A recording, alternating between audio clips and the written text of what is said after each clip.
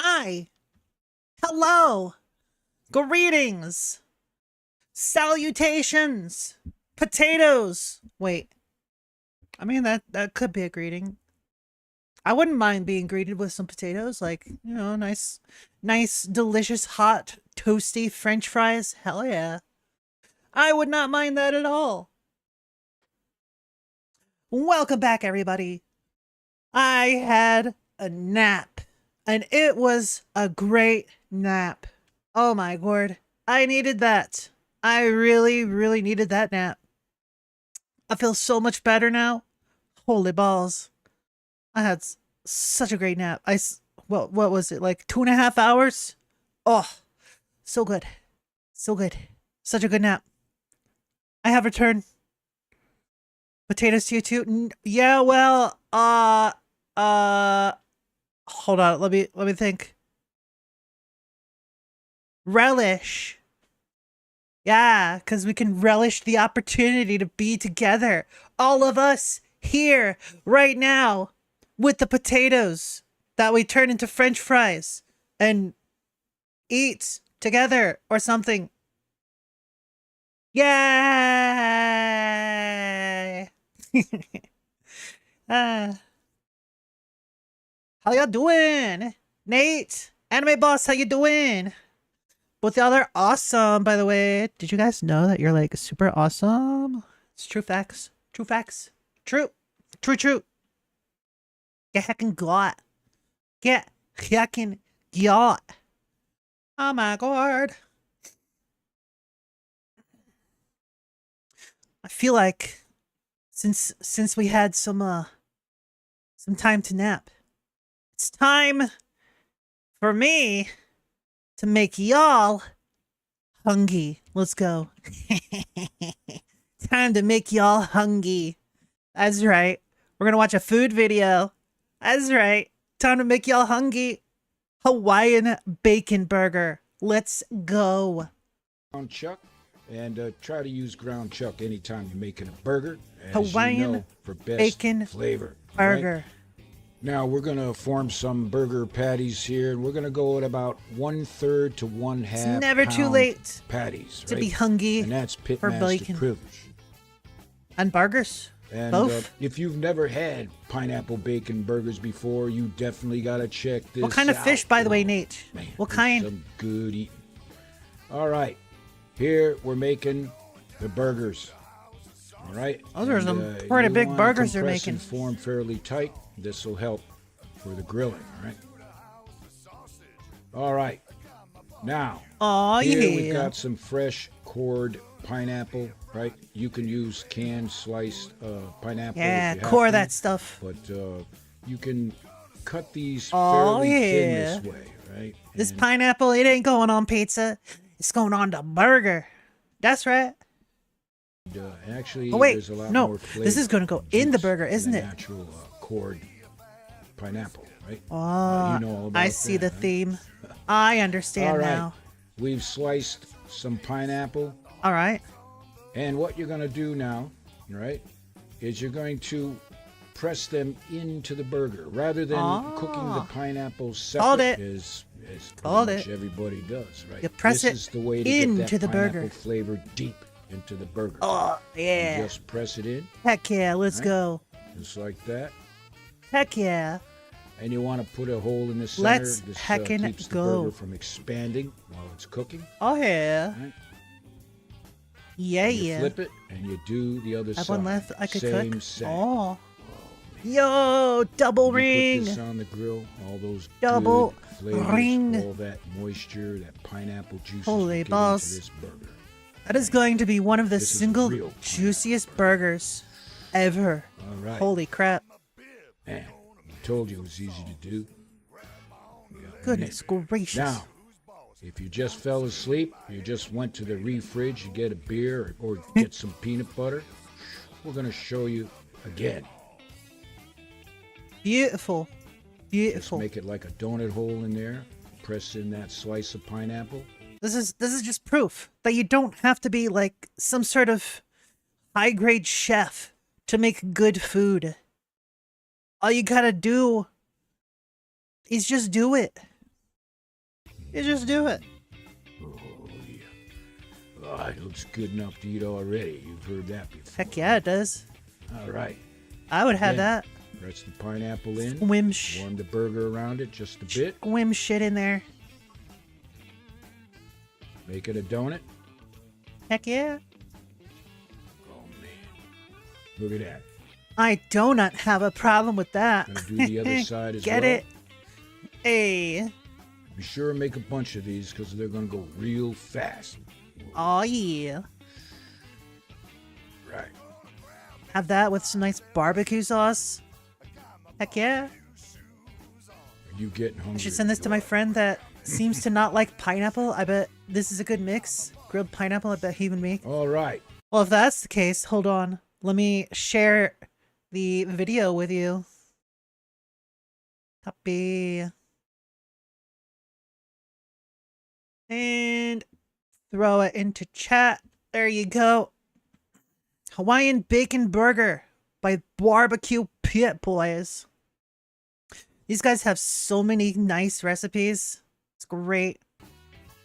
These burgers. The majority of them have are for been grilling. prepped, right. You make Now them on we're the gonna be grill. Grilling them, and you want to grill them indirect, opposite the hot coals. Indirect. Grill them too fast, That's right. too hot. Holy Chances crap, those are thick. You're gonna separate the Those are pineapple from the. those are like Now, one more thing, you want to add a layer of flavor. We're going to use our SPG How to on the put it? top. A little all right. It's about as thick as I want a girl to be. Yeah. Okay, that sounded better in my head. Now it sounds creepy. I'm sorry. saltiness, right? You got some pepper, a little bit of garlic in there, and some other flavorings. You Salt, season it the pepper, way you want. garlic, SPG. Don't be Now, afraid to season your food. Bacon has been smoked. Chimkin. Took maybe an hour to do. Indirect, Oh. low and slow. Look at that And we're bacon, gonna my be eating dude. good tonight, Martha. Oh yeah. Now, like I said, you place the Yeah, burgers yeah. opposite the hot coals. We go on a medium Opposite heat. the cowls. This allows the burger to stay warm Oh yeah. with all that pineapple in there. Beautiful. Put the cover on, and this won't take long to do. Now we're about halfway through, and you're gonna But, flip like, them.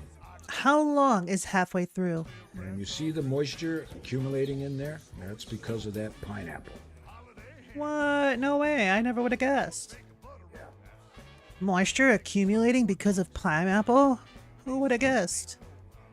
Now you want to cook your burger to maybe 160 degrees Fahrenheit internal. You do it the way you like. We like our burgers medium rare, and the reason is because we can get some fine beef here. Hell yeah. All right, now, here's the magic of this recipe. We've got some pineapple rum sauce we're going to be cooking up. Pineapple rum sauce, you say? Right? So we got a stick of butter in there. We add some of that pineapple juice to it. Butter and pineapple juice. And a few shots of your favorite rum. Okay. Just get it in there. Cook it down. Not a huge fan of It's going to take a bit. Alcohol for sauces. It'll thicken up real nice. I don't know. Just like that. That's the way you want it. Wow, that reduced really quickly. Holy crap. All right. These burgers are just about done. We've got Those are some packaged, good-looking hamburger burgers. rolls here. We're just going to grill up a little bit. That'll freshen them up. And through the mirror. Always toast your buns. It makes a world of difference. If you're having any sort of burger, toast that bun. You will not regret it. Of time, these pineapple bacon burgers are done. Oh, I say yeah. it's time to eat. Now, of course, you can set these burgers up any way you want. All right, we're just going to use a little bit of bacon. Bajón. We're going to use some onion. Hell yeah. Bacon, put that onion, leafy green stuff pineapple on there, burger. Maybe even a tomato. It's all up to you. This is Beautiful. the way we like these pineapple bacon burgers. Beautiful. Man, those are so thick. Holy crap. And now we're going to brush on some of that pineapple Oh, butter shit. rum sauce. Phew. Oh, yeah. Sheesh. Lord have mercy. Oh. Oh my god. That pineapple in there, we've got a... Only thing I would do different based on what he's doing is instead of just cut onion, I would do like the crispy fried onions. Oh, those would be even better. Vegematic burger, huh? You're going to like it. Still gonna be Now, good anyways, load it on but with some damn. bacon. We got some fresh, sweet Vidalia onion out of Georgia. Georgia. That's the part where Kurtza wouldn't like. Kurtza hates onions. Yeah. Look at that Now, monstrous of course, burger. We do It's apologize for massive. eating in front of you like this, but we call this pitmaster privilege. Oh yeah. Oh, man. You That better juice go out just and make your dripping own. off it. And it's real easy Wow. to do, just like we said. Nom nom nom nom nom. Nom nom nom nom nom nom. Oh my god. It looks so good. Gonna throw up some legs and get Oh. to action. Beautiful. Beautiful. Such a simple recipe too. Anyone could do it. Oh my lord. Look at that beautiful glisten on those pieces of bacon. Oh. So good.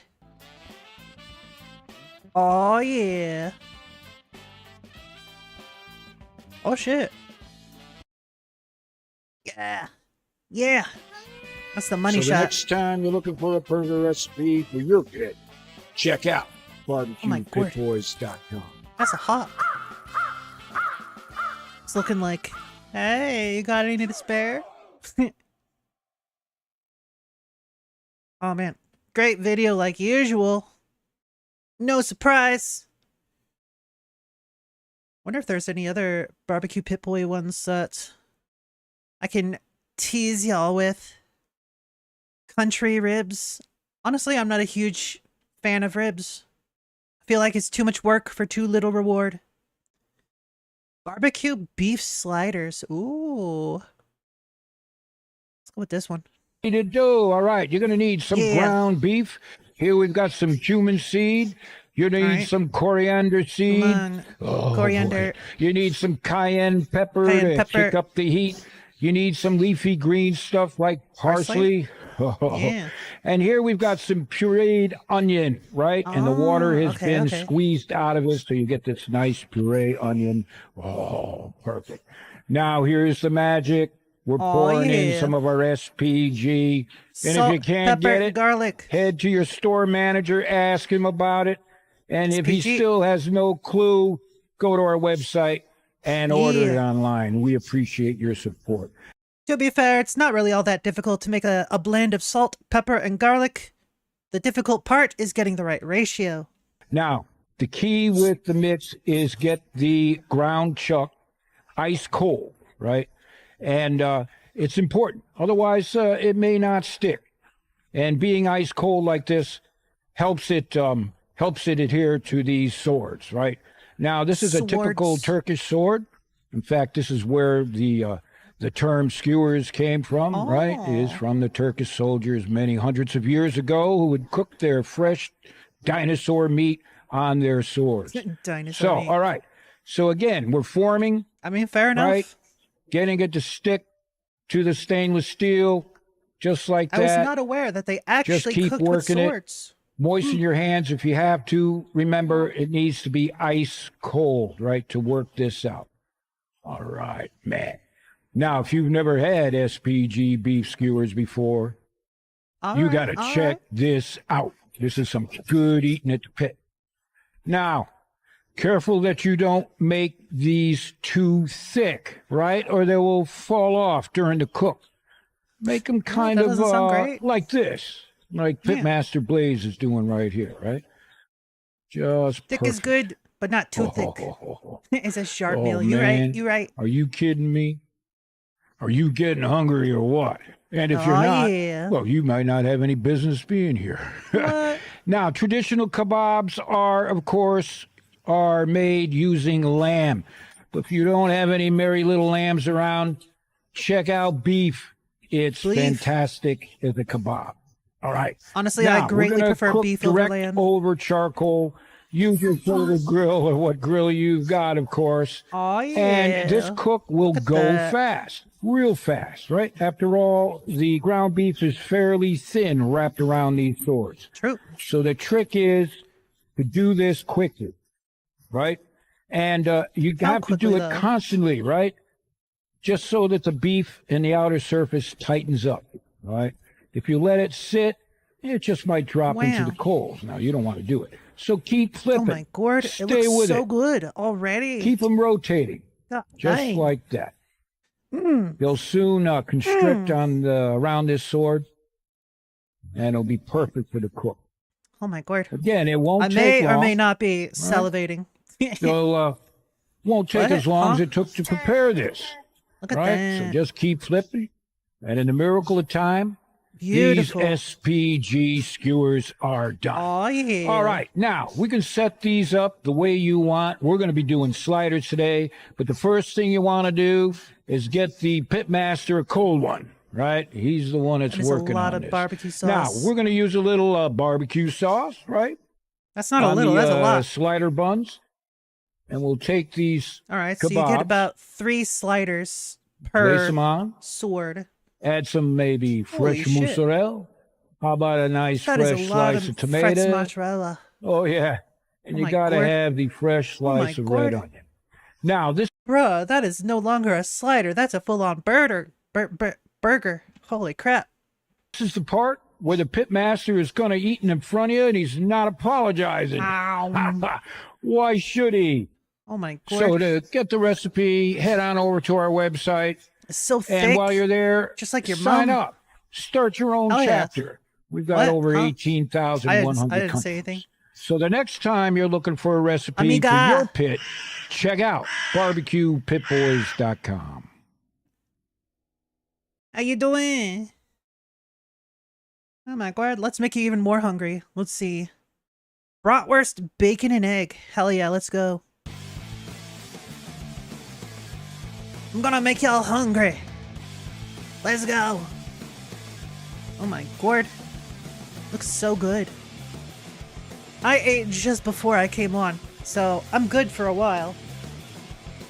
So, get got. Blocka.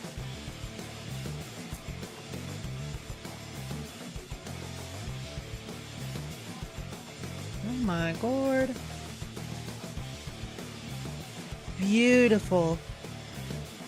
That's the type of meat I Are would you put in my getting mouth. hungry or what? Oh, man. Ooh, looks so good. Can you smell that? It smells good. You bet. This here is by far one of my favorite recipes for breakfast. What was it again? Or any time of day, right? Bratwurst, Sunday morning, bacon, and egg. Or when you're Making it closing into down a the watering sandwich. holes at night. Oh my god. Check this out. Wolfman's Bratwurst, Heck yeah. bacon and egg sandwich. Whoa. It's Oh good. yeah. It's good. One of the best reasons for cooking it on a grill like that is because when you put that lid down, that seals in the smoke. So you get that smoky flavor from the embers. Oh, yeah. You could just make it on a stovetop at home, but it'll just taste better if you're doing it on a grill like that.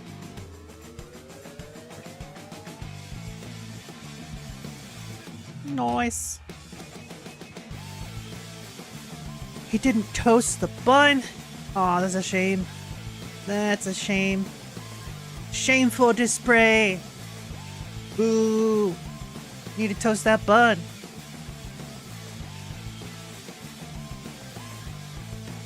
Still looks really good though. Actually, it might be a little bit toasted. Only slightly. I could be wrong. Looks really good. 100% I would eat that. Ooh, another thing you could do is instead of these buns like this, you could put it in a nice big flour tortilla, like a burrito tortilla, you know? And then like pan sear it or whatever to get it like a nice crust on the sides. Oh, that'd be good. A little bit of salsa with it. Heck yeah. I would love that. That looks good.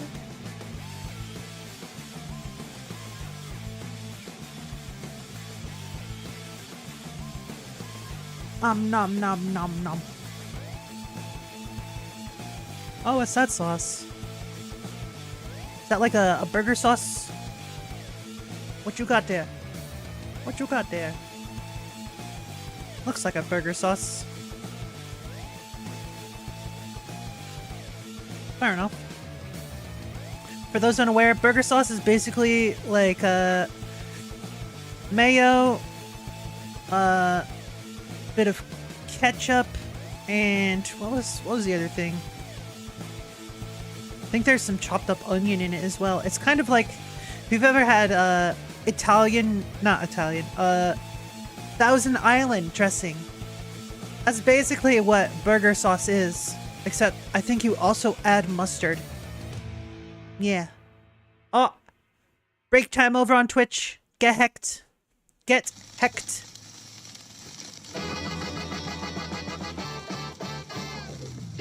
Barbecue shoes. Oh my god. Oh my goodness. They didn't even explain anything. They just showed you it being made.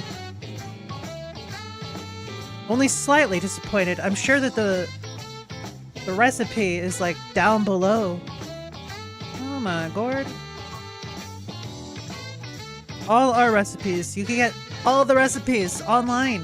Hell yeah. I'm going down to the house of sausage. I got my barbecue shoes. Nom nom nom nom. Oh man, look at all the sauce dripping off.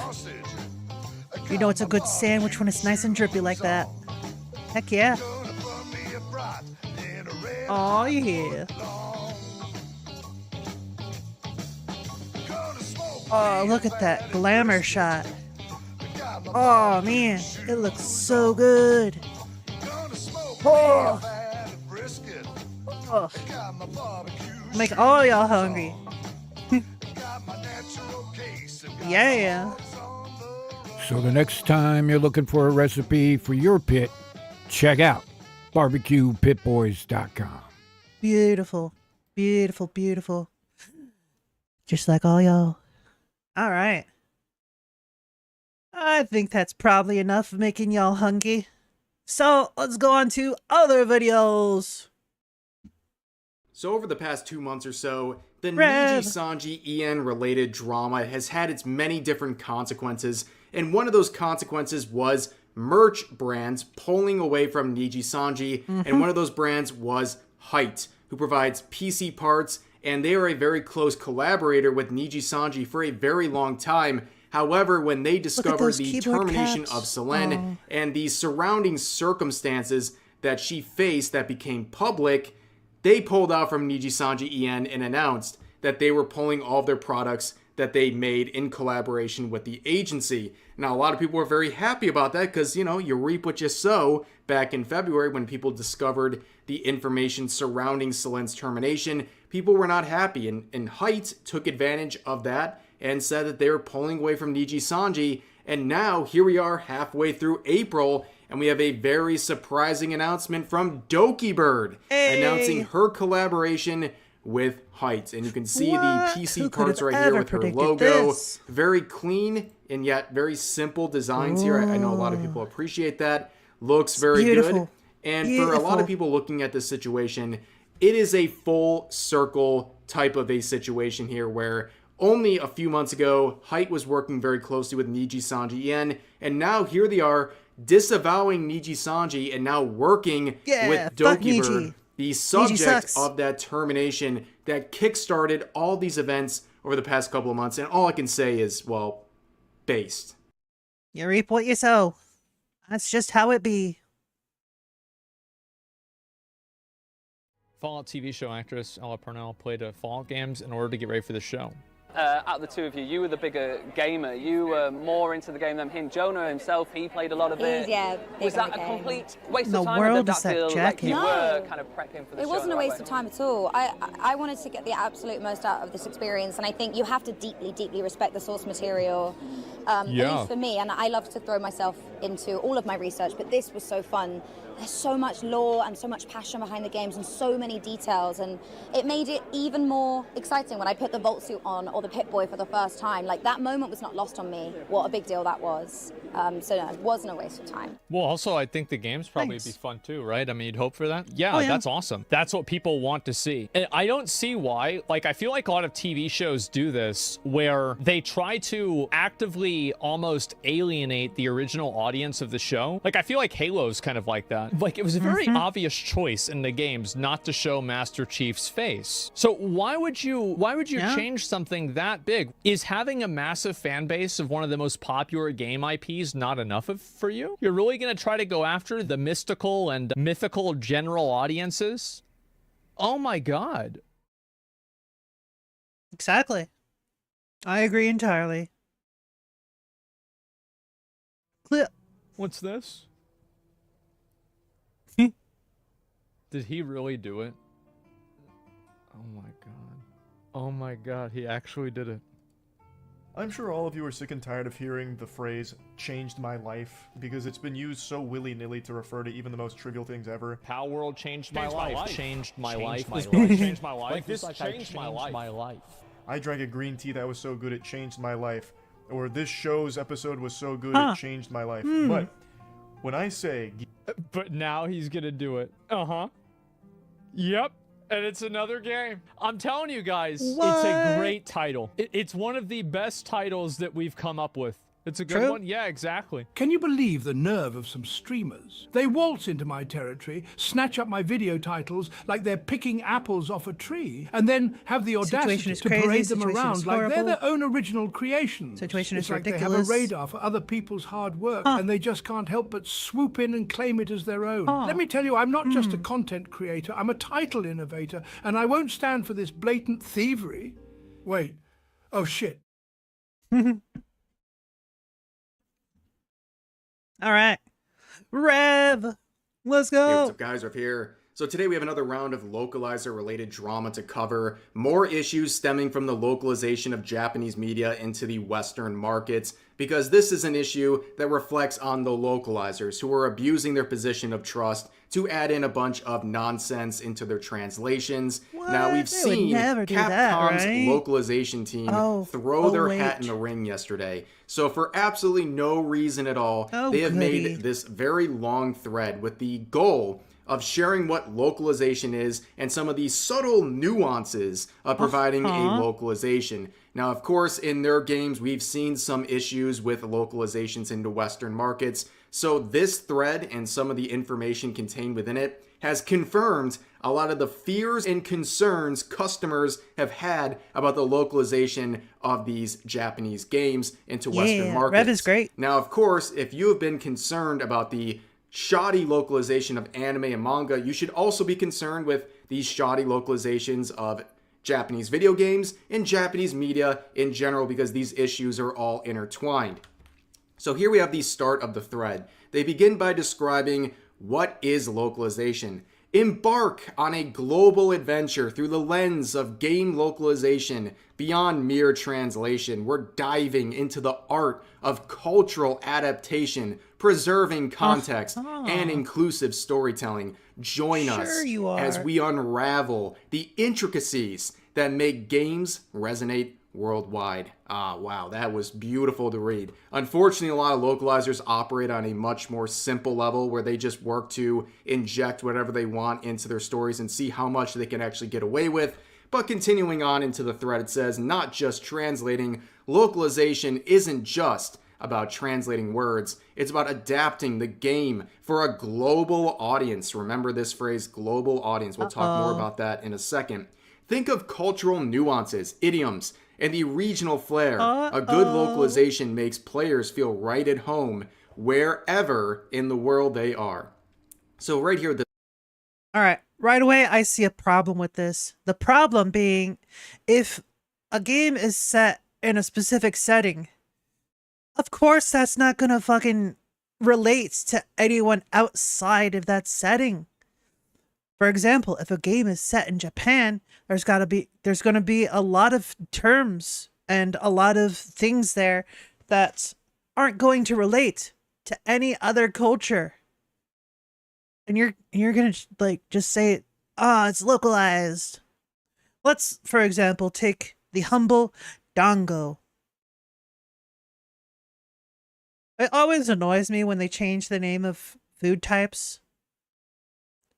You remember back in the day when 4Kids did Pokemon? And they changed onigiri into donuts? They didn't even change what they looked like. They were clearly rice balls. And then they said, oh, this is a jelly-filled donut. Huh? Huh? In what world? In what world? Oh my god. Granted, looking back at it, it's a little bit funny, but anyone with eyes can see that is not a jelly-filled donut. Thinking of the cultural nuances and how we have to change things. God forbid anyone would be exposed to Japanese culture. Am I right, localizers? Right? It's such a weird thing where they're so obsessed with trying to change and alter anything that resembles Japanese culture. It's a very strange process, but I agree completely. Plus, some of the best games that I played back in my youth, PlayStation era games, they were just direct translations. They weren't localized.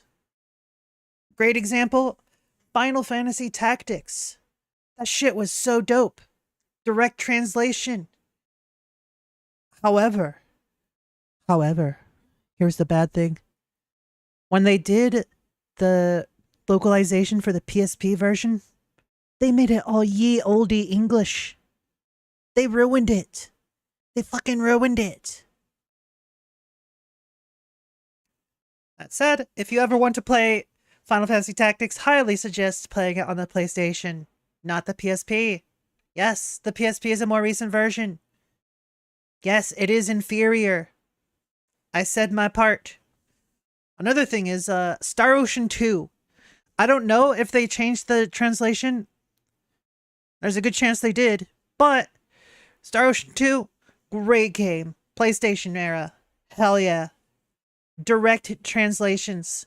They didn't change shit. Great stuff. Let's focus on this last line. A good localization makes players feel right at home. Guys, I don't know about you, but I don't really care for this. I don't want to feel at home when I'm reading or consuming Japanese media. That's kind of the whole point of me going to a different medium that's a different language and culture. I agree completely. That was like one of the biggest disconnect for me when I was watching anime back in the day. Because they would be like, oh, this is happening in America, either in the manga or the anime, when very, very clearly it was not America. Oh my god. It's something different. I don't want to feel at home, whether it's watching anime or reading manga or playing Japanese video games. Like, what now, Capcom? Like, what are you going to do to make me feel at home as an American? Like, if you have a samurai character, are you going to change him into a cowboy so I feel nice and home, at home? Like, it's just all kind of ridiculous. But continuing 100%. on, we get another very important section here saying the importance of context. Lost in translation? Nah, preserving the vibe is key. Jokes, references, and even gameplay elements might need a little cultural remix. That's a new one. A cultural remix. That's a really funny way of saying cultural vandalism, as these localizers are inclined to do. But they go on to say, it's important to find that sweet spot to make sure players get the intended experience without feeling like something got lost in the process. So we've seen this global audience reference in the previous section, and then in here we get this cultural remix in this sweet spot. Oh my god, just that term, cultural remix. Jeez, that makes me cringe. Holy crap. More like cultural bastardization. Jeez. Now, unfortunately for Capcom, I don't think they really know what the sweet spot is, because if you go to their website, they talk about their goals of localization. Right here, they say Capcom's localization team is involved in game development from the initial stages, and simply translating games developed under Japanese norms can end up hurting users unexpectedly due to historic, religious, or cultural differences. Okay, so here's the thing. Those historic, religious, or cultural differences, the thing is, that's just from their point of view. It's almost like characters can talk about things from their point of view. Wow. It's almost like it doesn't matter what anyone else is thinking or saying, because, like, that's just their point of view. Are you saying that we're not allowed to have our own thoughts and opinions anymore? I mean, that's probably what they would prefer. No thoughts, no opinions, just consume. Sound about right? So basically right here, that sweet spot is really far in one direction, where they're basically saying the localization team needs to be involved right at development, or if they're not, these Japanese norms that are in the game might hurt people in other audiences. But then on the same website, here's another section talking about delivering made in Japan to countries with different languages and cultures, where they say, while localization is an important part of overseas game development, we should avoid trying to completely localize a game. Capcom is a Japanese company, and attempting to make a 100% Western game will only result in creating an imitation of a Western game. Apparently, they've never heard of this thing called Dark Souls. You know who made Dark Souls? A Japanese company. Similarly, you remember this thing called Ghost of Tsushima? I believe it was. That was made by a Western audience. That was made by a Western company. They made a Japanese game. Yeah. And it was great. It was a great game. Dark Souls, great game. What is wrong with these people? What is wrong with these people? Which is something I would imagine players and customers would like to hear, but that's a departure from what we just read. Imitation Between of a Western these two statements and the thread we're reading on Twitter, we have 3 different conflicting statements on what their goal is with their localizations. Some are very extreme, some are more nuanced, some are in the middle. It's very confusing. But moving on, let's read this Bridging the Linguistic Gap. Each language has its unique structure and cultural context. Our teams work to ensure the narrative and dialogue maintain coherence and emotional impact. It's not just about words, it's about capturing the essence of the story in a way that resonates with the target audience. Now, here's the issue. A lot of this is basically saying it's that just we a bunch need of to buzzwords. restructure things in order to allow these Western consumers to understand what's happening and to consume it properly. However, a lot of customers and a lot of people from the West, they want something very simple. A very honest translation, as close to the original intent as possible. 100% agreed. In any context. They want it as close to the original message as utterly possible. 100% agreed. And here's the thing. Sometimes things get difficult. Sometimes there are Japanese phrases and terms that really have no equivalent in other languages like English. However, that doesn't mean you should have to restructure them. Just leave that phrase in and then do something that, for some reason, localizers are terrified of. And that's providing a translator's note. When you see some phrase, term, holiday, what have you, that is something that is really Japanese and maybe people from other languages wouldn't understand, keep that original phrase and then add a translator's note and let people understand and learn what this different thing is. And oh my god, God forbid we learn things when playing games. Oh man. Oh geez. Instead of censoring or altering or trying to make it into something else, let people learn about a different culture. Is that so scary to these translators and localizers? Literally, it is. Allow people to learn things through translators' notes. I think they're excellent. I like to learn about certain things through notes like that. I think it's very helpful. And for some reason, localizers are petrified of using this very valuable tool in their translations. But moving forward, oh, you knew you would see sections like this. Cultural sensitivity in characters. Character design and development must be culturally sensitive. No. What may be acceptable in one culture might be offensive in another. Too bad. Localizers play a crucial role in ensuring that characters are relatable and respectful, avoiding stereotypes or other references that could be perceived as negative in specific cultures. Skill issue. Basically, True though. I don't understand bending over backwards to basically appease a bunch of weirdos on Twitter who were never going to consume your products in the first place. Mm-hmm. So this idea right here of designs and development must be culturally sensitive. Culturally sensitive to who? Well, probably to very sensitive people. That's the issue. Oh yeah, absolutely. Then we end up with situations like this where we're getting heavy censorship of anything that looks like fan service. Forget fan service. That is definitely way too offensive for a lot of the people that they're trying to appease in the Western market. And it's something that gamers are fed up with. They're tired of this process of over-the-top censorship of anything that looks like an attractive character design or fan service. And we see, the biggest problem with trying to be culturally sensitive is in doing so, they're being culturally insensitive. They're saying, we don't care about your culture. We're just doing this to appease these certain group of people. And oftentimes, it actively makes things worse. So just go balls to the walls with your crazy shit. See what sticks and see what doesn't. If it doesn't do well in a country, oh well. If it does really well in another country, hell yeah.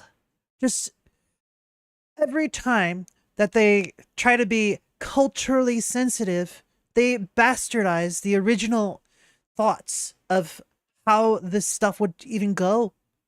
Like, what's the term? Like the artist's image or something like that? The artistic image. That's not right. Man, I wish I had better brain words. Thoughts. Words.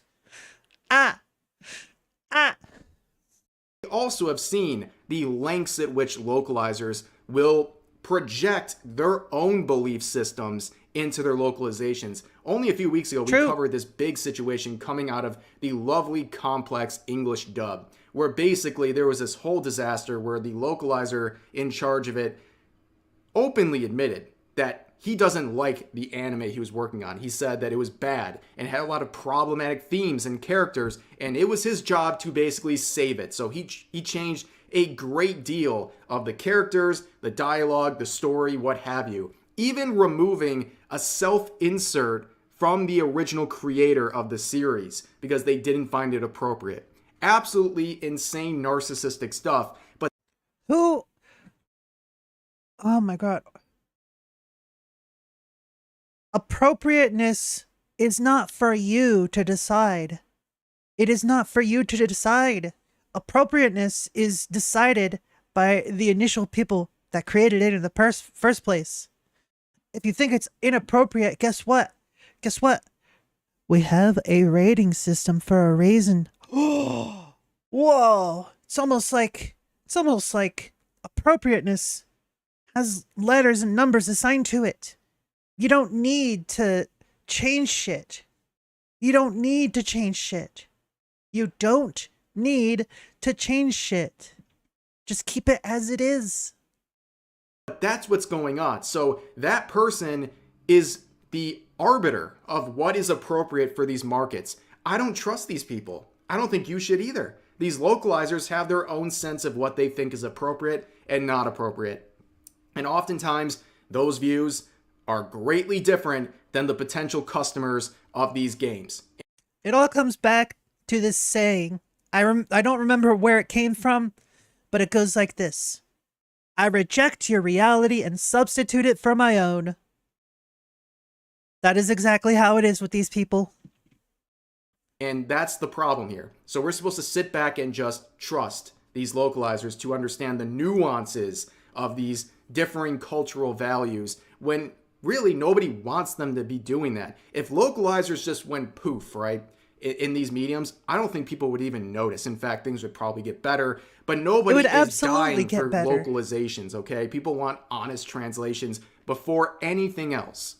Honest translations are a must. A must. Get these shitlords out of here. I want honest translations.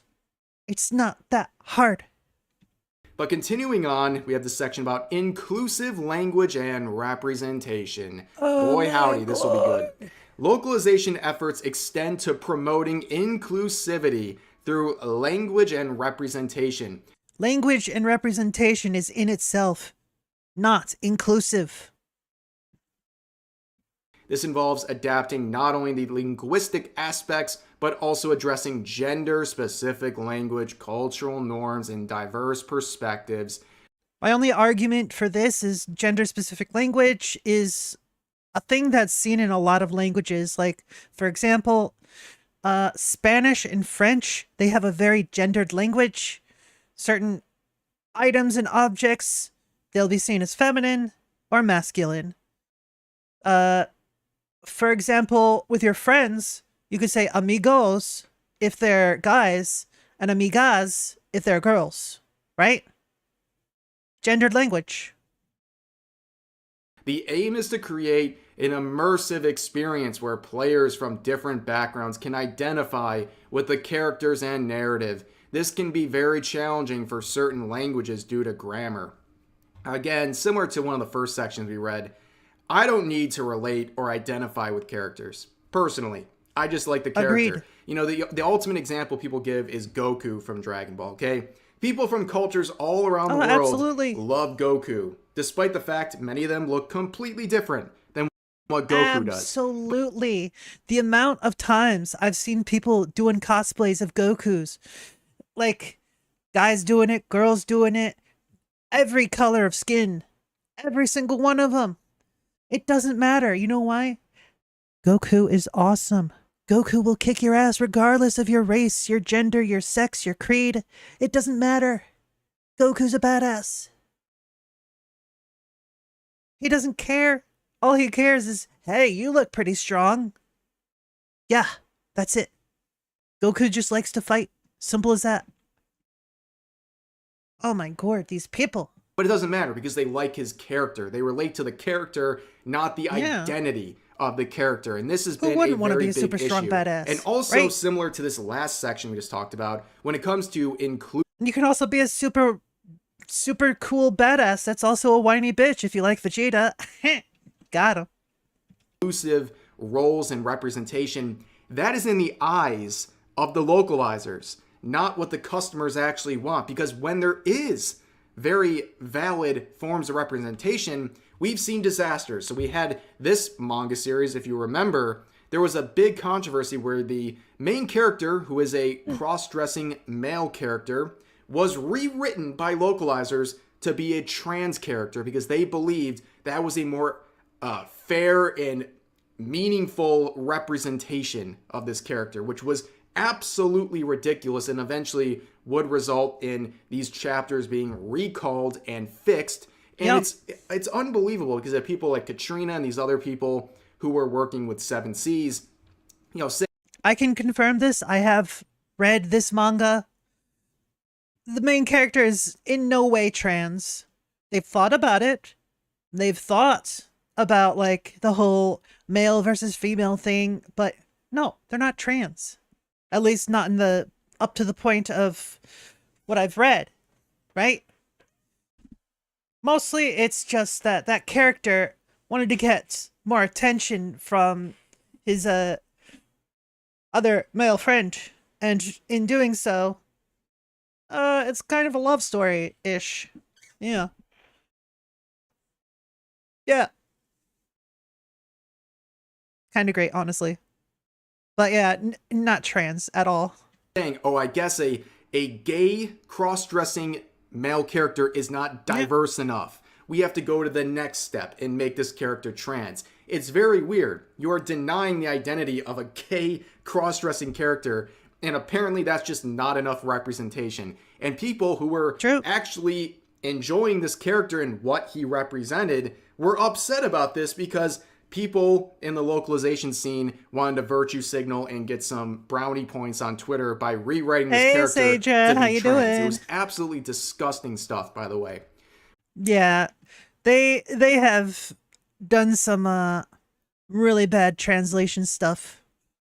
I can confirm, as someone who has read scanlations, basically people translating for free, like fan translations, right? They really fucked that one. They really screwed the pooch on that one, like really badly.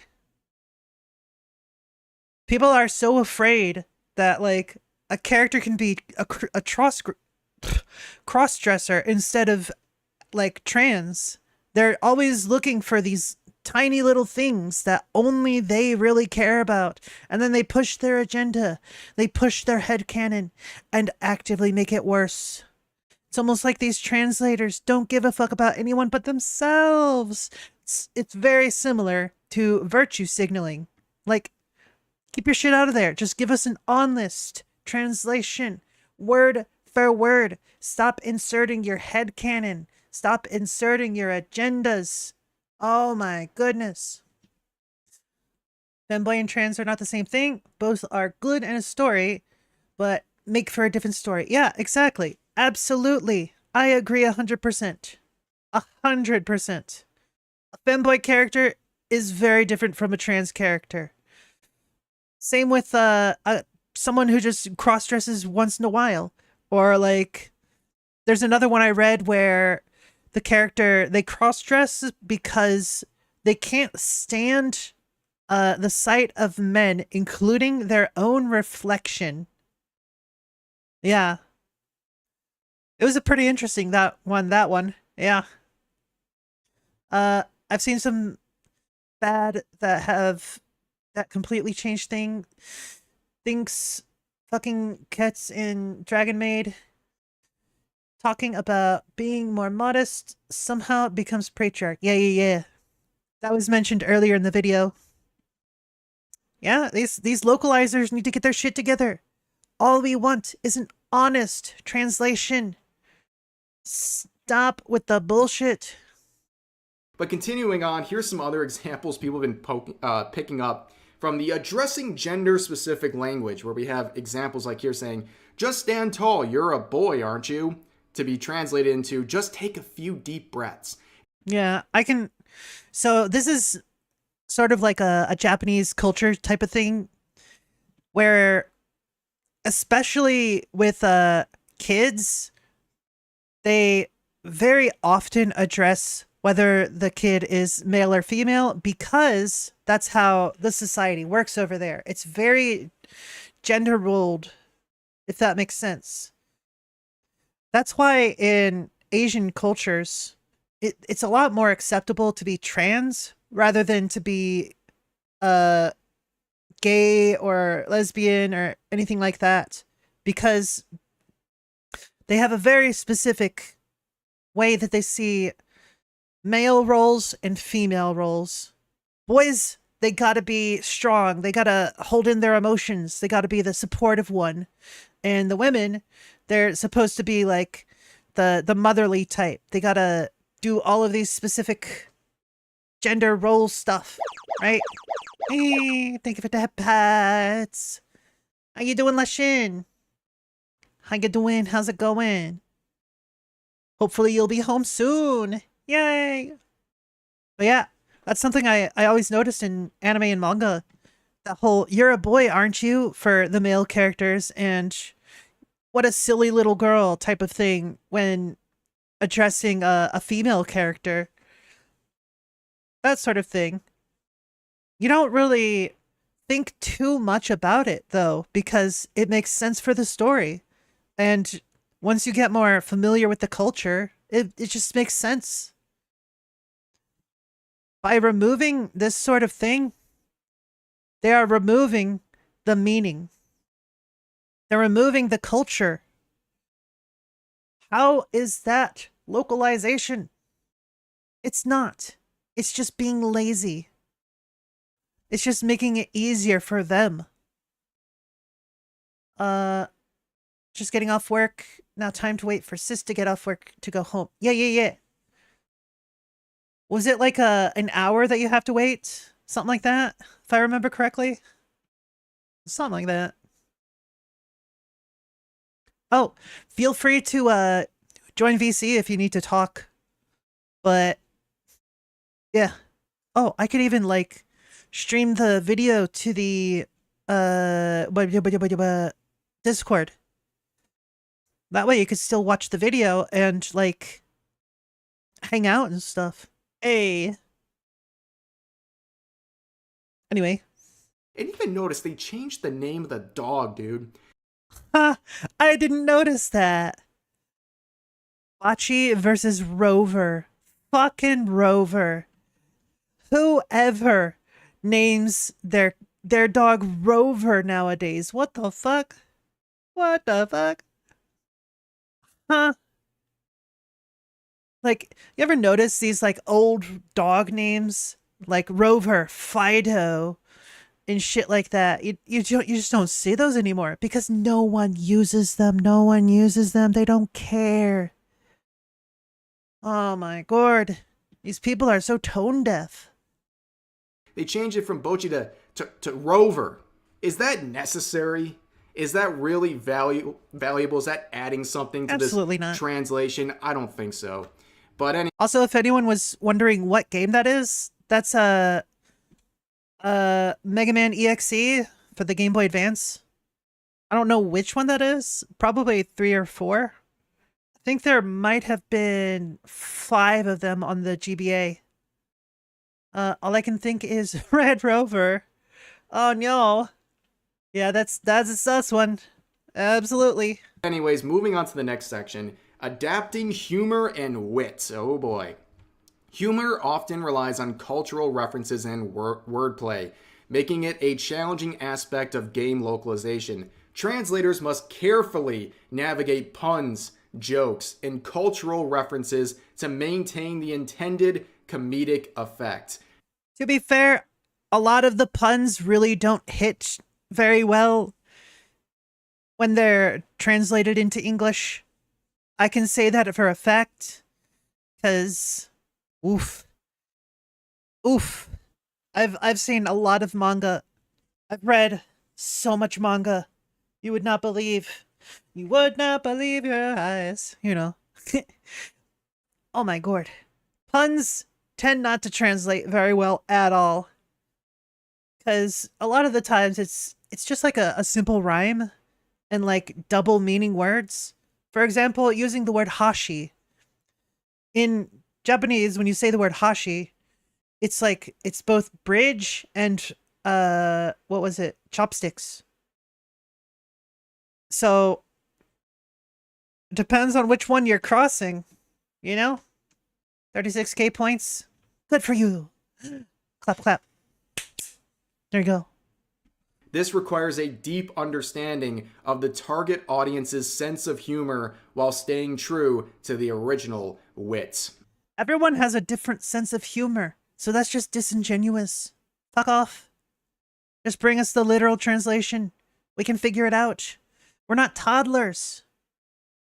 Ah, yes, the target audience's sense of humor. Unfortunately for places like Capcom and their localization team, they have the wrong target in mind. They're not targeting 100%. customers, they are targeting a bunch of spurgs on Twitter who want Gen Z humor and goofy Chungus Wungus language in their localizations. I mean, this is what we end up with. You have the honest translator versus the localizer, and the localizer adding in things like incel and weeb and sus and all these things, where it often seems like, one, they're forcing in this Gen Z language, but they're also doing these weird translations where they're now seemingly insulting the viewer and the consumer, which is always odd. And it makes sense when we think about some of the localizers we've talked about who seemingly hate the medium and hate the customers of the medium that they're working in. So it's not surprising that they take liberty with their localizations to insult the customer. It happens all the time where they're calling the customer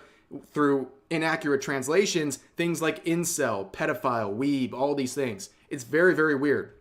It's almost like they don't actually care about the target audience or something. It's almost like they're just doing this to insert their own agenda and make it actively worse. But moving on, this is the last section right here. Consistency in terminology. Maintaining consistency in terminology is crucial for a smooth and coherent gaming experience. This applies not only to translating words, but also to ensuring that game mechanics, instructions, and lore are consistently represented across languages. Establishing a cohesive language system helps prevent confusion and enhances the overall gaming experience for players worldwide. Now, I think this is very contradictory to a lot of things they've been saying in this thread, because if you want consistency in terminology, you can't really have that when you're changing your translations based on the cultural sensitivities of where that particular localization is going. So if a certain phrase, term, story, character, whatever, is offensive to one country but not the other, you're going to end up with inconsistencies within those stories. And that goes against everything they're trying to say right here. But moving on, this is the good part of all this. People are crapping all over this thread. I have no idea why they wasted their time on this. And you can see, this is when things are getting good. When the original post is getting roasted in multiple languages. That's when you know you really messed up on Twitter. You can see some of the replies here. I'll read a few of them. This one saying, why do you think other people can't handle cultures or go look up nuanced words, phrases, customs, and foods? Why do you think others can't handle something different? That's something we touched upon earlier in the video. What is so damaging and concerning and problematic about Japanese culture? It's very weird. These localizers are quite odd in the message that they're trying to send to their potential customers. Here's another one saying, make your game for the non-existent modern audience and you'll receive their non-existent money. True. There's very likely going to... As a millennial, I can confirm. Ain't got no money. Ain't gonna give a shit.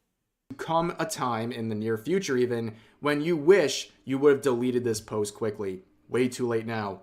It's so easy not to play your games. I mean, yeah, they're doing everything in their power to make you not want to play their games. They're making it too easy. Here's another round saying, I will never buy another Capcom game as long as this woke mission statement is how Capcom USA does business. Shame, OG Mega Man /X is one of my favorite all time. Crapcom is back to their crappy ways. Enjoy bankruptcy because I ain't coming back. I don't even remember what I said, Sadra. It's gone. The thoughts have escaped my head. I'm sorry. Feel free to go back in the VOD to figure out what you missed. I'm sorry. Stop destroying games with this garbage. AAA companies will not learn until they are close to failing financially. People just want translation, not localization. Just use AI. True. They don't have bias if programmed in at the outset. So a lot of people are fighting back against this and saying they have an issue with this.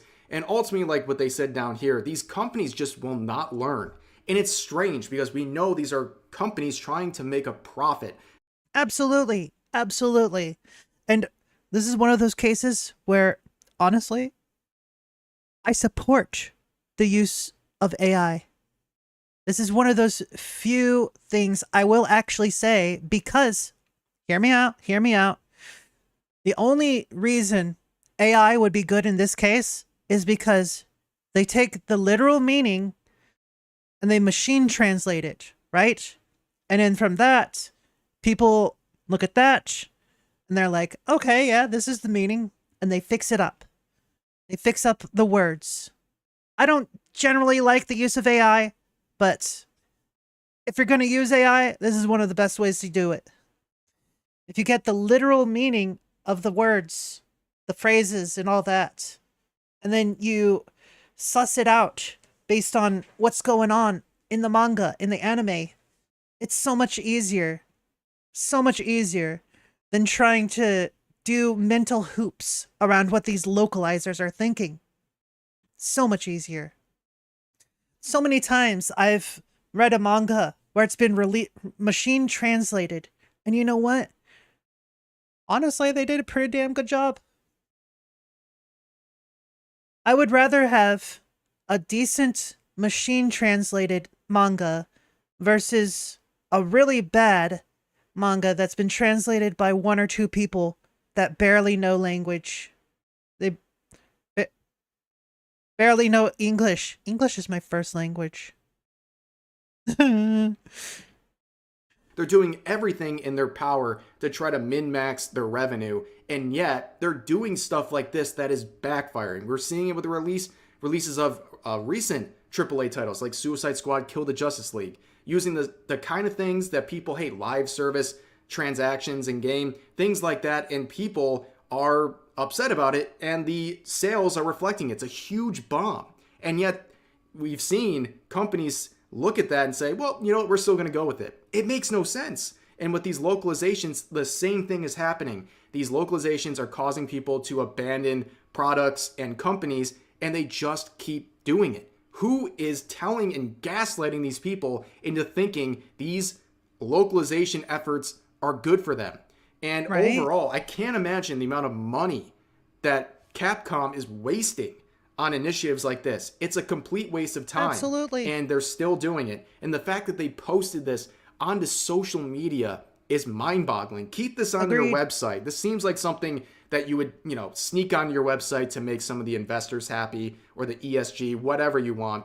But to put this on Twitter, knowing the kind of perspective people have on these localizations, totally tone deaf. If I were the actual people at Capcom in Japan, I would be furious that they made this post, or convinced you that this post was a good idea, because it reflects horribly, not just on this localization team, but on Capcom as a whole and all of the products that they are attempting to sell to these potential customers that might be lost. But anyways, that's going to do it for this video. I hope you guys enjoyed it. It was a little bit of a long one, so thanks for hanging in there with me. And as always, feel free to share your thoughts about today's topics in the comment section down below. And I'll see you guys next time. Oh my gourd. in terms of machine assisted translations, they still have people that can read the language in there, right? It's not like... So here's how I understand it. With the machine assistant AI, the people that can read the language, they're just checking what the AI has put out and making sure that it makes sense. And if it doesn't make sense, they fix it up. It's all about, like, getting a consistent story out of it. And it's probably about 90 to 95% accurate. Yes, there are going to be some hiccups, but that's why the translators get in there and fix it, right? It's not just the AI that's making the translations. The AI, they translate it, and then the people that can actually read it, they check and verify that it's correct, right? Which is a lot quicker than going in and reading it all at once and saying, this is that, writing everything down. And then multiple people check it. They give the go ahead and green light it. And next thing you know, it's out. Right? That's how I understand it. What in the world is that? Devil duck? What the heck? When Marines took a duck into battle in World War II, the devil duck. What the heck? I am curious. We will watch that. We will be watching that. Now I need to know. The devil duck? Yo. But first... Wait. Yo, what up, Pyrehead? How you doing? Wouldn't that still run risk of someone inserting whatever they want? I mean, yeah, but since people have their eyes on this shit, and they will tell you if you fucked up, the risk is significantly lowered. We all have such fatigue over all of this bullshit. That's exactly what it is. Bullshit. We just want accurate translations. Just stop putting your agendas into our media. We just want an accurate translation. It's not that hard. Anyways, I'm going to take a very short break. I gotta have a tingle. Okay? Don't go anywhere. Don't go anywhere. I'm just going to put some lo-fi on. And I'll BRB like 2 minutes. I'm not even going to like switch scenes. BRB. Wah.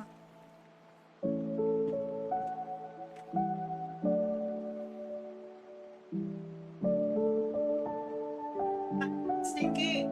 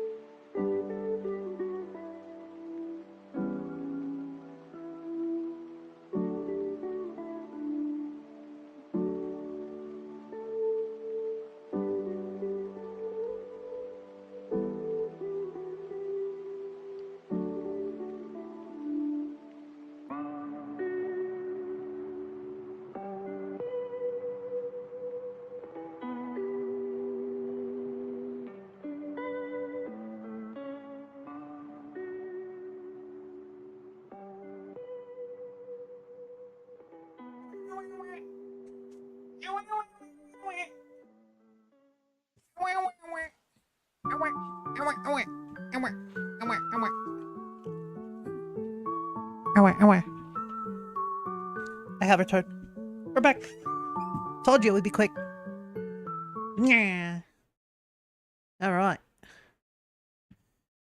What is this devil duck thing? What the heck? Let's go. This is probably the most Marine Corps story I've ever heard in my entire life, and there's absolutely no way that it's been embellished. Like a lot. Yeah, no way. Ladies and gentlemen, we've already talked about the Marine Corps' most famous animal hero, Sergeant Reckless. I love that was story. Adopted by the Marines during the Korean War that would go on to become the hero of Outpost Vegas and the first horse to ever partake in a Marine Corps amphibious landing. But before Sergeant Reckless, the Marine Corps had another hero from the animal kingdom that partook in multiple amphibious landings in the Pacific theater of World War II. Today we're talking about Sergeant Seawash, aka the Devil Duck. But first, our sponsor. This video is brought to you by Delete Me. Delete Me is an online subscription service. It's a very straightforward, simple business. You give them money, they get rid of your personal information off the internet. Okay, look, here's the deal. Somehow, some way, your personal information is on the internet. Your name, your spouse's name, your parents' name, haven't heard of this address, sponsor before. Addresses, I like your phone it. numbers, and all of your The name's emails pretty are fire. all sitting in some data broker's bank, and they're selling that information for money. Delete me. These data brokers are legally required to delete your information if you submit an opt-out request, and that's where Delete Me comes in. They will go to all the big data brokers. Y'all ever just want to be deleted? Oh, some of you guys use this. And you don't have to do anything. And I know what you're thinking, because I thought the same thing. I don't want to give all my personal information to Delete Me either, because that just seems counterproductive. Okay, true, good point. You don't have to give them all your private information. You can literally give them your name and your email address. You can give them more information if you want, but really all they need is your name and email, and then you come back a few days later that's and nice. they just start asking you a bunch of yes or no questions. Okay. By using So you could choose how little or how much you give them of your personal info. That's nice. Press your name and email, they'll search through all the data banks and figure out who you are, and they'll ask you a bunch of weird questions like, is this your... I just noticed her hair. Look at those hair clips. They're little bombs. Oh, that is cute. Got a little winky face. That is so cute. Oh my word. I love her design. Dad, is this your mom? Is that a relative? Is this your address? Did you used to live here? Did you grow up at this address? Is this your phone number? Is this your email? They know all of this information just by you giving them your name and email, using all the information that these data brokers have. And then you just let them know, yes, that's me, and then they will delete all that information for you. A couple days after that, they're going to send you a report. Here was mine. Over 70 data brokers had my information. Wow. And over 489 listings where that information was for sale, and Delete Me submitted opt-out requests for all of them. Now, those data brokers are probably going to be able to get my information again, but Delete Me is constantly going to be searching for my info and automatically submitting the requests as soon as those listings pop up. Go check out Delete Me. Sounds like a pretty cool service. Let's get back to the video. Our story begins in 1942 as the 2nd Marine Division is currently in New Zealand, gearing up to go into combat against the Japanese in World War II. Like all great military stories, it totally happened. It begins in a bar with a bunch of Marines drinking. And as is tradition with the military drinking in a bar, there are conflicting reports as to what actually happened. Of course. To the Marine Corps, the Marines went out to a local bar in New Zealand. They then started drinking with the locals, and they all had a great, very professional,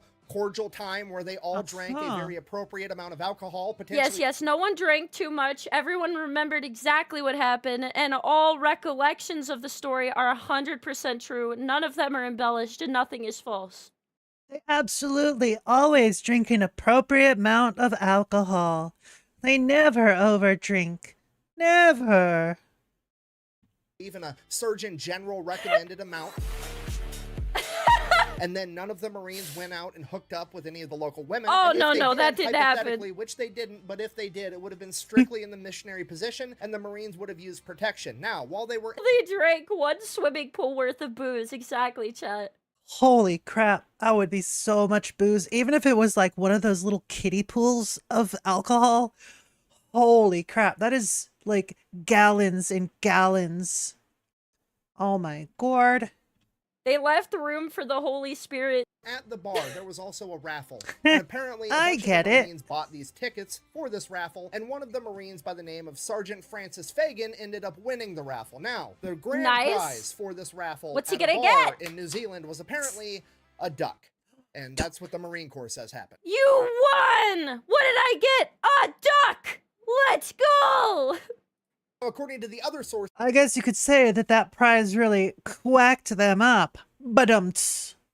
This is mostly the personal accounts of the Marines that were actually there, and quite frankly, common sense says that the Marines were at this local bar partying their faces off like they were about to go into the biggest armed conflict the world has ever seen. And while they were there, some of the Marines were playing poker with the locals, and the Marines apparently took all of their money, and they came back to the table, and they're like, all right, well, here's my prize duck. I'm going to put that up as a wager. And the Marine Corps ended up winning that too, and that, again, was Sergeant Francis Fagan, a.k.a. Pappy. Now, personally, I'm going to go ahead and err on the side of the Marines got hammered at a bar and won a duck in a poker game in the chain of command. His name was Pappy? Is it Pappy or Happy? What'd they name the duck? What'd they name the new recruit? Very important. Get in trouble for associating the Marine Corps with gambling, so they just made up some weird shit, like apparently bars in New Zealand raffle off ducks, but you can go ahead and decide to believe whatever you want. I mean, you were just, you know, playing a game for fun, but then you won a duck. You can't just leave him there, you know what I'm saying? You gotta just take the duck. It is what it is. Regardless, either way, it is what it is. By extension, the Marine Corps now has a duck. So what are the Marines going to do with a duck? Obviously, they take it under their wing. Yeah! Ha! I get it. Under their wing, like a bird, like a duck. Ha ha ha. That was funny. I'd like to apologize to the internet for making you a dad. I mean... To be fair, that is true. I kind of turned her into a bodybuilder for like 18 months between the two kids. Let's go! Interrupting my history. Thank you for the head pat. Sorry about that. Anyways, the Marines that was pretty cute. much immediately teach this duck how to drink beer, which I know what you're thinking. That's probably not very healthy for the duck, but to be fair, there are worse vices to have. I mean, think about it. They did that with the horse, too. Yo, imagine a duck just like snorting cocaine. That would be so weird, right? Oh my god. They did the same thing with Sergeant Reckless. They immediately started giving her booze. Could get addicted to quack. I'm sorry. I'm done. Okay. Yeah, quack cocaine. Yeah. Yep. I'm done with the dad jokes. That joke was foul. The under the wings now being addicted to quack. I don't know if I'm gonna make it. Anyways, I think we should just egg him on. become drinking buddies with these jokes really ruffle people's feathers, huh? this duck. He becomes one of the Marines, and then time comes for them to all go off to war and actually engage with the Japanese. Sure enough, they take the duck with them. Fast forward November 1943, the Battle of Tarawa. It's one of the bloodiest battles in Marine Corps history. Essentially, the Japanese have 4,000 soldiers dug in and heavily fortified on the Tarawa Atoll, and the Marines have to go in there and take them out. Now, what's unique about Tarawa is it is surrounded by coral reefs, and what that means is any traditional landing craft that America could use, like a Higgins boat, similar to what we used over in the European theater, would get hung up on these coral reefs, and the Japanese would be able to spray it with machine gun fire and artillery and mortars and kill absolutely everybody. So the reefs are a problem right now for their boats. Japanese were so confident in these coral reefs and their fortified defenses that Admiral Shimasaki said that it would take 1,000,000 men 100 years to take Tarawa. But he didn't know that the Marine Corps had the LVT, the Landing Vehicle Tracked, aka the amphibious tractor, similar to a Higgins boat, except it had tracks on it, and then when it hit the coral reefs, it would simply drive right over the top of them. So okay, so they have this mobile thing, and this is what makes them able to get past the reefs, right? How many of these do they have? November 20th, 1940. I guess they must have had quite a lot. Also, very smart engineering job. Well done. At 3 a.m. under the cover of darkness, 18,000 Marines and one duck would load into their salamander tractors as they prepared to launch their amphibious landing at the quack of dawn. As dawn broke, the Japanese soldiers watched in horror as the American landing crafts did not get hung up on the reefs, but simply drove right over the top of them. More the only puns. surviving Japanese officer from this battle, Kiyoshi Ota, would later go on to write, "We could see the American landing craft coming towards us like dozens of spiders over the surface of the water, as one of my men exclaimed." I wonder if they're saying spiders because like the little things on the bottom of the tractor like moving around, which is making like the water move. It seems like they have a bunch of them. The gods of death have come. As a Marine, they are calling us the gods of death. What did he? I mean, to be fair, back then had quite the military force, and that's what it seemed like. Now the only gods we are for America is gods of oppression, really. Oppression or depression. Depends on who you ask. Ego booster.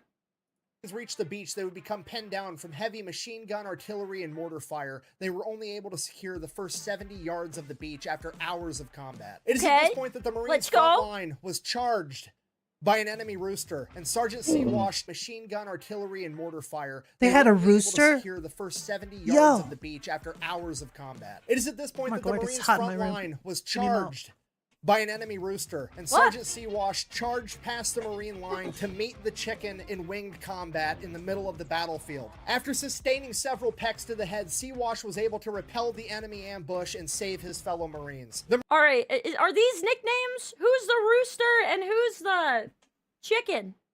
I was already trying to hold on Did they to mean the like fact that there was literally? a duck. Are they But actually are they roosters and talking chickens? about somebody they refer to as a chicken? I'm getting lost in the sauce.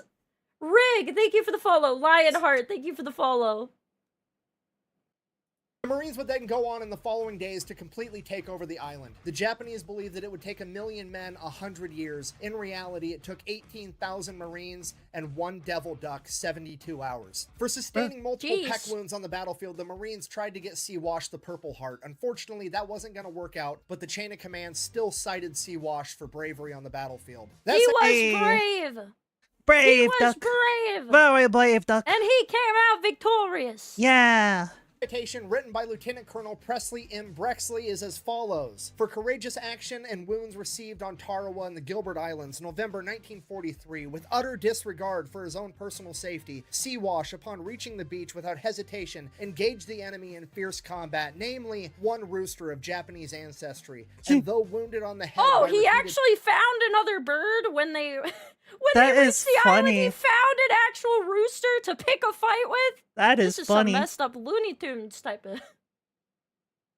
Talk about a This cockfight, is right? great. I didn't realize. I was like, is this a metaphor or what? It was an actual rooster that got in the fight with the duck. Okay, that's great. Normally, you would think that the rooster would win because, like, roosters are built different, whereas ducks, they're more I don't know. Oh, I get why. I understand why the duck wins. It's because they played foul. Ha! Pecks, he soon routed his opposition. He then refused This is medical absurd, aid and until I'm about all it. wounded members of his Oh, yeah, this is section great. had been taken care of first. C. Wash and his fellow Marines would then see battle again at the Battle of Saipan, also known as the D-Day of the Pacific. However, allegedly due to some intel, there would be no enemy poultry on the beach, so C. Wash's services were no longer needed, and he would remain on the boat for the initial 3 days of the battle. After that, he would go ashore and support his fellow Marines. At the conclusion of the Battle of Saipan, the Marines had gained valuable intel regarding the neighboring island of Tinian, and they would immediately launch another attack to gain that island as well. And this time, the Devil Duck would partake in the amphibious landing. From there, he would identify an enemy duck that he would engage in build combat until forcing it to finally retreat. A couple of days after that, the Marines would take the island entirely, and shortly after that, Sergeant C. Wash would lay an egg. Apparently, C. Wash and the other duck I mentioned a minute ago were doing a little bit more than just fighting. Oh. It ended up being more than people realized here, alright? A little bit more than just fighting. Either way, at this point, the Marines now realize that Sergeant C. Wash isn't... You could say they made love, not war. I get it. in fact, a girl, to which they're like... A woman! Just kidding, they didn't actually care. In reality, they were probably giving each other a hard time, like, alright, who did it? Pass up. Tania would be the last... Oh yeah, absolutely. I could definitely see them doing that shit. Oh my god. Absolutely.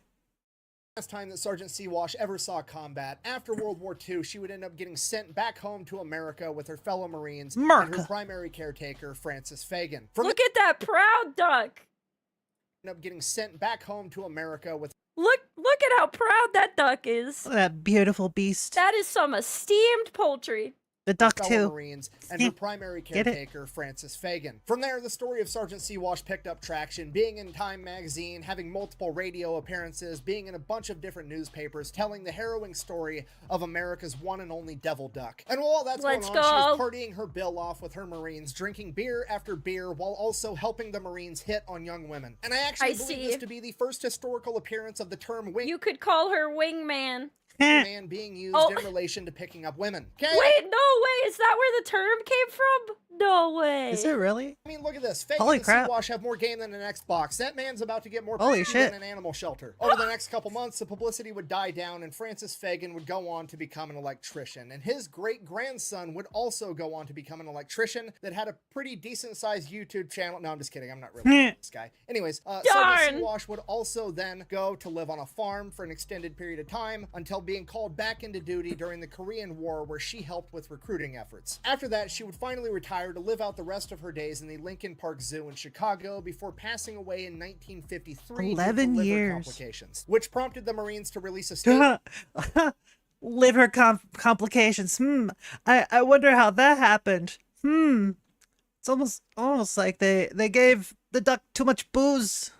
Saying that there is no reason to believe that her liver complications were due to her excessive amount of drinking during her time in service. That was the first thing I was going to point out. I was like, she died from liver problems. Maybe it's because of the beer she had all the time. According to multiple newspapers, her funeral service was then held in a taxidermy shop where she was then stuffed and currently resides in the National Museum of the Marine Corps in Triangle, Virginia. So in conclusion, this has been the totally real... You ever notice how it's totally acceptable for animals to get stuffed and put on display, but when I do it to a human, it's called inhumane? God, it's so weird. So weird, right? 100% not embellished whatsoever story of Sergeant Sea-Wash, aka America's 100% true. The Marine Corps won a duck in a poker game, taught it how to drink beer, then took it to multiple amphibious landings in the deadliest battles of World War II, kept it alive the entire time to bring it back home so they could use Thank it you for the hit on head women. pats. And I think it is the most Marine Corps Thank thing you to that has you. ever happened. How you And doing, if I'm Yoko? wrong, you can tell me down below, and if your story's better, I'll do a video on that too. Thank Oh, you for watching. nice. Best way to support the channel is go by Nice. Quack bang out. Whack bang out. That was great. Or is it good cutie? I still can't get over the fact True. that Marines took a duck to World War II, and that's where we got the phrase wingman. Honestly, that's a really cool story. That's a really cool story. The devil duck. Good stuff. You just got off work? Oh, well done, well done. You survived. I'm proud of you. That's wild. Unlike the duck. Wild, unlike the duck.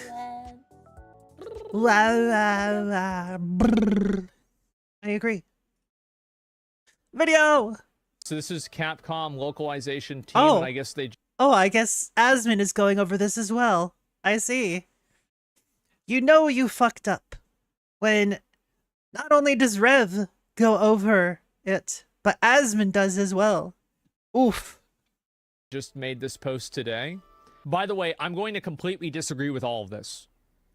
At the end, I just want to let you guys know, like, I actually saw this earlier today on Twitter, so I've read it, but I completely disagree with all of this. Now, I'll explain why at the end. It says, embark on a global adventure through the lens of game localization beyond mere translation.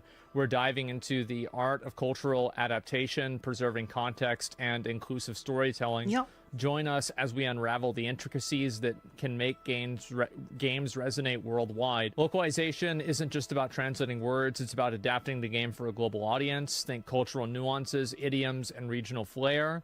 A good localization makes the players feel right at home, wherever in the world they are. The importance of See, the thing is, a good localization is just a literal translation. That's all.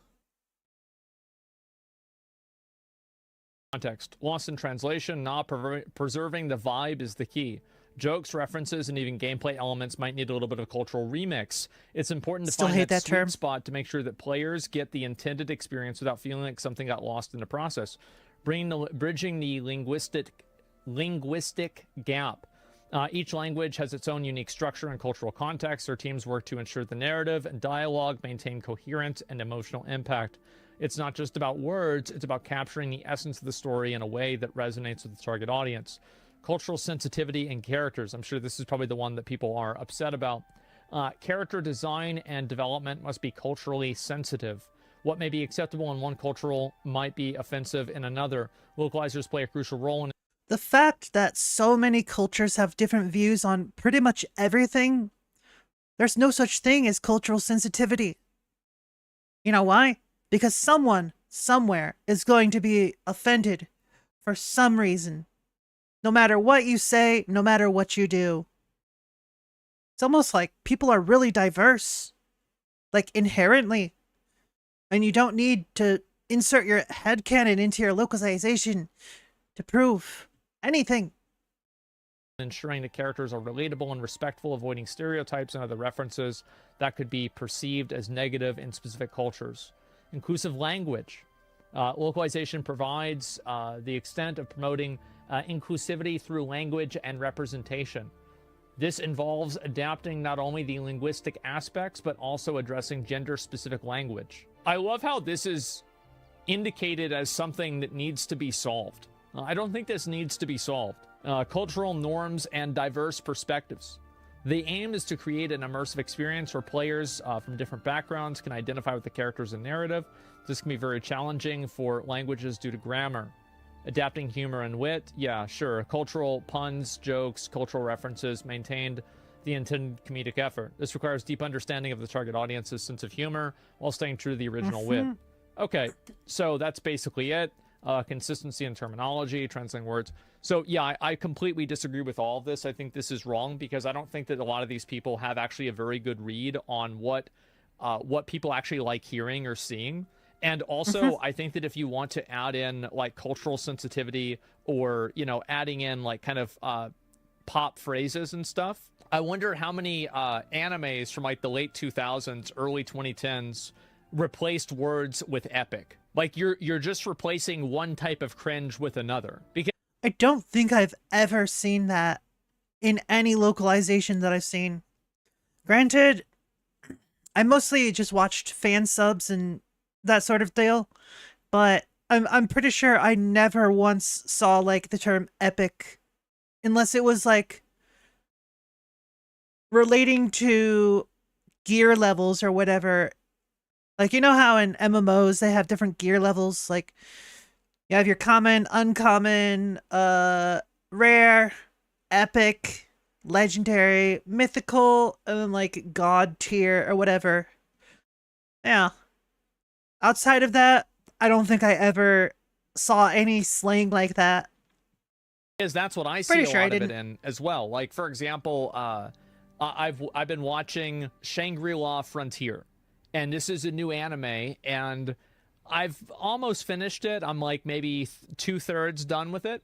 And there are a lot of instances, because I watched the dubbed version, and great manga, by the way, for that. Instances where the language, it's like this was clearly translated by somebody who understands gamers, but the problem is that this doesn't age well. Agreed. Like there's a point in the show where he says poggers. Oh god. Oh my god. Oh my god. So cringe. So cringe. Stop doing this. Stop. Just don't. Just stop it. Stop that. Localizers. Stop it. Nobody is going to know what the fuck poggers means in 10 years, and it's going to sound extremely fucking cringe. It's like saying elite It's cringe now. It's cringe now. hacksaws right now. So why are we replacing one degree of cringe with another degree of cringe? Right. I would prefer an almost one-to-one translation, even ignoring cultural norms. I agree completely. I know this sounds crazy, but let me explain why I prefer that. I prefer that because the language and the diction of something like Elden Ring, or what's the most famous one? All your base are belong to us. And we still know it because it's fucking ridiculous. That kind of stuff is what makes things belong to us.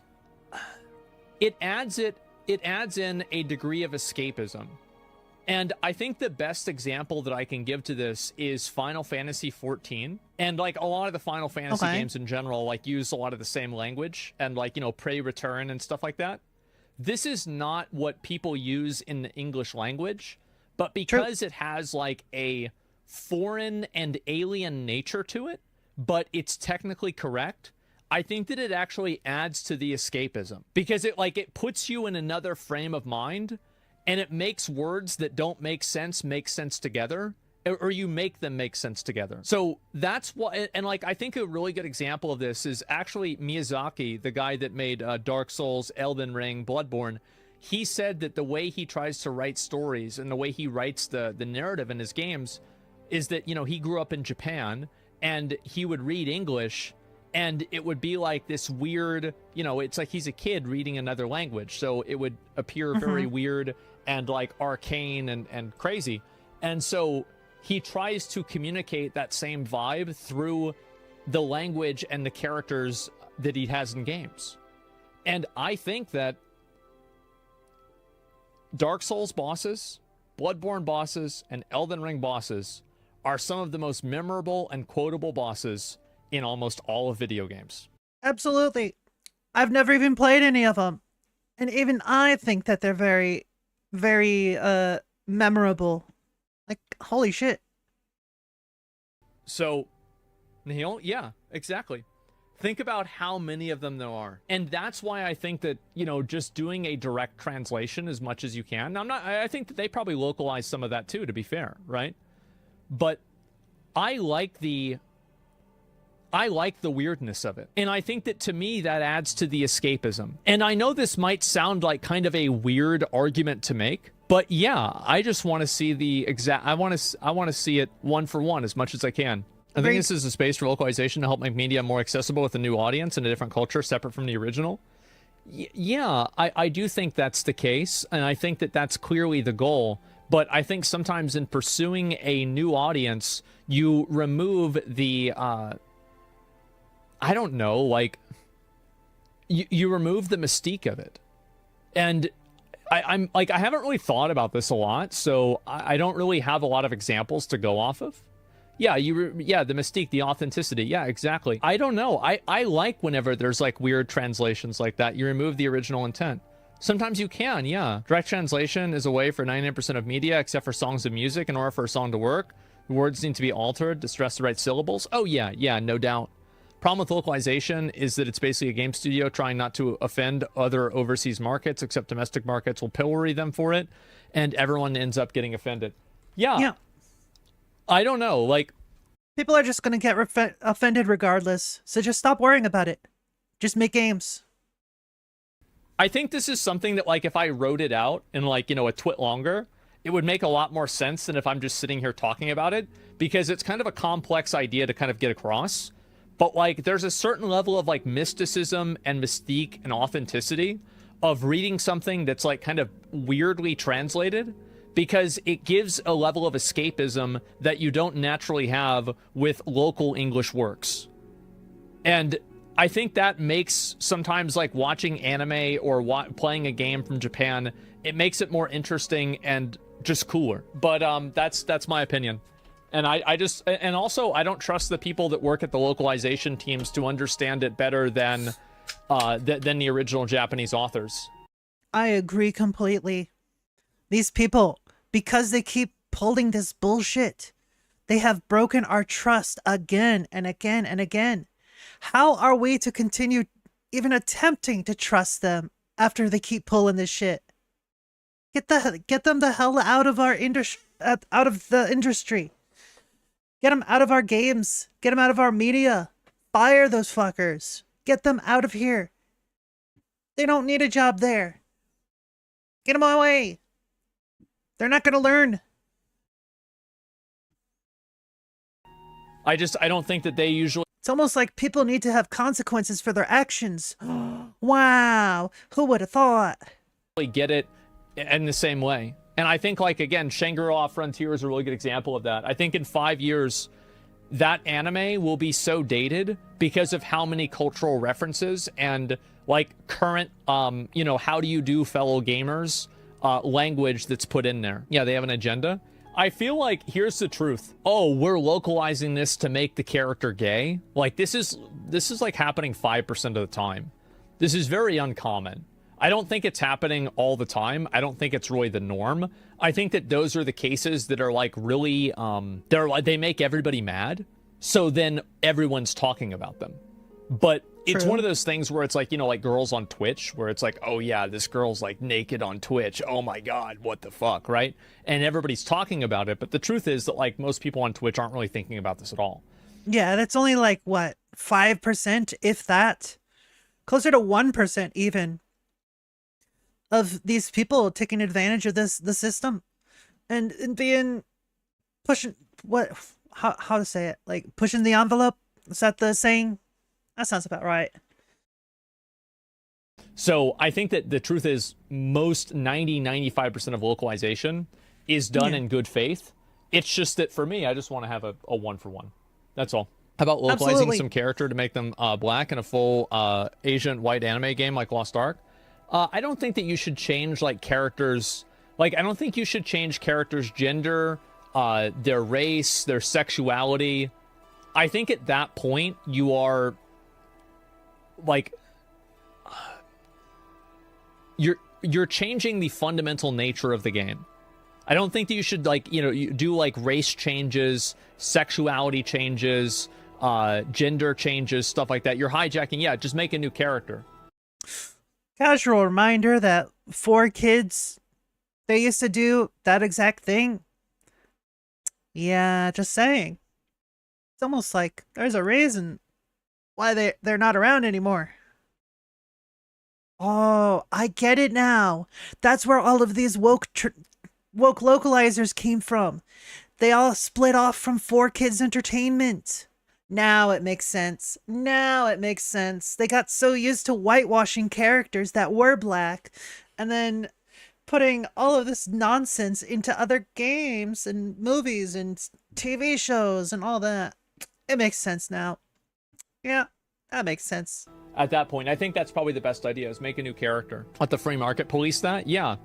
And if people don't like games like that, I think that, you know, again, the companies will figure that out. And also, when I said whitewash, I meant that like literally, because there's a very clear example of a character in One Piece being turned from black into white. Yes, that is a thing that happened. Try to do it. You're ruining the vision of the artist? Yeah, exactly. I think that the vision of the artist should be preserved in the most authentic way possible.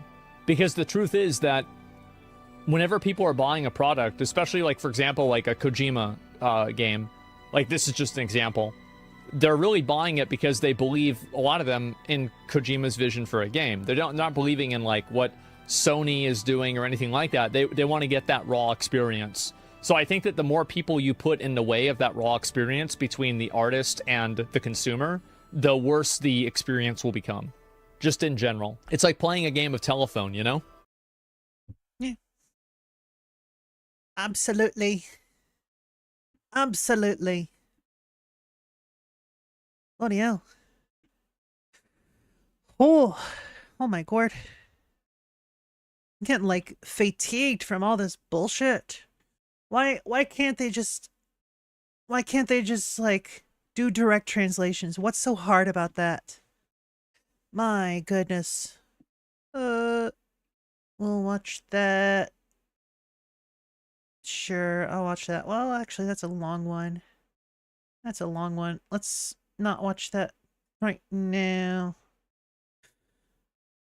Fallout show is actually good. Oh, really? If Charlie likes it, then it might actually be good. Let's see what he has to say about it. What else? That's a VOD. I don't want to watch a VOD. That's also a VOD. Don't want to watch a VOD. Just from the first episode? Fire enough. Meow, meow. Meow, meow, meow. Meow, meow, meow, meow, meow, meow. 7 hours. Holy crap. Made mint. What a boss. Nice grind. Chicago deep dish pizza. New and improved recipe. Alright, let's take a break to make y'all hungry. Yeah, let's go. Hey, what's up? About 2.5 years ago, I did a recipe for deep dish pizza on this channel that I thought was really good. I remember until that. last weekend when I made it for myself recreationally and found out that Flavor-wise, it is nearly perfect, but texturally, it misses out on some of the details that I think are very important as a former Chicago Too bad, Sadra. liver. So, I'm gonna make I went you back hungry. to the drawing board to retool this recipe, pizza. especially the dough, and now I've got something that I am very excited to share, and something that I think mimics exactly what you get in a true deep dish pizzeria. That crust is crispy. To get started, we'll need to make some deep dish dough. So I'll grab my food processor, and into the jar of that combine 375 grams of all-purpose flour, 10 grams of salt, and then 40 grams of cubed cold butter. This is half the amount of butter that I used in the 1.0 version of this recipe because too much fat softens the crust, and I want my crust to be as distinctively crunchy as humanly possible. For now, I'll just spin everything together for about 15 seconds, or until the butter has been cut into the flour. Next, I'll grab 220 grams of 90F water, and into it add 6 grams of instant yeast. A quick stir to dissolve it. Then, with the chopper running, I'll stream this into the butter flour. Using a food processor over a stand mixer here allows us to combine the ingredients without developing too much gluten. A stronger gluten network makes for a chewier pizza dough, and for actual pizzas, you know, bread with stuff on top, that chewiness is welcome. But deep dish pizza is basically pie. It's baked in a dish with several pounds of wet stuff sitting in the middle. Just like for pie, having a weaker, more brittle crust, especially around the outside, is how we maintain texture in such a weird, wet environment. And after about 1 minute of spinning, things should be well combined and somewhere in between a dough and a pie crust. From here, I'll move it over to a bowl and then round it into a ball shape with a little bit of tension. This is really going to be the only strength building that I do to this dough. I do need some gluten to hold things together because without it, the dough would be too sticky to roll out. From here, I'll pop a lid on this and ferment it at room temperature for 30 minutes. 30 minutes later, this dough is a little bit gassier, but mostly this 30 minutes was about letting the fermentation get started before I throw it in the fridge. So I'll pop on a lid and then slow ferment this in the fridge for as little as 12 hours, but preferably 24. The longer you ferment it, the crispier your crust will be. 24 hours later, when I pull out this dough, you can see that it's grown a bit, but not a ton. For now, I'm gonna let this warm up for 45 minutes so that the butter inside is malleable and that I can actually roll it out. And in the meantime, I'll preheat my oven to 425F and then grab a medium saucepan and drop it on the stove over medium-high heat. Once that's hot, in goes 50 grams of butter.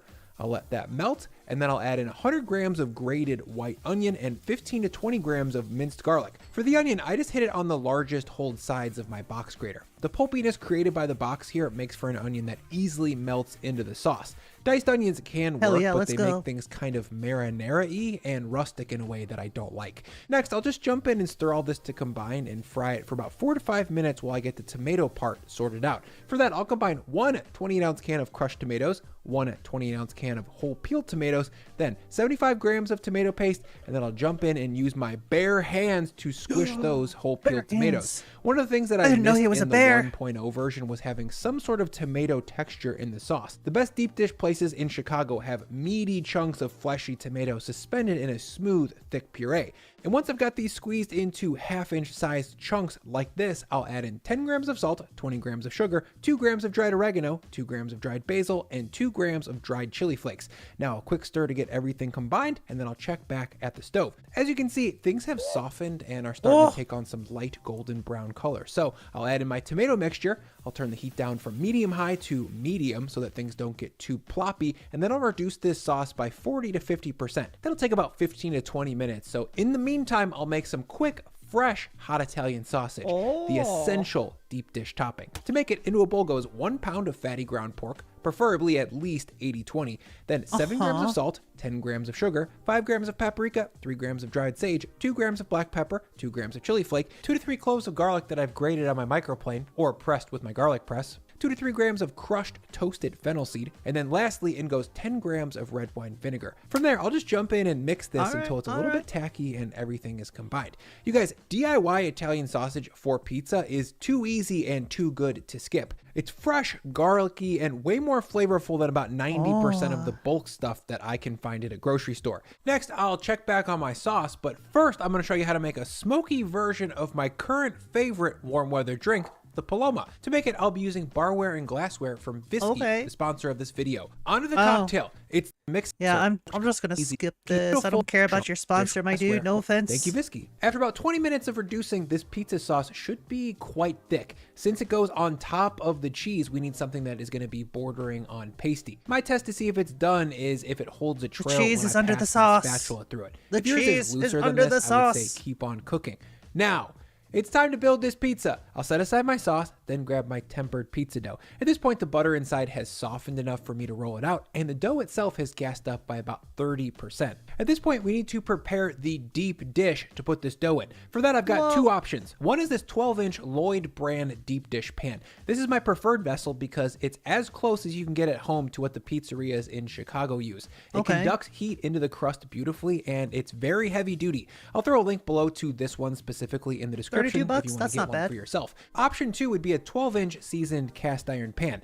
This can work, but I prefer the crust shape and aesthetic that I get from the Lloyd pan, so that's what I'm using. To prepare for the crust, I'll give it a good, long, generous squeezer of olive oil. Then I'll use a paper towel to spread that out over every surface and up the sides. Once my pan is greased up, I'll set it aside, flour my board, my dough. I'll flip the dough onto that surface, then I'll flour the backside, give it a pat to degas it, flip it over, then I'll grab my rolling pin and start to roll it out. Right away, you can feel how little strength this dough actually has. The rolling pin has no problem rolling this out, and there is virtually no snapback. Oh, and since there's flecks of butter in the dough and we didn't mix it that hard, you might find a little sticky butter spot. No problem, just dust that with flour and keep on rolling. I'll mention that a lot of the deep dish places that I've seen push their dough into the pan by hand, almost like a focaccia, and when I tried that, the dough got pretty chewy. I think that's from excessive working, and there's something different between their process and mine, and I think at least for this recipe, rolling it out is the best option for the home cook. And once this is 14 inches across like this, I'll grab my pan and then carefully lay out my rolled dough. Now, theoretically, since this dough is roughly the width of this pan plus the height, all I need to do is come back and pinch the dough up the sides like this. I'll just make sure to push the dough into the lower corner as I go here so that there isn't any space between the crust and the pan.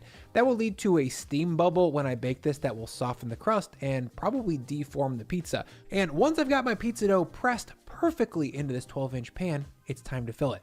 First, I'll lay down 2 layers of thick sliced full-fat mozzarella cheese. In version 1.0, I used shredded mozzarella. That also will work if that's what you've got, but slices are easier and save me on a little bit of prep time. Next, I'll add on 5 to 6 very thin slices of provolone cheese. This is not traditional, but it does bring a piquant sharpness to this pizza that helps cut through some of the fatty mozzarella. Next, I'll drop down a lot of Italian sausage. I'm doing that in little quarter-sized pieces that are about 1 inch apart. The batch of sausage that we made earlier is actually enough to cover 2 whole pizzas, so I'll add on about 8 ounces worth of this sausage. Then I'll freeze the other half for the next time I want to around with deep dish. Next, I'll add on half of the pizza sauce. Again, I like to batch this and freeze half for next time, so there's basically no prep other than making pizza dough. I'll spread that out into an even layer that's about a 1/2 inch. Don't be shy on the sauce here. And then I'll make this a meat lover's deep dish by laying on some thin sliced pepperonis. Oh yeah, 25 of those in total. And then finally, I'll hit this whole thing with a generous dusting of grated Parmesan cheese. At least 2 handfuls. Forget the This parm. is gonna merge with that pep fat, making a kind of spicy cheese oil that lubes up the whole thing. And there we go, 6.5 pounds of food stuffed into a 12-inch pan. Let's see what happens when we bake it. To do that, I'll load it into my preheated 425F oven and bake it for 35 to 40 minutes. Cut to the time lapse. Look at that. Oh, and after 3/4 of an hour, this pizza is baked. So I'll pull it out so we can take a closer look. As you can see, the crust is lightly golden brown. The peps are cupped and a little crisp around the edges, and the cheese and roni have unified into one melty thing. Now, crucially, to prevent the crust from steaming itself soft in the pan, I'm going to very carefully slide this pizza onto a wire rack to cool it for at least 10 minutes. So good. After 15 minutes of rest time, I'll slide this back into the pan and give my pizza a slice. Of course, you could cut this on a cutting board and you would probably get cleaner slices, but the pizza cools off really fast that way and you lose that hot and melty quality way too soon. Speaking of melty, look at this thing. It's basically equal parts of sausage, cheese, and sauce. And as you can see, the outside crust is well set. To enjoy it, I'll drop it on a plate, top it with even more Parmesan, and then to eat it like a civilized son of Chicago should, I'll grab a knife and a fork. Lord. Deep dish version 2 is much closer to my ideal. It's less sloppy, it's more crunchy, and has more flavor from that overnight fermentation. I really hope you guys try this new and improved version soon, and please let me know in the comments how you think it stacks up against version 1. Ooh, that crunch. Let's eat this thing! Heck yeah. Beautiful.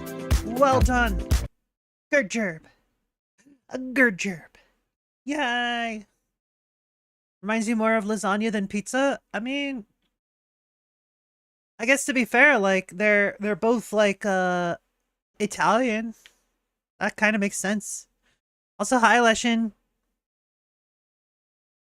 Oh. How long have you been here? I literally just popped in. Oh, okay. Welcome home. I is home. Hi home, I'm Aura. Ah, fucking damn it! Get hacked. Get hacked, you blocker. No, you. I got. Or not. There's two things that I think no matter who you are, you'll always get the heebie-jeebies upon hearing them. It's just something that'll put anyone on edge. The first is if someone screams fire in a crowded space, like a movie theater or a concert venue. And the second is if you're told that a beloved video game franchise is getting adapted into a television program, which is just about as painful as getting caught in a fire. Video game adaptations are all over the place. The hits hit, and the shits shit. Like the Halo series. Goodness gracious, what a stinky Methodist that was. Thank goodness I will never have to watch that. Oh my god. I haven't even heard a single good thing about that series. Not even one. About what? The Halo live action TV series. I haven't even watched it. I don't even want to. Yeah, same. It was season 1 was made by people that were proud to have never touched the Halo games, so obviously the show was kind of doomed to fail from the get-go. Why in the world would you be proud about not having touched the source material? Why? Like what? Season 2 was a little bit better, albeit not great by any means, but that doesn't necessarily mean that all video game live-action series are bad. We just recently saw a good one with Last of Us, for example.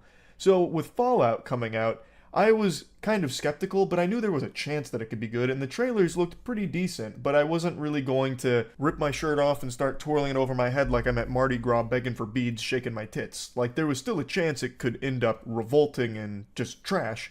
But, now that it's released, I'm happy to say that's not the case, and if you've been on the internet over the last couple days, you'll see that the reviews for this are going gushing grannies for the Fallout series. And I think it's warranted. It's actually very good. Like, much to my and many others' pleasant surprises. I thought at best it would be decent, but it's actually pretty great, all things considered. I'll avoid spoilers here, but there's 8 episodes, all of which dropped on Amazon in one big batch. So they gave you the entire payload up front, which I've been very vocal, not a huge fan of the binge model. I'd prefer it was a weekly basis, because this just means it's going to fade out of people's minds much quicker than something like an Invincible, which is another Amazon series that they do release weekly. It keeps people talking about it, and it keeps everyone on the same pace, so you can reflect on each individual episode, speculate on where things are going, and digest it that way. I think it's a lot more fun, and it gives the series a longer runway in the public consciousness. So yeah, that's actually a good point. While I do prefer to binge things, because, well, simply put, it's easier and I want more. I want it now, right? But when it's released weekly, or even like every other day or something like that, it keeps you thinking about it. And then you can just keep talking about it with friends, family, others. You know, annoying, yes, because you have to take a break from this cool series that you're really enjoying. But because it stays in your mind, you talk about it more. You think about it more. Makes you want more, right? It's honestly a good way to do things. I agree with him on this.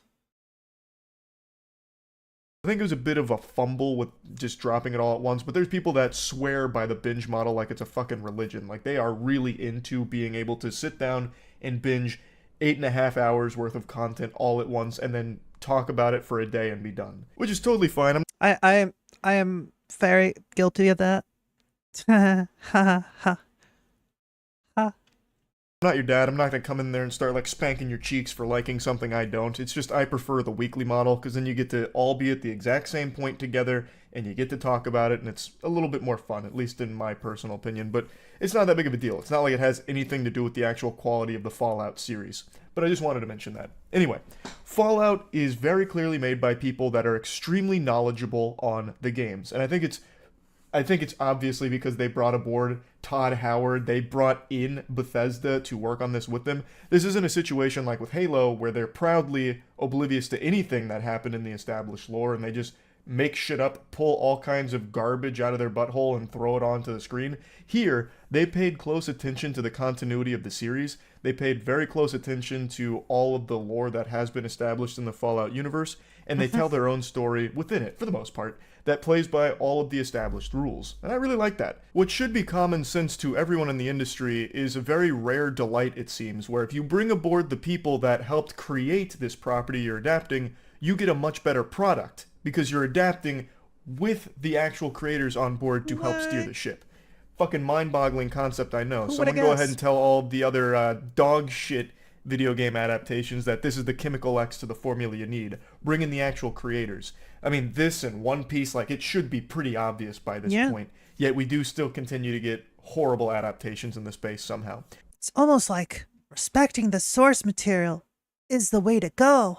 Whoa. All right, good luck, Leshin. But anyway, Fallout is not a horrible adaptation by any means whatsoever. So the story really feels right at home in like a Fallout game. It's very reminiscent of Fallout 3, at least in the beginning, because it's very simple to start. You follow a vault dweller named Lucy, and some bad shit happens, and her dad gets taken. So she leaves the vault to find her dad. And of course, it gets a lot deeper than that. Obviously, it doesn't stay simple. It's a lot more than just finding Pops and getting them back home. You meet a lot of really cool characters right away, like the Ghoul, who I think really is a scene stealer anytime the Ghoul is on screen. And then you meet Maximus, the Brotherhood of Steel representative. And I just gotta tell you, one of the biggest compliments I can give this show is that they fucking nailed the aesthetic of Fallout. Every single frame of this show oozes Fallout. At no point did I ever get the impression that they're just doing some kind of bad cosplay. All of the sets, and especially the power armor, look phenomenal. I've seen a complaint from actual drones that are just trying their best to find things to hate about the show, saying that it's just nothing but references and that it never actually captures the ambiance of Fallout. What a bunch of hooey. Like that, there's plenty of things you cannot like about this show. I openly admit that it's not perfect, but that is one that you are actually making up a bunch of gobbledygook for. Because this show fucking nails the Fallout vibe. From its sets, to its costumes, to its world, to its writing, everything in this show is a slam dunk with capturing the feel of Fallout. Now, my favorite Fallout is actually Fallout 3, even though I recognize Fallout New Vegas is the best Fallout game, probably. I don't even know why I'm saying probably. I think objectively Fallout New Vegas is the best Fallout game. It is extraordinary, and if you check my channel, some of my earliest videos that started to like get shared elsewhere were Fallout New Vegas videos I was making because I put so much time into it. But there was something super special about Fallout 3 in particular that really sunk its fangs deep into my soul. Like, it captured me in a way that very few games had prior and very few games have since. Like, when that game came out, I spent that entire summer just basically doing everything possible in Fallout 3 and then some. I put so many hours into that game in one summer, it was like I was trying to train to be a fucking pilot. I put more hours into that than pilots do into flight simulators. I was going crazy with it. But I do recognize Fallout New Vegas is the best game in the franchise, to be honest. But the reason why I'm pointing this out is because when watching the show, it's very easy to see references and little Easter eggs to things directly from the game. But to say that the show is nothing but references is so fucking stupid. Like, actually brain dead to make that as some kind of complaint. Because this show is not just relying on cameos and references and fan service. It tells a really good story. It has beautiful presentation. Its visuals are extraordinary.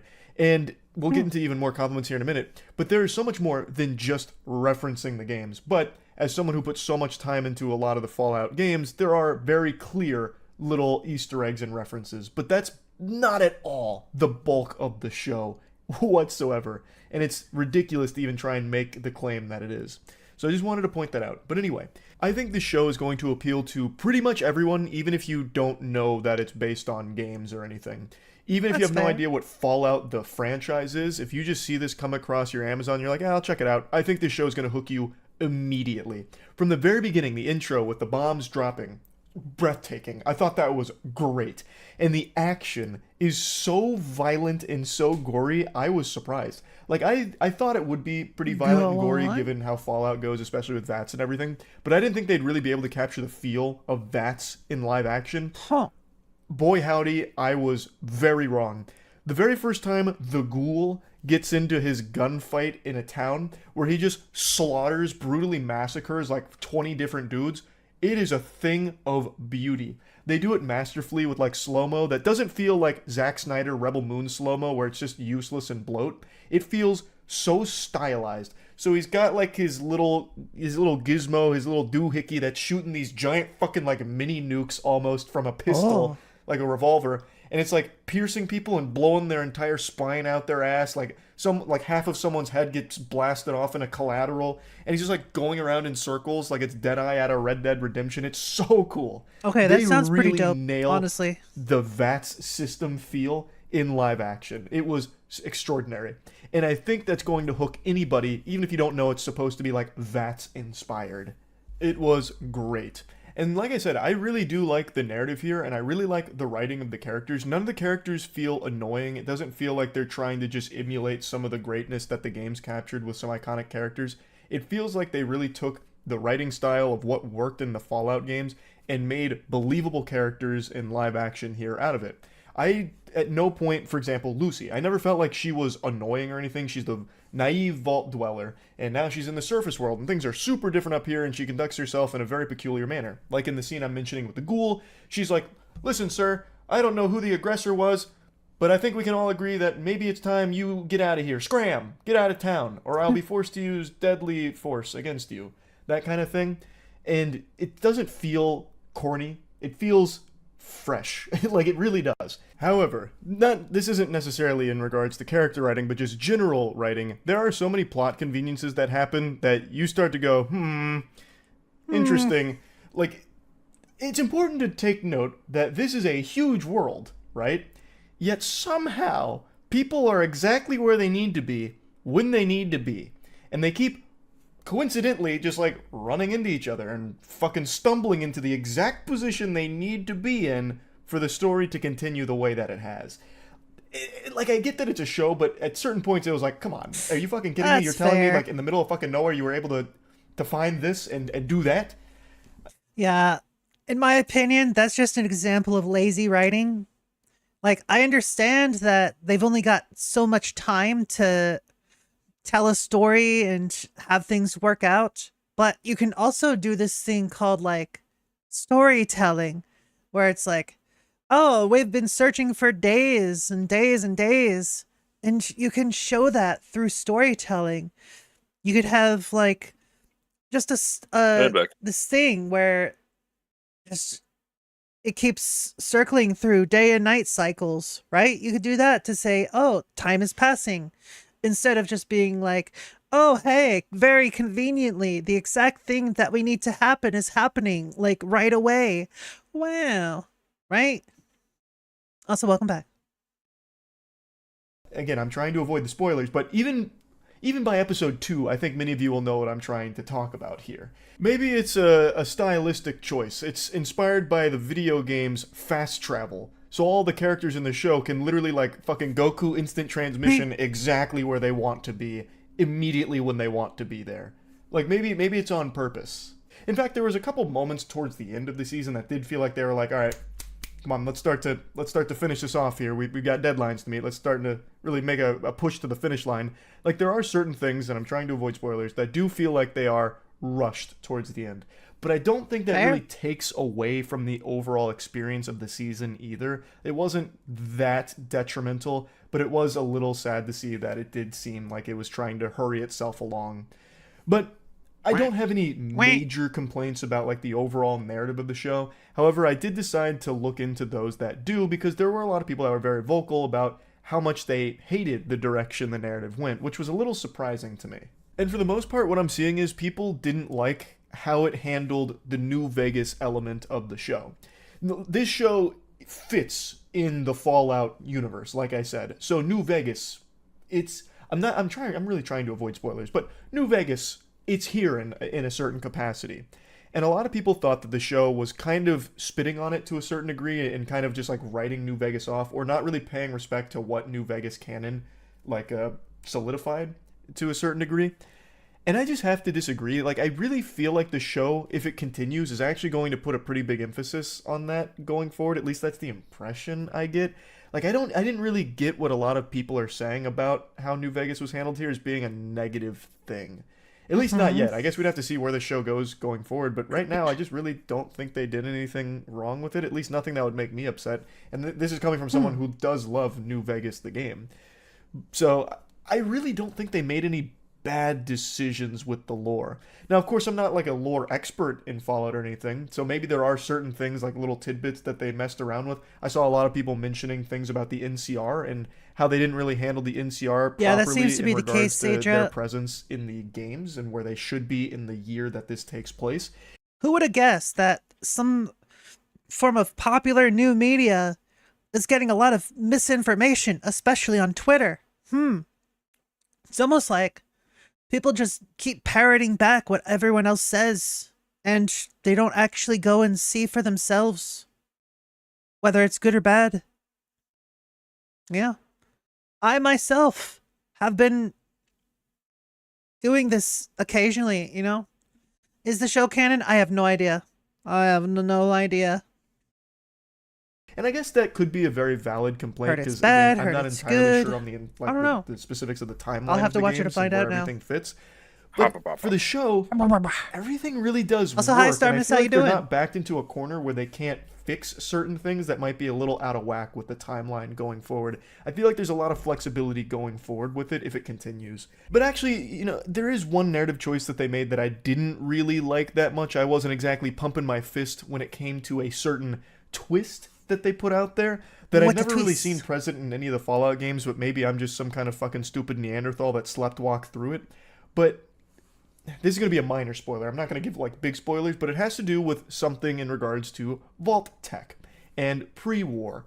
And there's a certain angle that they hint at, play at, and go down in the show that doesn't really make sense to me given the state of the world of Fallout. Like, to me, it just doesn't work all that well unless there's like some kind of bigger galaxy brain scheme that I can't quite figure out. But when it comes to the world ending, I feel most organizations would probably look at that as a net loss, because then you can't really control as many people, you can't make as much money, you really lose a lot when the entire fucking world ends. It really wouldn't be the end-all be-all goal for pretty much any company, I would think. Right. But anyway, I feel like I'm already giving away a little too much when it comes to that whole section there. But I did... Based on what I know of vault tech in the games, it seems like this is just a guess. I don't know if it has anything to do with anything at all. But how I think things panned out is because Vault-Tec built all of these vaults and got a shit ton of money doing it, I think Vault-Tec originated in China. That's my guess. Because in Fallout lore, I believe it's China that launched the nukes, and guess who profits the most from that? Vault-Tec, right? And if they're part of China, that just makes sense. That just makes sense to me. So the show, people are apparently wondering if New Vegas is canon anymore or not, which shouldn't be a thing of discussion. The question should be if the show is canon. For all we care, the games are canon. Right. It all depends on your point of view. I don't know what's canon, what's not. I don't know. I have no idea. I can't tell one way or the other. I want to point that out because I didn't like that all that much. Maybe it'll be a bit deeper down the line, but for now I just thought that was a little silly. Show's canon. But overall, I do think the show is pretty extraordinary. This is another one of those video game adaptation bangers where they actually had a team that was passionate about it, a team that was knowledgeable on it, and delivered something great. You also have to take into account, like, a lot of Fallout happens at, like, different times after the nukes hit, right? Like a different amount of years after. In Fallout 76, it's like you're the first batch of vault dwellers that have been released, right? So you have to build up the wasteland yourselves. That sort of deal. At least that's how I understood it. And like the other ones, they have their own stories, and like it takes place in different times after the nukes, right? Yeah. Same with the games. Or the original games, I mean. First game and second game, very different amount of time between like after the nukes. I can't really explain it very well. I'm not a good brain person. Show takes 10 to 15 years after New Vegas. Oh, fair. See, there you go. That said, with the New Vegas stuff, considering there's so many different endings you can get in that game, well, Is it sad that I also don't remember what the canon ending is for New Vegas? I think it had something to do with the dam. I think that's the canon ending. I don't know. But every ending involves the dam. I don't know, man. I don't know. All I remember is that it had something to do with the dam. Look, okay? Shut up. I may or may not be Googling this. How dare. How dare. Anyways, boop. So if I was to give Fallout a score on the moist meter, I'd probably slap that puppy with a cool 90%. Like, I really do think this is a show worth watching, even if you're not familiar with the Fallout games or the universe at all. Yeah, I still I'll have think to this is a watch show this. you're going to enjoy. It's hard not to like it, to be honest. No matter what familiarity you have with the property, it's just a really fucking cool show that's really well done. Nice. So yeah, that's really about it. So yeah. Oh yeah. I'll have to watch it. Oh. Alright, before we watch this, it is Tinkle Break. That's right. I gotta pee again. Ah. Enjoy my sleepy face because I'm not changing scenes. Ha, get got. Fuckers.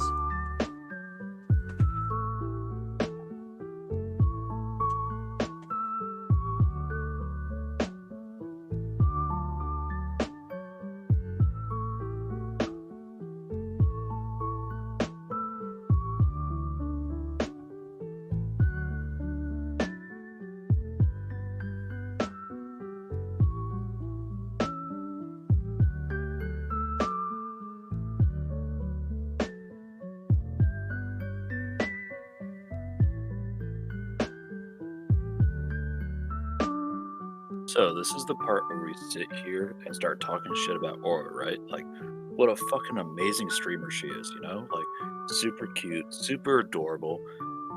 Always gonna be able to have a good laugh with everybody. Like, you guys should go ahead and throw all the money you can at Aura. Give all the support, give all the head pats, all of that, you know? Like, just throw all the support at Aura. No questions asked. All the support at Aura.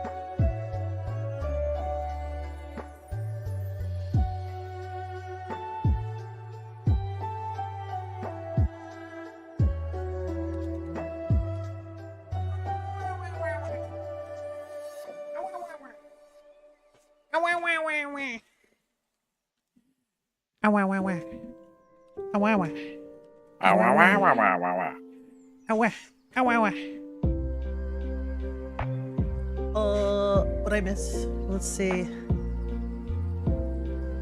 You'd kind of take the easy way out with the show, having it take place in the New Vegas area. I know that it was in California initially. I don't know, like, all of the stuff, but, well, there are vaults everywhere and could have had dozens of new people in some other part of the country. Yeah. Yeah. No, you fucking lay into her. We can't say shit. What? Leshin? Were you talking shit about me? Leshin? What? Were you talking shit about me?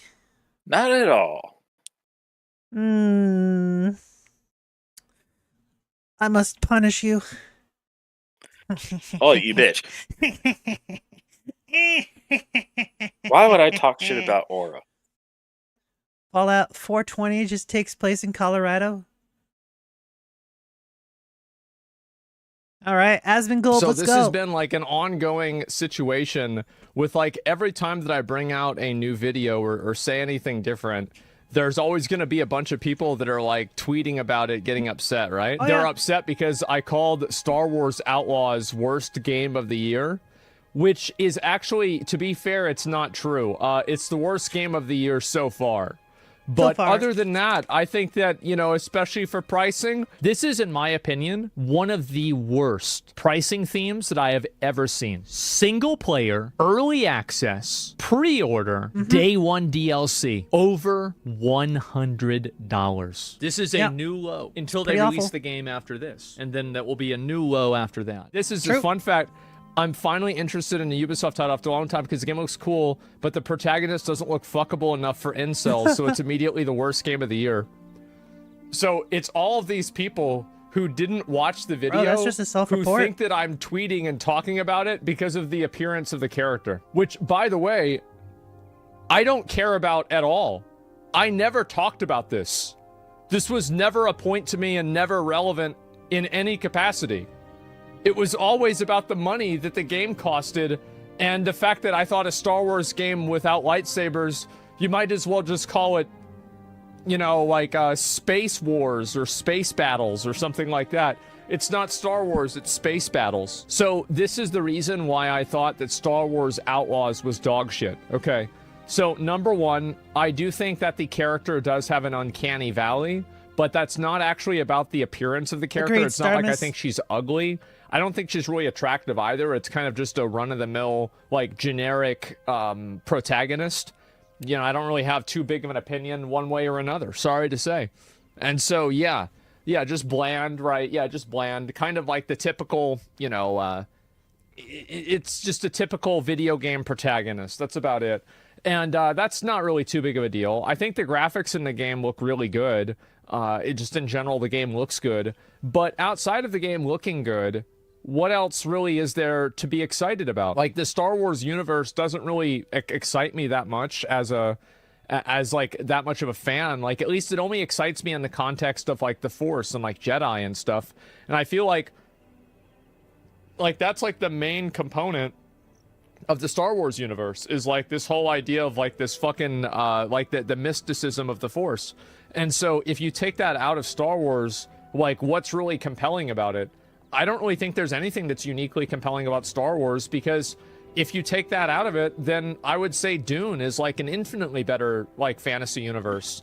I'd say Warhammer is an infinitely better fantasy universe. So like the only...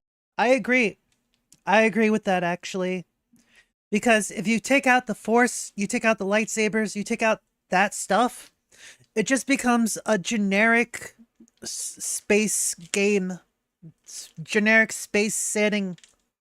Like, who gives a shit about future tech? I want some cool space powers. I want cool space powers and lightsabers and shit. It's just more fun. It appeals to my fantasy brain. I have a very fantasy brain. So when I get special powers like that, gib. Another thing I would like to say, if Mass Effect did not have any of the, like, psychic powers, I would give zero shits about it. I'm gonna be honest. If it didn't have the powers, I wouldn't care about it at all. Because if it didn't have the powers, it'd just be a generic fantasy, or not fantasy, generic sci-fi game. Generic space game.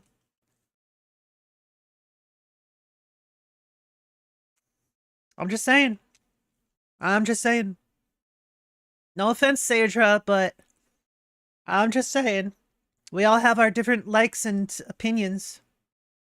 It's called a setting. People want to be in the setting. The aliens, the factions, the tech. Yeah, but myself personally, without the powers, there's very little point to me even looking at it.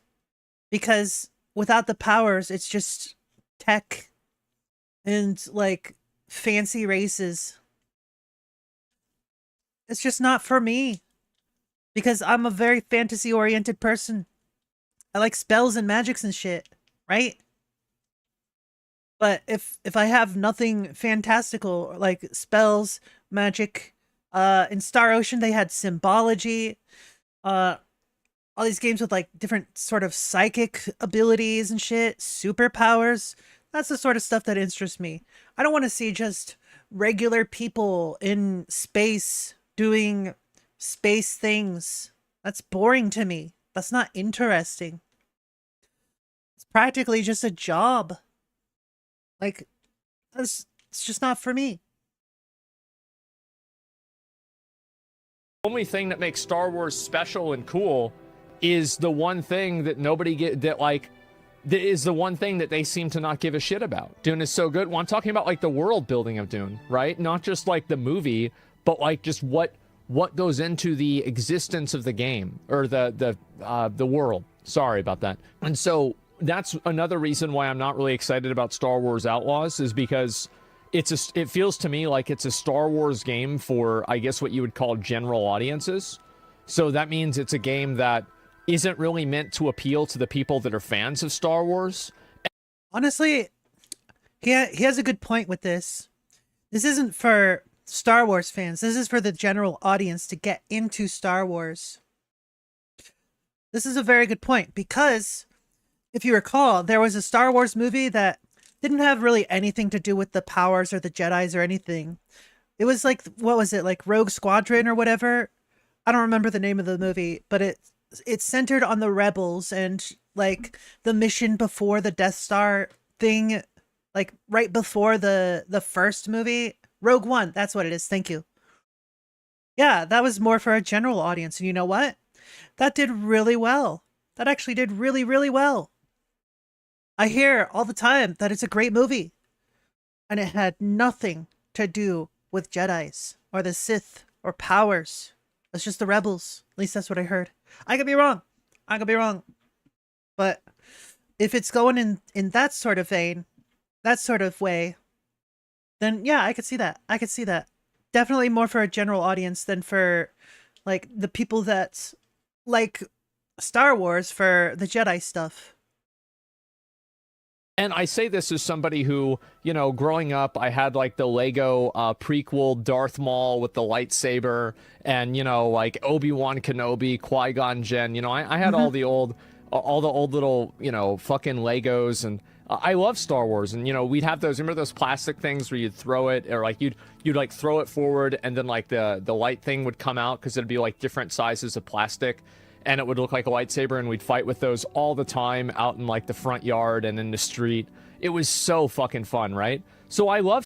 Yo, when you're playing lightsabers, you're not playing lightsabers unless you're making the sound. You know, the hum of the lightsabers. Otherwise, you're just playing swords.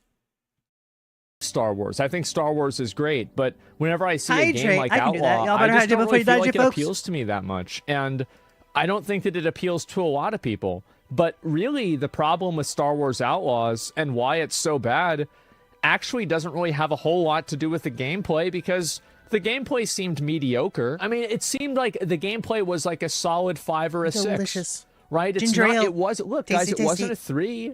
It wasn't. It was a 5 or a 6. But a 5 or a 6 isn't really going to get me excited, number one. The real problem with this is the price of the game. The price of the game is outrageous. I feel like day one DLC is unacceptable. I think that if gamers could boycott any one thing, it's day one DLC. Not only day one DLC, but also, can we get rid of, like, day one patches? Like, why can't you just release a finished game, right? Release a finished game. Don't give us day one DLC. Don't give us a day one patch. Just put it out in a complete state. How hard is that? Oh my god. Check his video on the next Tomb Raider game. I've already watched it. I already watched it on stream. I think that whenever you buy the game, you should get everything inside of that box. And the idea that there are things inside of that box that you don't get because they want to paywall them and make you pay for them later, that is, in my opinion, like extremely consumer unfriendly. And that's what makes it the... This all goes back to Capcom. This all goes back to Capcom. I will never forget this. Street Fighter 4. They put the DLC characters on the disc. On the disc. And then they sold the keys to unlock those characters that were on the disc. Literally gated content on the disc.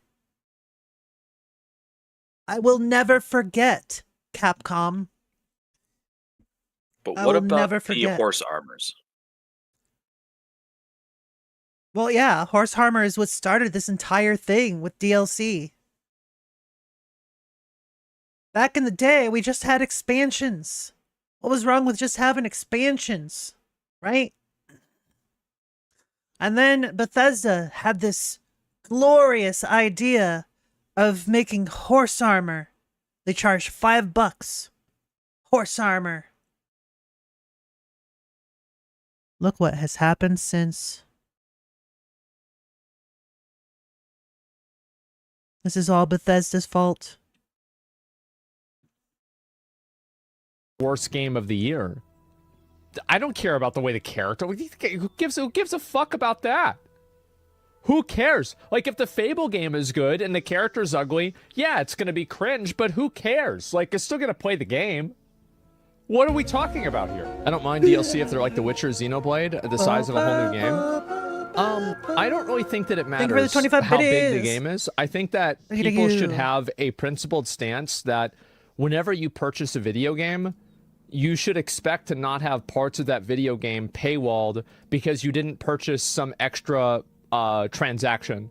I agree completely. Imagine, if you will, you play the latest Pokemon game, and then after you beat the first gym, it's like, hey, if you want to continue the game, you have to pay this $5.99 once transaction. It's like, wait, what? I have to pay to play the rest of the game, but I've already paid $60-$70 for this game. Or imagine, to unlock each of your different Pokemon boxes, to store your Pokemon, you have to pay a $2 fee. Imagine how fucking stupid that would be. Imagine. Yeah. Sounds pretty awful, doesn't it? Don't give them ideas. I mean, it's Nintendo. I wouldn't be surprised.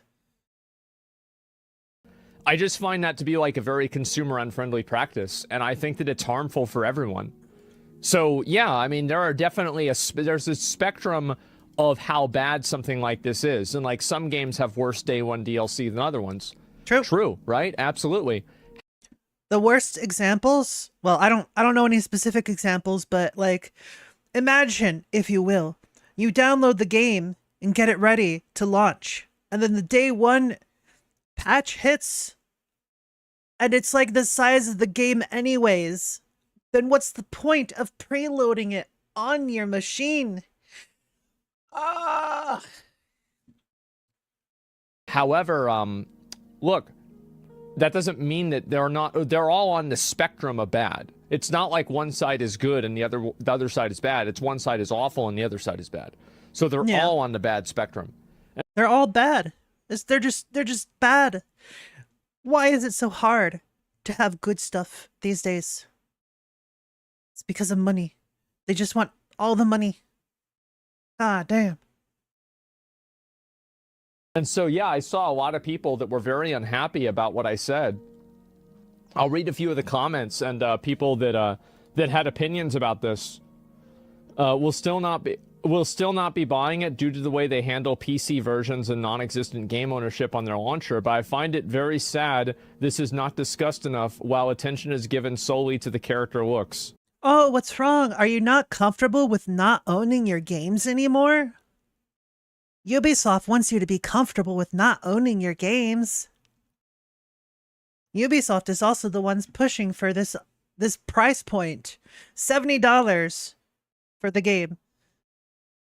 $110 to play it 3 days early with day one DLC and an additional $20 for more bullshit.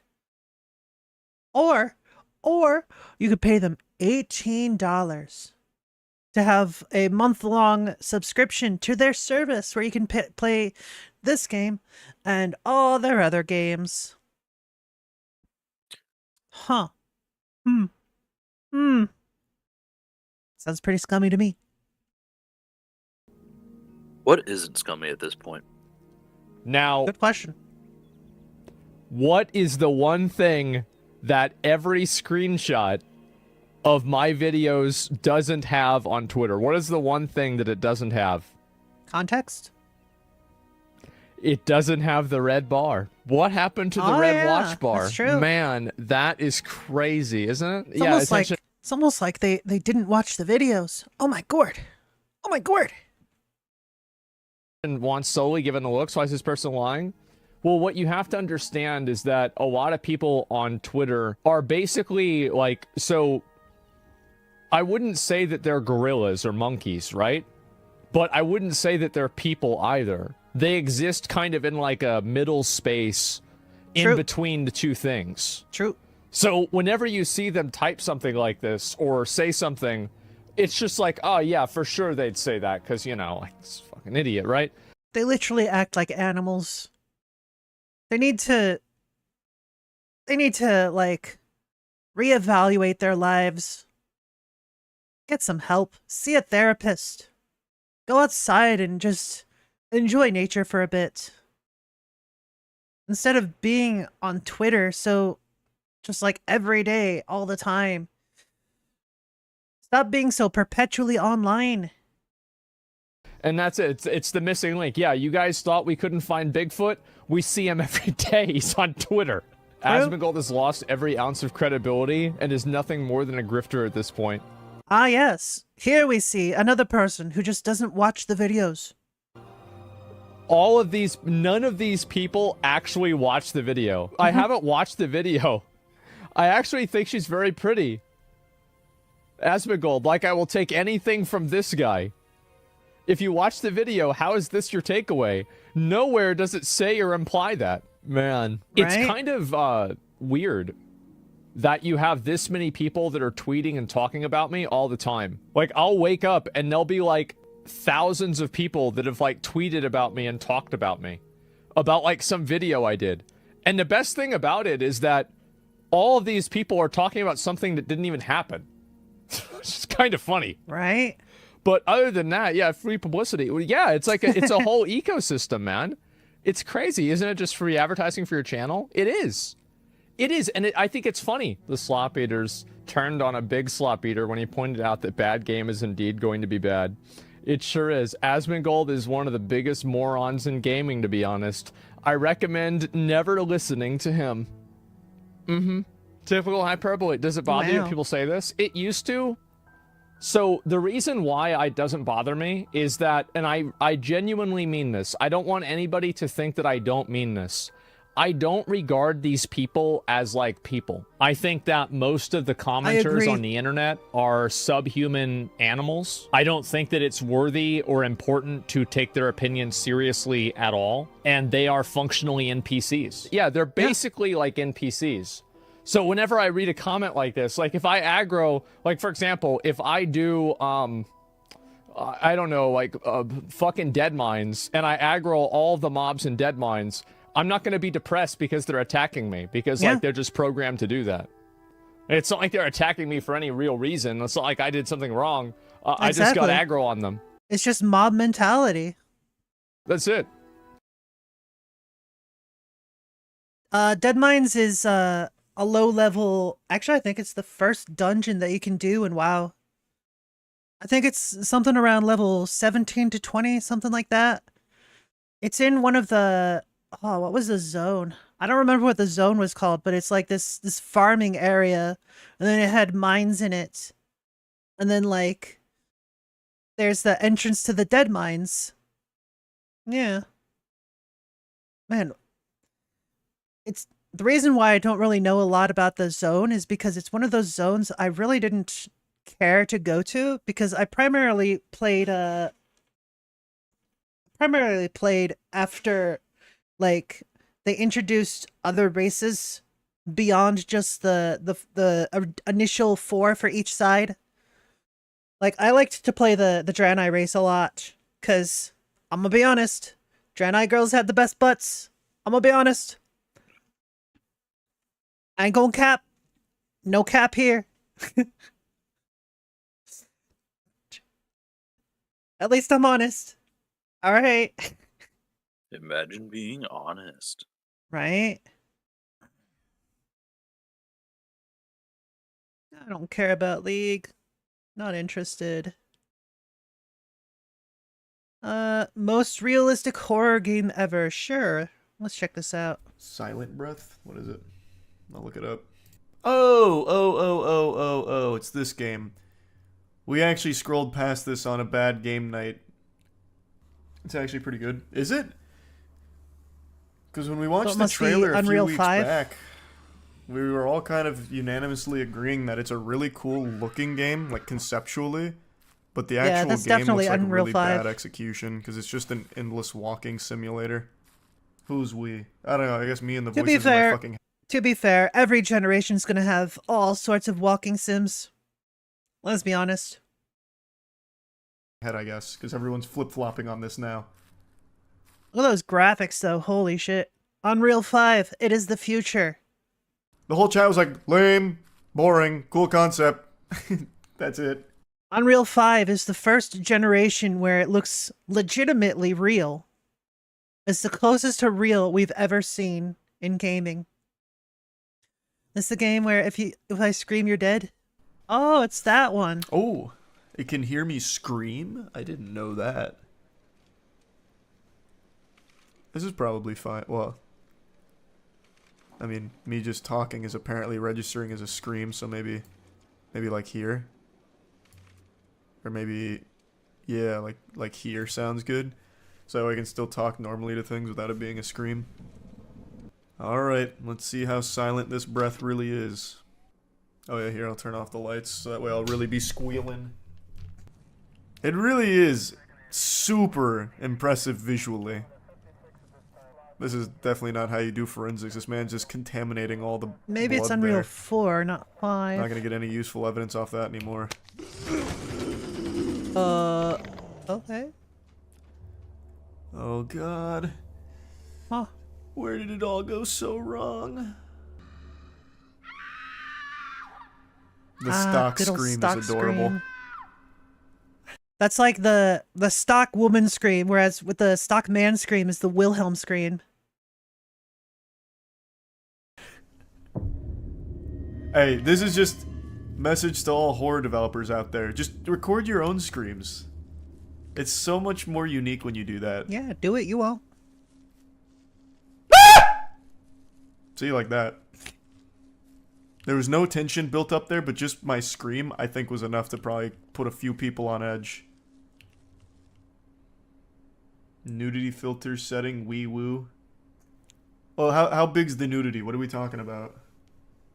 If it's cock and balls, we're fine. But if it's like pussy and ass, it might be a little much. Yeah, it's gonna look super realistic in this game. It's gonna look like real titties, I guess. I'll put on the nudity filter.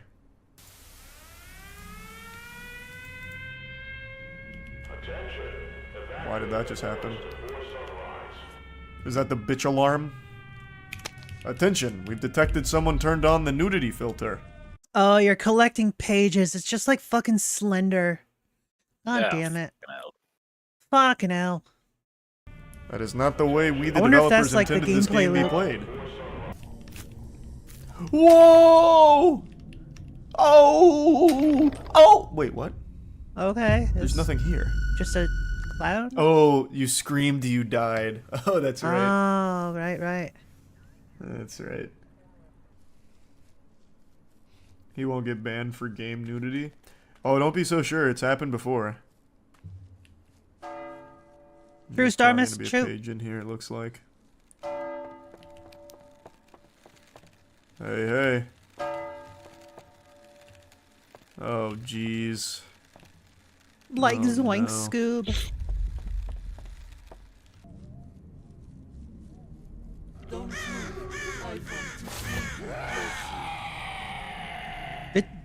Did that just say, I want to see your bussy? That's what it sounded like it said. I really hope it didn't. What the heck? I really hope it didn't. What the heck? Oh my god. I didn't say anything. Why did I still get murdered? What the fuck? This is like the hardest game I've ever played because I can't talk during it. Why? How did I still die? Where did it even come from? Oh, because it said don't move. Oh, that's fair, I guess. I guess I should listen. Alright, well I know where 2 of these pages are. I guess there's a difference between dead and murdered in this game. Brother, that's not exclusive to the game. There's a difference between dead and murdered in real life too. Like, you can die without being murdered. Oh, this is upsetting. The body's not here. Oh. So it looks like it's randomized. Tragic. Weird. I bet there's only a couple of seeds, though. Jumping Jehoshaphat. Oh, there we go. I was gonna say, 0 for 2 on this would be tragic. So is the optimal strategy when it becomes night just stand still and don't say anything? Probably. I guess unless one of the objectives is move quickly. Also, can I just like hide in here? Man, I got it rough. Dude looks ready. I'll just wait out the night.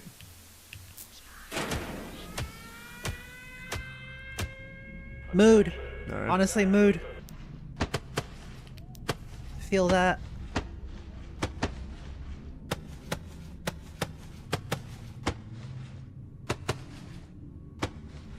They're playing paintball outside. Makes sense. I want to taste you. Oh well. Oh wait, now I shouldn't stay.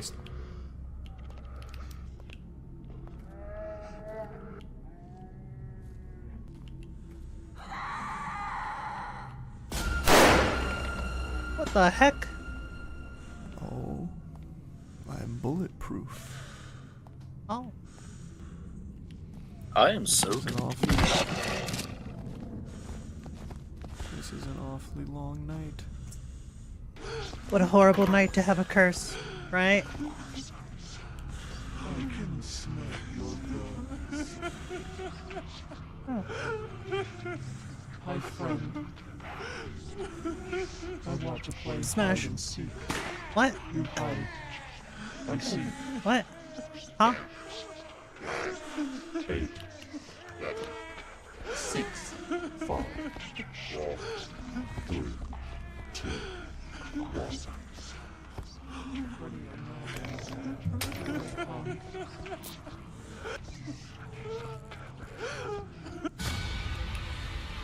Okay. What is it this time? What the fuck? Sister doesn't seem to like those who turn their backs on her. So I can't turn my back on her. What? Thank you for the 75 biddies. So I'm guessing the night doesn't pass. It was fucking 9 p.m. and I stayed in that room for like an hour. Okay. There's like a lot of different strategies that need to be employed here. So far there has been a body up here every single time though. So maybe I should actually save this. Well, no, I'll never find it in the middle of the night. No body. Ugh. Oh, nope, there you are. No body, no crime. Damn, no body here this time. Body might be inside. Unless it's up here, maybe. Hey, called it. So it looks like the bodies are going to be in the same spot, like the same general location, just not the exact same spot every time.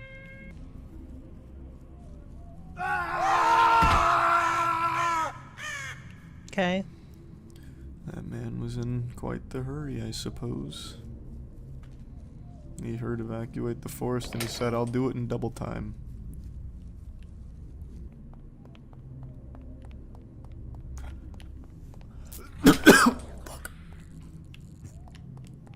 Hi, friend.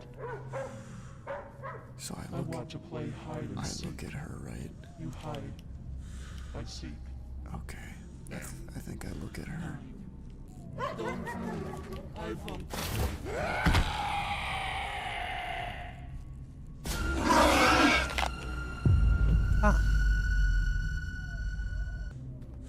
Listen to the requests carefully. Did it? I didn't hear. Okay, well, Yeah, I'll put in the other ear, but I heard didn't it. hear her say don't move that time. CD's nuts. Yeah, I'm getting serious. 2 earbuds locked and loaded now. Alright. Mood. Burps out of the way so I won't accidentally honestly. fuck myself in the middle of the night with that. We're prepared now. But like, what if you want to fuck yourself in the middle of the night with a burp? Weird, but you know. So now I just beeline here, church,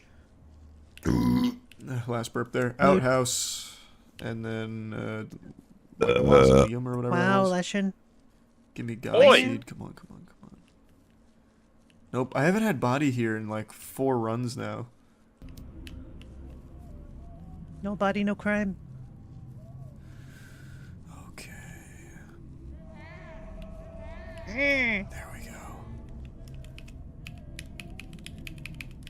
Why can't I pick this up?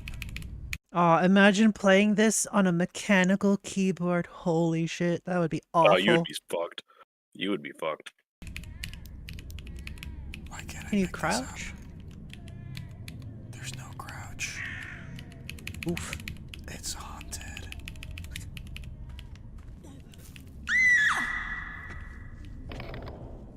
Okay. I don't know. This is impossible. Does that just make it a bugged game? At least see what's out I mean, eventually it's not going to be a bug. It's just going to be If I a played feature at this, that point. I bet it would kill me in game for laughing. Probably. I found a whole amusement park. Ow. That was extraordinarily rude. What? Huh? I very, almost inaudibly sighed. How in the fuck? What? Oh yeah, I heard J. Cole made an apology for his diss track. Which is super cute. Nope, no body in here. Okay, so it seems to me like you can only have a spawn one time till you take the page. And then it changes.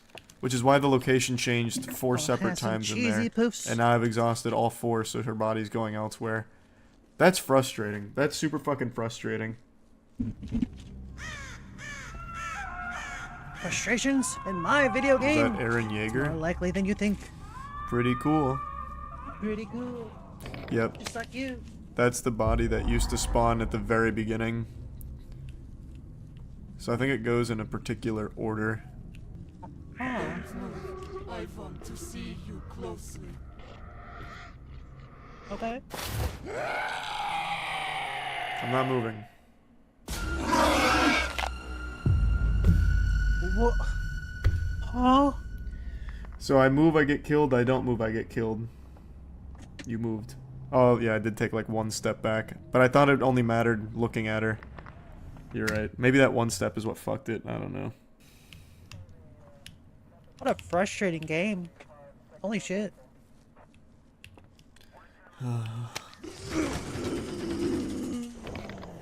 Alright, good seed. So since he spawned there, that means the girl's body will be up here in the church on the pew, I think. I was correct.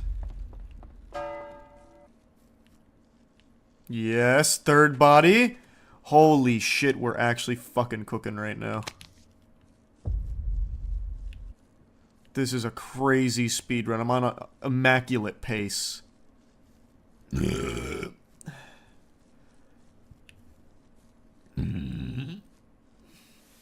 Okay. I got all the burps out of my system, not gassy. Now it's just gonna be a good old-fashioned dubski.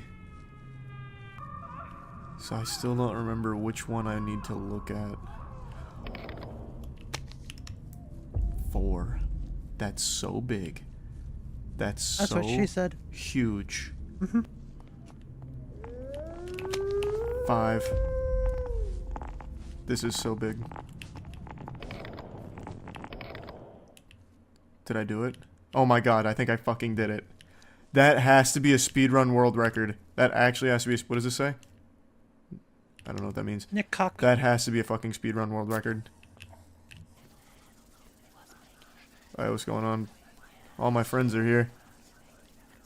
Me? I know, it's me. It's me. Oh.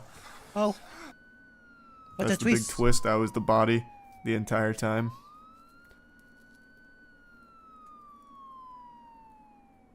I actually think, I'm not exaggerating, I think that might be a speedrun world record for this game.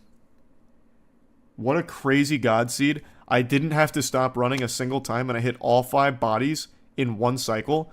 I am pretty sure there is no way you could have done that faster. I fucking crushed. That was an actual sub like 3 minute. Are you doing elevator? Time. So I need to time that. I am pretty sure. I just set that fucking world record. Actual crazy run though. I really think that was a speedrun world record. Damn, that feels good. I mean the game was about as mediocre as horror gets. Visually it was cool though, but other than that it was just slender, fundamentally. But man, it felt good to get a fucking speedrun world record out of nowhere. You got all the bodies before I even finished my bowl of cereal. Goddamn right. Tell your friends. I survived a total of 6 scares, but the biggest scare of all was to the developers at how quickly I finished that game. Fair.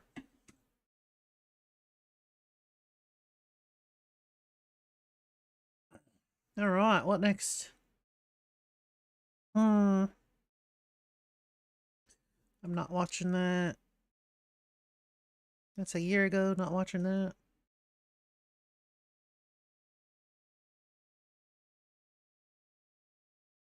This made everyone mad. God, I like Fallout show, but where do these people come from? So it sounds crazy because it's just stupid. So basically this guy, he's going and taking these characters, right? And you can clearly see, oh no, you actually can't clearly see. Now you can clearly see that there's been an upgrade that's been made to the character. And a lot of people are very upset about this. They're very angry. Go outside another day, another man embarrassed himself. You've never felt the touch of a woman. Go outside, please, I'm begging you. Like 21 million impressions on this tweet. And this is so stupid. Like my opinion on this kind of stuff is like, listen, if you can do it, people are gonna do it. It's true. I mean, there's really all there is to it. This is genuine incel behavior to the highest degree. Women can't simply exist unless we're what men want to look at. And so I love tweets like this because for me, like, I mean, I don't really have a strong opinion about this. Like, okay, this guy photoshopped her ass to be bigger. Okay. But for somebody here, this is the worst part about their week. Their week was going really well until they saw this. Someone's heart rate went up whenever they saw this. Not surprised, honestly.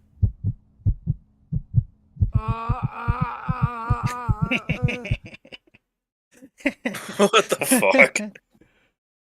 Oh my god.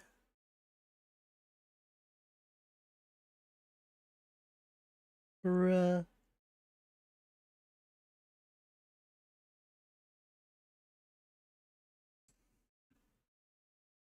Yo, Asmon's editor is so great.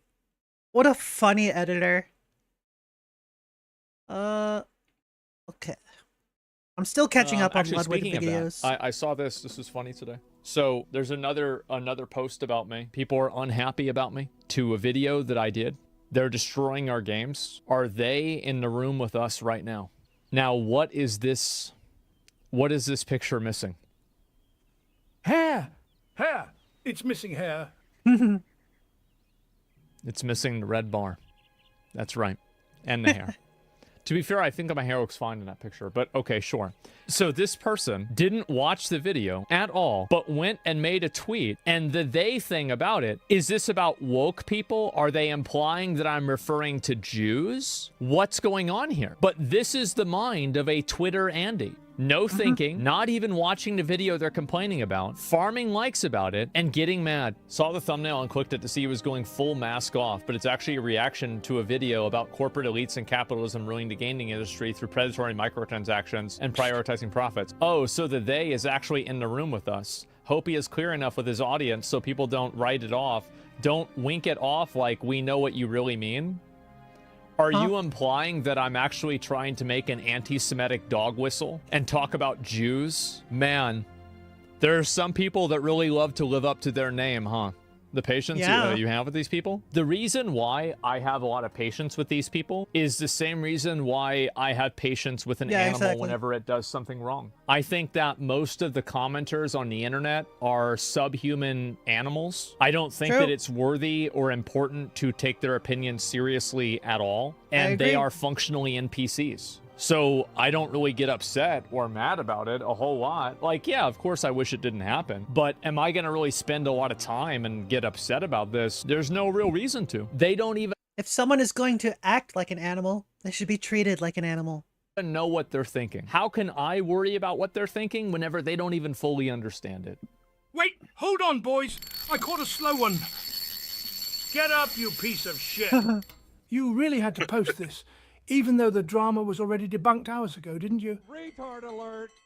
Retard alert! Ah, I see now. This is the same person that was talking shit during the Dragon's Dogma 2 cancellation attempt and then tried to shill their YouTubes the moment the tweet gained traction. Starmist? I'll tell you what, I take everything back.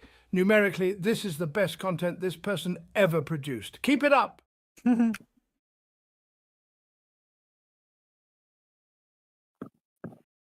Boys, what's up? Hey, great video today. It is guys being dudes. What's better than that, right? Am I... Just... baby. Okay, well, that's gonna DMCA me. Just guys being dudes, though, huh? It saves me. What's better than that, fellas? Hey, how it goes wrong. Smash that subscribe button. Enjoy the video. Fellas, you get this. Let's just take a look at some guys being dudes. What's better than that, huh? Just dads being dads, huh? So I told my husband to look after the kids. This is what he sends me. What the heck? Plunger arrow, shoot up. Hey! Honestly, that's really funny. I love that sort of shit. It's just guys being dudes. I mean, come on.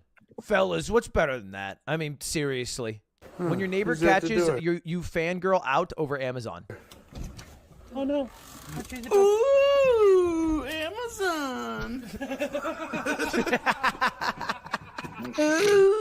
This is if you ever wanted to know what living with slime is like, 100% slime. At the door. Slime commentates everything he does, like this guy commentated getting an Amazon package. Okay. Ooh, Amazon. All right, man, little protein time. And then the cat will come in and be like, kitty man want protein. And he just does that. Big guy being a dude. What are they laughing at, you ask? I was wondering, yeah. Well, let me show you. Okay. I don't get it. Oh, dude, life is so free when you're huge. It's because the flower thingy is so small. He's the flower boy. Everything's funnier. You're just a funnier human. So that's why you're not funny? Okay, Asher, can you... That wasn't an opportunity to roast me, okay? I didn't... Row, row, row. Row, row, row, row, row, row, row. Are these... Those are so stupid, it's great. That's great, that's great. Doing basic functions on an E-stem machine. E-stem. Oh my god, I totally got it. Oh, this shocks your muscles. Makes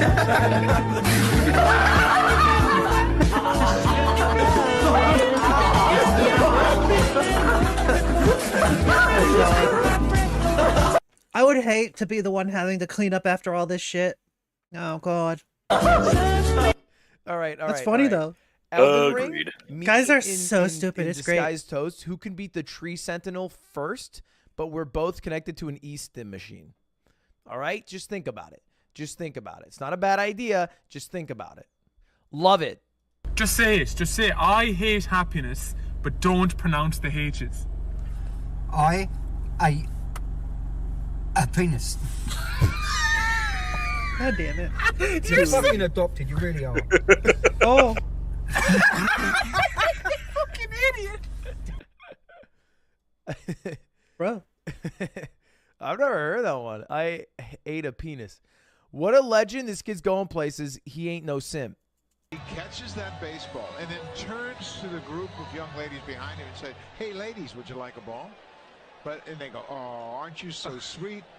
But then he says, "I gave her the other ball." The problem is he's got the gamer in his glove. Yo, there's no way. What did he plan that? He catches that. What? He's What like, a all fucking right, well, Chad. I Holy want the shit. babes, but I also want the ball. How can I have my cake and eat it too? Male habits. Too that girls don't know about. When they're in the shower, they like to cup the water in their hands like that and then drop it. Wait, girls don't do this either? Wait, do girls not do this? Surely girls do this. Sometimes what I also do is I get water and I collect it in my fupa and then I drop it. And I just put my hands next to my fupa and I collect a big amount of water and I go, and then it goes, and then it hit. I'll do that for a while. Yeah, for sure. You're telling me now one I can time... confirm. Girls do not do this. Think of it that bat. In the shower. You're telling me now one time in the shower you've looked up at the water running down on your body or whatever and you haven't had the urge to just go...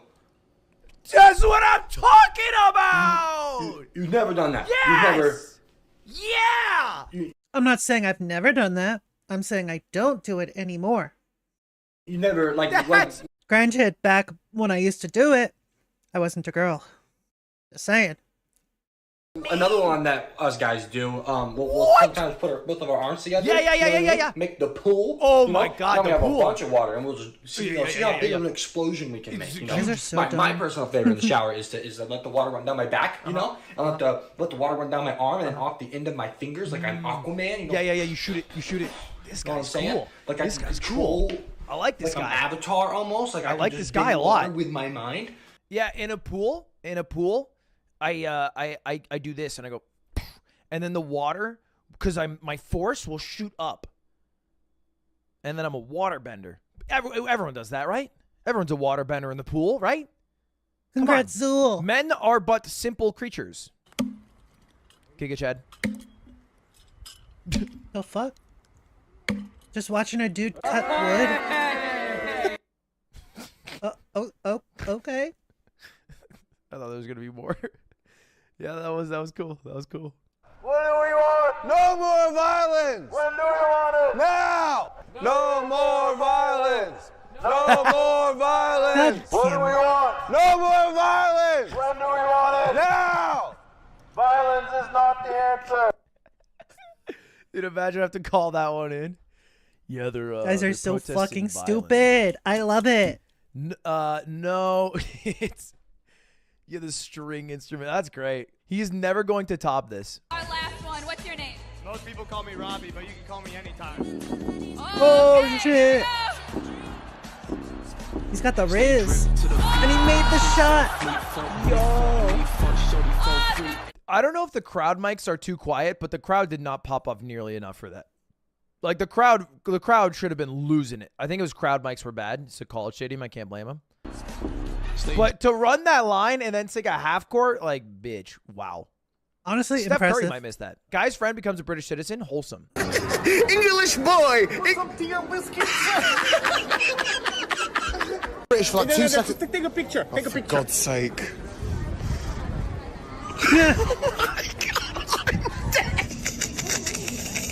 Oh wait, yo. So you can vote now, yeah? So Brexit, stay or leave? Leave. The funny thing is, it fucking happened. It actually happened. Hello. What's up, gamer? Hey, can I ask you a question? Yeah. When you're in the shower, do you ever cup all the water in your hands and then let it drop? Not in a while. I usually don't have time. Yeah, me neither. Yeah, I don't really do that anymore. I wouldn't do that either. Makes no sense. Sound effect with the bros. Boys.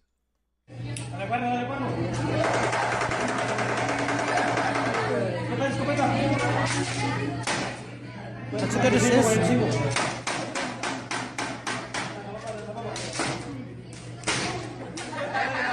Damn. Guy in the back, actually a carry, though. Can't do that in U.S. schools. True. Come on, dude.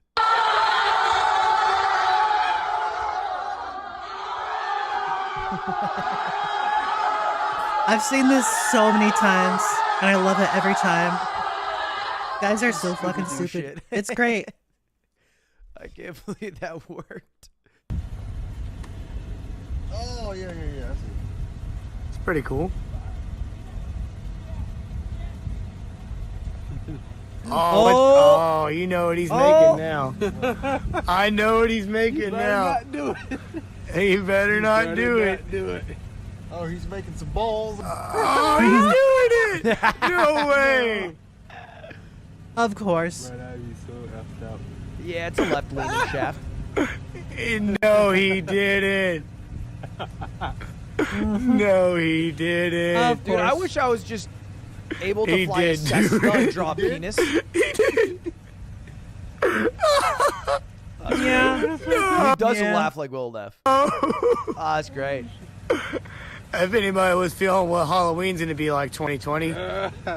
Hell yeah. Anyway, hey, that was just guys being dudes, huh? That was fun. I can That was appreciate cute. just guys being dudes, just hanging That out, was just cute. having a good time, not a long time. You know what Guys I mean? are Just so being dumb, dudes, it's that's all great. it is. That's all it has to be. Guys are so dumb. I love it.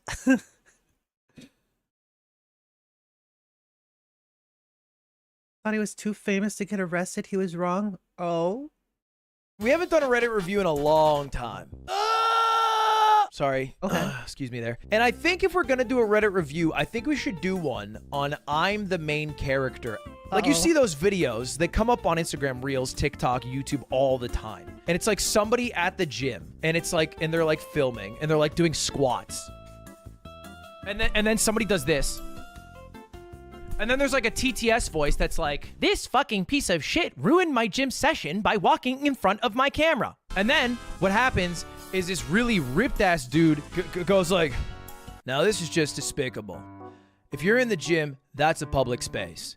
You shouldn't be expecting that everybody caters to you just because you want to film your workout. There's nothing wrong with filming, but understand that you are the one inconveniencing others. True. And then there's like 500,000 likes. Joey Swole, yeah, I've seen this video or like a form of this video 100 times. And I think it kind of forms the basis of people who think they're the center of the world. However, I'm watching this from a different perspective because I'm a streamer. And as much as I would love to see somebody like that and go, ha, what a loser, I hit a go live button and I expect tens of thousands of people to show up. In fact, if not enough thousands of people show up, I get sad.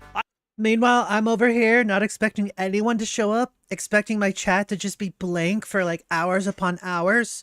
And yet, here you are, watching me right now, Sadra, Star Mist, Zool, Leshen in here with me in the VC. Say hi, Leshen. Hi.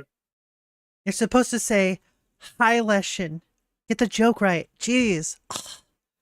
Sorry. Nah, you're fine. I had a video that got 720,000 views on my second channel. It was a 10 of 10 and I was sad about that. That's insane. That's crazy. I'm a crazy person for thinking that. That's a weird thing that I thought in my brain. Oh yeah.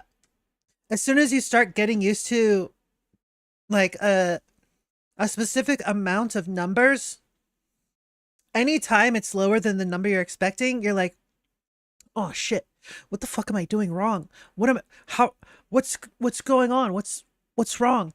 What am I doing wrong? And it's like, it's sort of like a switch in your brain, like, man, it can get bad. That's why I like to ignore the numbers completely if I can. That said, sometimes I will like switch over to my Twitch dashboard here. See how I have the viewers turned off? Sometimes I'll just like, oh, look at that. I'll just hover over it and be like, oh, okay. So that's how many people are watching right now. All right. Oh shit, it just went up. Hi. Hello. That's awkward. Anyways. But yeah, generally, the amount of viewers I kind of expect these days is around somewhere between 8 to 12. So an average of 10. Because I'm not a big streamer. Not in the least. Not even close to being a big streamer. But you know what? That's totally fine. Totally fine. Imagine being an amazing streamer like Aura Solanas. No, you. That's weird, but I would like today to do a little self-reflection, a little self-awareness, and look at some of the most self-absorbed people to maybe make myself feel better, to say, hey, not as bad as them, or maybe leave this thinking that, holy shit, I am as bad as them, and I need to self-reflect and work on that. Stop! I must tell you about the sponsor of today's, and I would be able to do it. Fuck You're your in the market for sponsor. New gym today. Check out Alienware, and thank you to them for sponsoring this video. All right, goodbye. See you later. Goodbye. Started a new gym today only to find out people don't have gym etiquette. Here I was recording my leg stretch session for the past 15 minutes, and this lady chose to squeeze the— Pause. 15 minutes? You're filming yourself doing this? Where is that video going? What are you possibly doing with that 15 minutes of content? walk across my video, despite having a bigger space to walk through on the other side. I almost respect the brain of somebody to so instantly feel like they got fucked over. She was side-eyeing before she crossed. That level of, and I'll call it delusion. Delusion is insane. That's like, it's impressive in a way. And here comes this guy who walked around, but then chose to walk in front even though he already saw me recording. That's it? Social media is the problem. Before you could post shit online and be like, check out this fucker, and quote retweet or drop a TikTok or film somebody doing something weird, you would have to confront them. What happened to confronting? Just confront them. If you have a problem, confront them, and then maybe they can either apologize or put you in your place if you're incorrect. Are you kidding me? Star Mist. Again? Really? I have zero shame that I gave them dirty looks.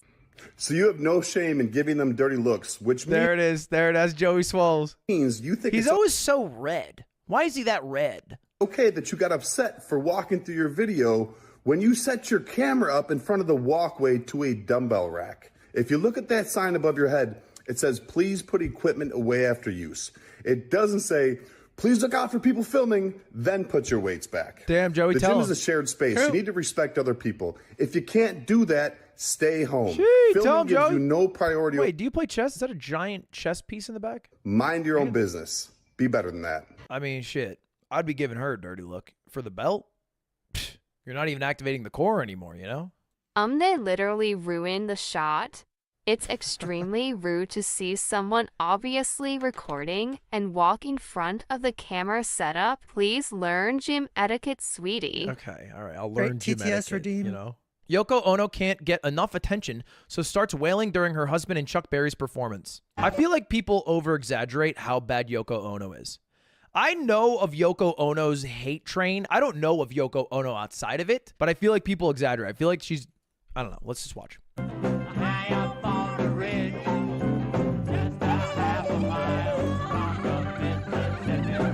Okay, maybe I was wrong. Yet another dickhead doing whatever this is. What the fuck?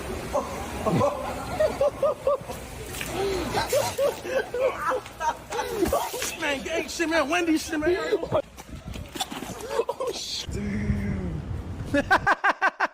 Oh no! like his The consequences of my actions. Oh no!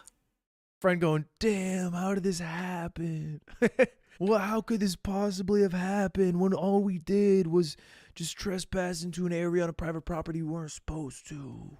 New main character. Party girl, she just want to have fun. Say you ain't wifey type, but I don't care. See, that's, you know, that's someone who deserves to be the main character. USPS worker. Yep.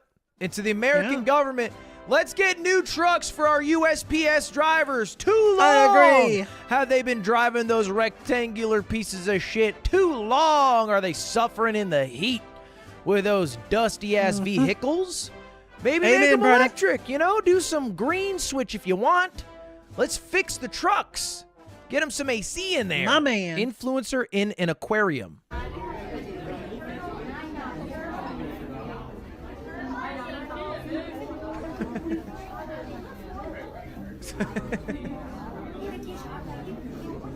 Okay, I'm conflicted. Because I think wholly, this doesn't harm anyone. Maybe unless they're like loitering for too long. It doesn't harm anyone. However, it is so cringe. It is so, it's insanely cringe. What the biggest harm it causes is cringe by AoE attack. But it doesn't necessarily like hurt anyone to go to the aquarium and then, I guess, act like you've never seen fish before, or I guess act like you're Ariel trying to, you know, get out of her grotto. I don't know what the goal was here, but this is just cringe. And I think cringe is better than the gym stuff. My brain doesn't allow me to do honestly. this. I wish it did. I wish I had this level of ignorance to those around me and the lack of self-awareness that I could go into an aquarium and go and take a oddly weird Instagram video and maybe some cool Instagram photos. But I can't. And because of that, the pictures I end up posting on Instagram are just me half the time going like this. Because my dumbass doesn't know how to like pose for a picture in any place that's public because I don't feel natural in it. Fair. It is in fact a flaw of mine because it would help my job if I was better at it, but I'm not bad. I just don't feel natural anywhere because like I'm not used to leaving the house anymore. Better at it. So I don't know. Sad. I'm fair.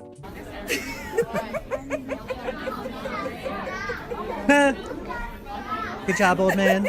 Good job. See, I would argue in a way what she does is a net positive because it adds joy because people are able to make fun of her cringe. 100%. Main character is surprised the world doesn't revolve around them. People are just walking in front of it like we're not recording. Hey, it happens. People are people. None of it's intentional. Never attribute to malice what can be attributed to incompetence. It's far more likely that they're all in their own worlds, doing their own thing. They're not paying attention to the world around them. And we all do it every day, whether you're driving, walking down the street. All of our lives are just as complex as everybody else's. Everything you have going on, they have going on. Nobody knows what everybody else is going through. We also need to be a little more self-aware and aware of the world around us. I don't know how we found this person to interview. I assume it was random bypasser. Wise. A wise bypasser indeed. Very good trait that everybody should have. Can be overwhelming at times, though. That was deep. You gotta look deep to find the deep things. If all you ever do in your life is stay at the surface, you'll never find anything worth exploring. He's writing his own meditations at home. What a badass. In 200 years. I don't know what this guy's name is. We're going to read his book. Are you real? I try to be. Even that, insane. He doesn't miss. The best kind of main character.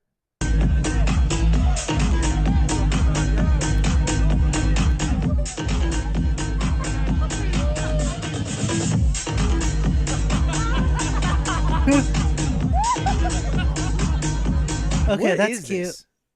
It's DJ. Is this like what Canadians do in the winter? They shouldn't be outside. It's after skiing. Oh, that makes sense, I guess. I'm sexy and I The That's vaping really smoke cute. screen. That's Holy really shit, cute. that's fire. Okay, you know what this reminds me of? I feel like there's two polarizing sides, and it's like one is people who want to be a part of order, and like, you know, fall in line is a bad term, but like they want to be a part of a larger group. They don't want to stand out. They just want everyone to be like considerate of other people and get through the day, you know? And then there's people who consider themselves the main character, and this can be terrible. Like, this person is usually always fine. People who conform, they're generally always fine, unless they conform into something that's bad, whatever. This person can be dangerous, because they can be super cringe, like some of the gym people we saw, or they can be amazingly infectious with their character. And usually, you know, the people you read about in books or whatever are going to end up, you know, being this person here. Yo, speaking of cringe, ooh, well. Anyways. Because of their infectious personality. The one video that always comes to mind to describe the good version of that extreme is this guy. So there's this music festival. Like, this is over 10 years ago. Bro. And this Dude's got guy, you can moves. see, Holy is shit. going crazy dancing. And instantly you can see the flaw with being someone who diverts from the crowd. Skinny and the crowd white has boy decided just to mostly sit down. dancing? Because they're being filmed, right? Like, there's a reason they're being filmed, and it's because what they are doing is weird. Someone has decided to film them because they are out of the ordinary. Honestly, I wouldn't consider that weird. It's like some sort of music festival. Who doesn't dance during a music festival? Like, come on. Come on. Come on. Come on. Especially if you've got some alcohol in you. Like, come on. Let's be real.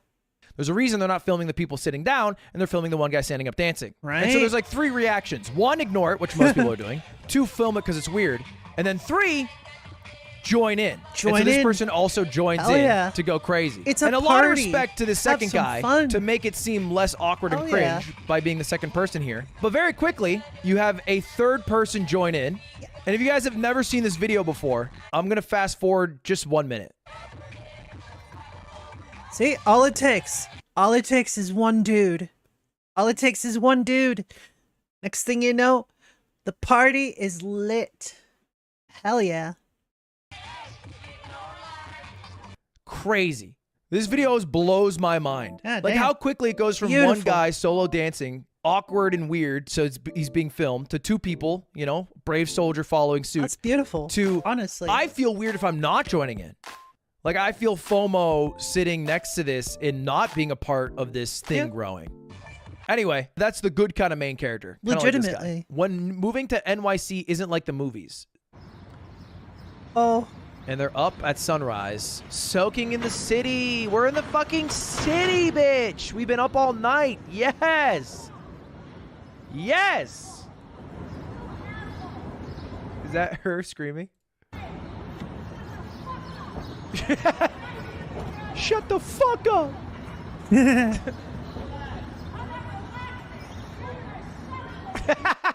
Relax. I'm not relaxing. You're going to shut the fuck up.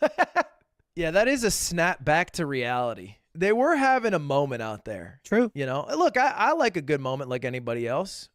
Like, you know when I have this main character moment, I think everybody has it. If I'm at the airport, I'm listening to this song and I'm walking around. And that's me living my moment in life like this. Honestly, if I had that song playing in my ears while I'm walking around, I'd be having a damn good time. And I'm just walking around like it's the fucking first day of the rest of my life. That's a real But, you know, I don't do it beautiful on the song. top floor of an apartment complex at 6 a.m. when other people are sleeping around me. I'm just walking through an airport pretending my life's dope. Taking aesthetic video in London Underground be like...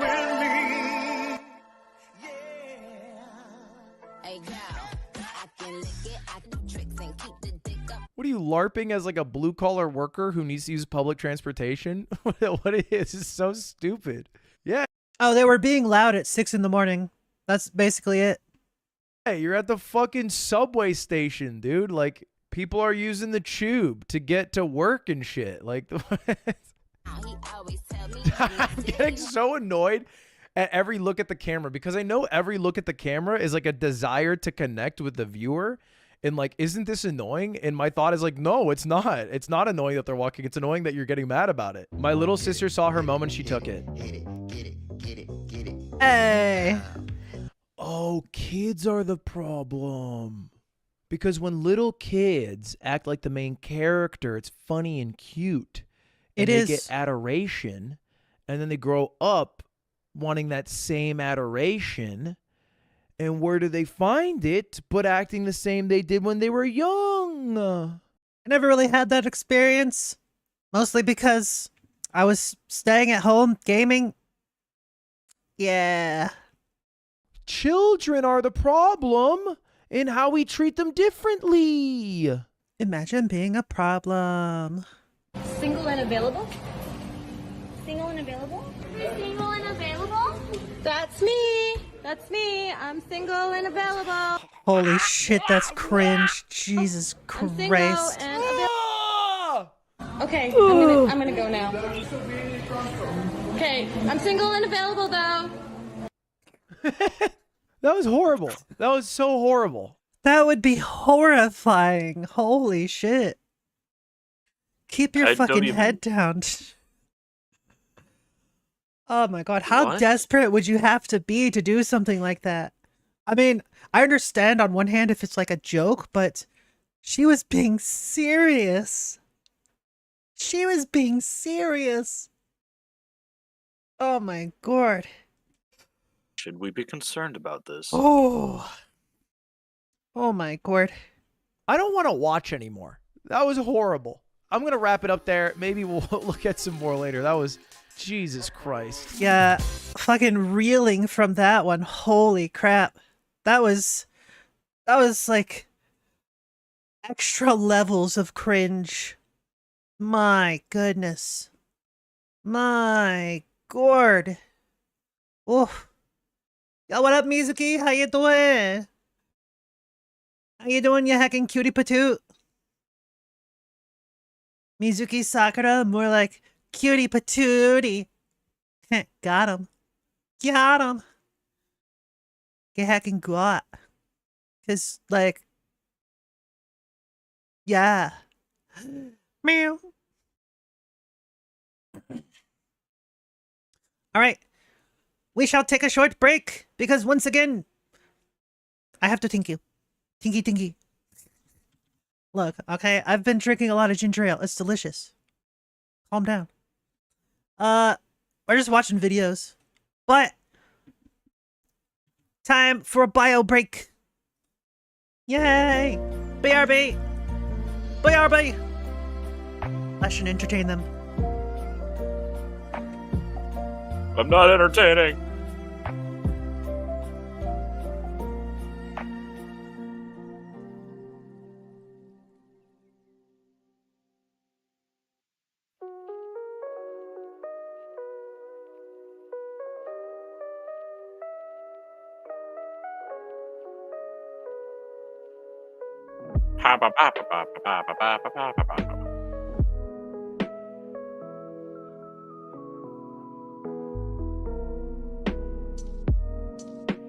I have no idea what I'm doing or what I should do.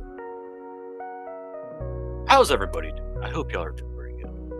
Remember, you are able to support Aura Solanas by going to her tip page, her Ko-fi, even her throne. But if you're not able to help monetarily, go ahead, give all the hugs and head pats you can. Aura deserves all of them.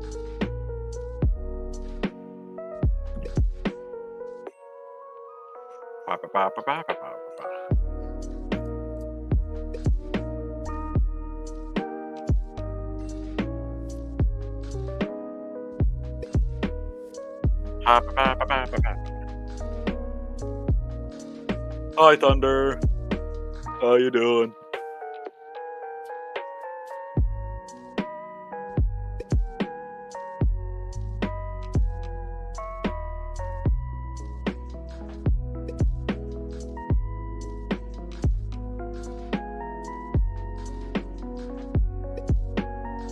I should probably pull up the YouTube side of things, huh? Go here, go there. Go everywhere. You fucker of mothers. You motherfucker. How dare you use those commands? How dare you use those commands? I dared because I could. Fuck you. I'm back. I'm back. Hi, back. I'm Leshan. Listen here, you little shit. Ah, there's the clown laugh. There's the clown laugh. Loud. Got him. Not sure why I've been awake for a few hours. Now I've gone to bed like 5 hours ago. Oh. Yeah, it happens. It happens. We all make mistakes. We all have troubles. Sleep is one of the biggest troubles for a lot of people. For whatever reason. Who knows why? Anyways. Meow. Meow. Well, it's been a hot minute since we last watched If You Laugh, the video ends. Let's go with one of these. No, that is not Solid Snake. That is not Solid Snake. I love when everybody shares the same brain cell in a tweet like this. It's kind of beautiful. Why was Crash Bandicoot there? Good question. Good question. What is going on, my dudes? Welcome back to another episode of If I Laugh, the Video Ends, where if I laugh, the video will end. Oh my god, who would have guessed with a title like that? It would be like a If You Laugh, the video ends. Not gonna stall. We're gonna get straight into the memes. No laughing, starting right now. Let us begin. Write this down. This is important. It's gonna be on the test. Mood. I agree. Remember that. Don't ever forget it.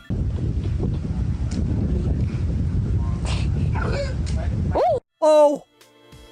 Oh. That's the new Gort. Oh. Let me hear it one more time. Oh. You freaked around and found out, dude. It hurts when you get hit in the crown jewels. Yeah, if you fuck around, you find out. Hey, brother, I got a question for you. Yeah. What the f is your haircut? I would call it. What? That is quite literally the definition of a says you moment. So here he goes to the middle. Jimmy comes. Yeah, Jimmy comes. How am I supposed to react to that? And don't say what I think you're gonna say. What kind of commentary even is that, man? What is NASCAR? Greetings. If I find out that you're hiding mulch from me, you will be very sorry. That is all. Hiding mulch? What? Wait, why do we have a mulch emote in the chat? Guys, stop typing mulch. Huh? I promise, I swear, I am not hiding mulch, okay? Please leave me and my family alone. Baldi's basics. I don't know. I'm gonna go grab noms. Alright, good luck. These are kind of loud. You know what my favorite subject is, chat? My favorite subject is when you guys come over and watch the Twitch stream live at Twitch. If you lose by heading over to content, 200 is almost here. Who is going to, without further ado, what's up, my? Let's get right. To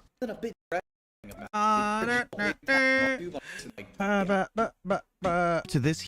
Right.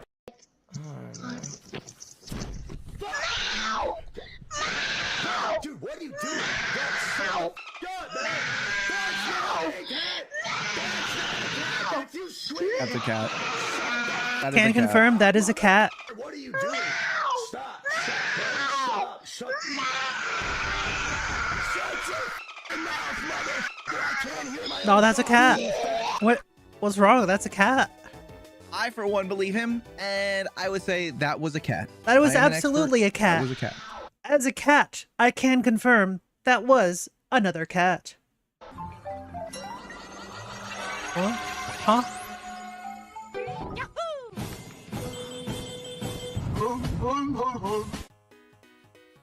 Oh, okay. Like one thing that I Of can't course. stop doing in real life. I just start Five Nights at Freddy's stimming. I do it all the time. Yo, what the f? They got Sleep 2? What the f? They coming Yo. out with next? Sleep 3? Oh shit! Oh shit. Sleep I 3. got that DLC package. Very Valorant E-Daters. Of course he's gonna be playing on a Smurf account. Okay. That's how they all sound. That is how they all sound. And then the girl be posted on Twitter. His voice, heart emoji. Everybody knows that all girls want a boy who can have a really good voice crack.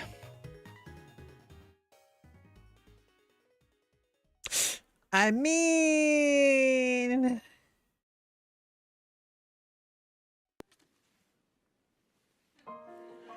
Thank you, Chica from Five Nights at Freddy's. what? Huh? What? FNAF mentioned. Of all the things that he could have said, I would never have imagined that. What? What? Huh? I thought we were past that. I thought we were Okay. past her getting disintegrated in between cooking clips, man. Yes, of course. We have to have our classic loud equals funny. Yes! Yes! You want to do a trade? Yeah. Just cell phones. All right, but how about this chinchilla? You know what? I'll take it. Chinchilla. Ah, yes. My pocket chinchilla. Who doesn't have a pocket chinchilla? Like, come on. How do you even keep that thing in your pocket? How does it fit? That's a good trade, though. How does it fit?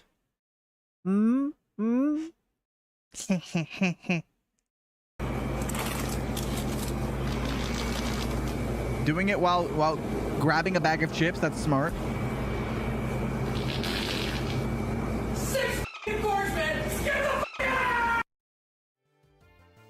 I have What the never fuck? had a fart where I felt like I've had to shake my leg during the fart to get it out. That is something different. That is something terrifying. Same. If you have to shake your leg to get a fart out, you might wanna see a doctor about that. You see how much you want, bro? Yeah, let me see.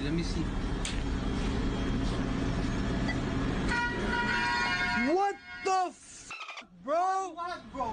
You won't believe it. You lying? How much, bro? You won't believe it. It does fanfare for $2. You will not believe it. Come inside. You lying, bro? I'm not lying, bro. I'm lying. Okay, I got back in a decent time for I that. could feel it. Welcome I back. could feel the disappointment. Yo, what food you got? What you got? Pork chops and butter noodles. Oh my lord! Hell I'm yeah! lying. That's kind of sad. Yeah,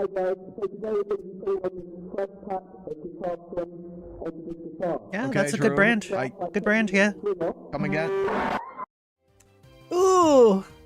I kind Got of hit wanted in to the hear him eye play. with a guitar That was gonna string. sound good. Ah.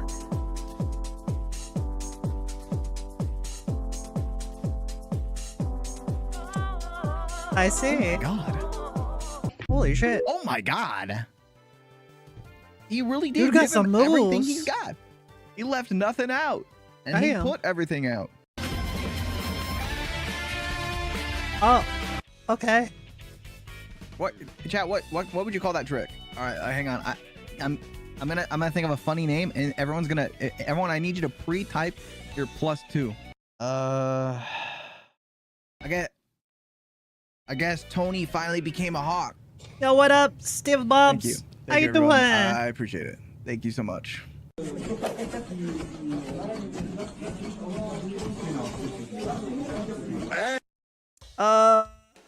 Listen, it's just a double class. It's first aid and what's the other one? No, not second aid. What? I'm trying to say sex ed, but the guy that said second aid just one-upped me, and I can't even say anything now. Yeah, +2 for him. Come on, guys. Fair. Butter dog. Dog with the butter on him. Butter dog. Butter dog. Dog with the butter on him. Dog with the butter on him. Hey, listen, Butter chat. dog. 50,000 likes, and I recreate that with Kermie.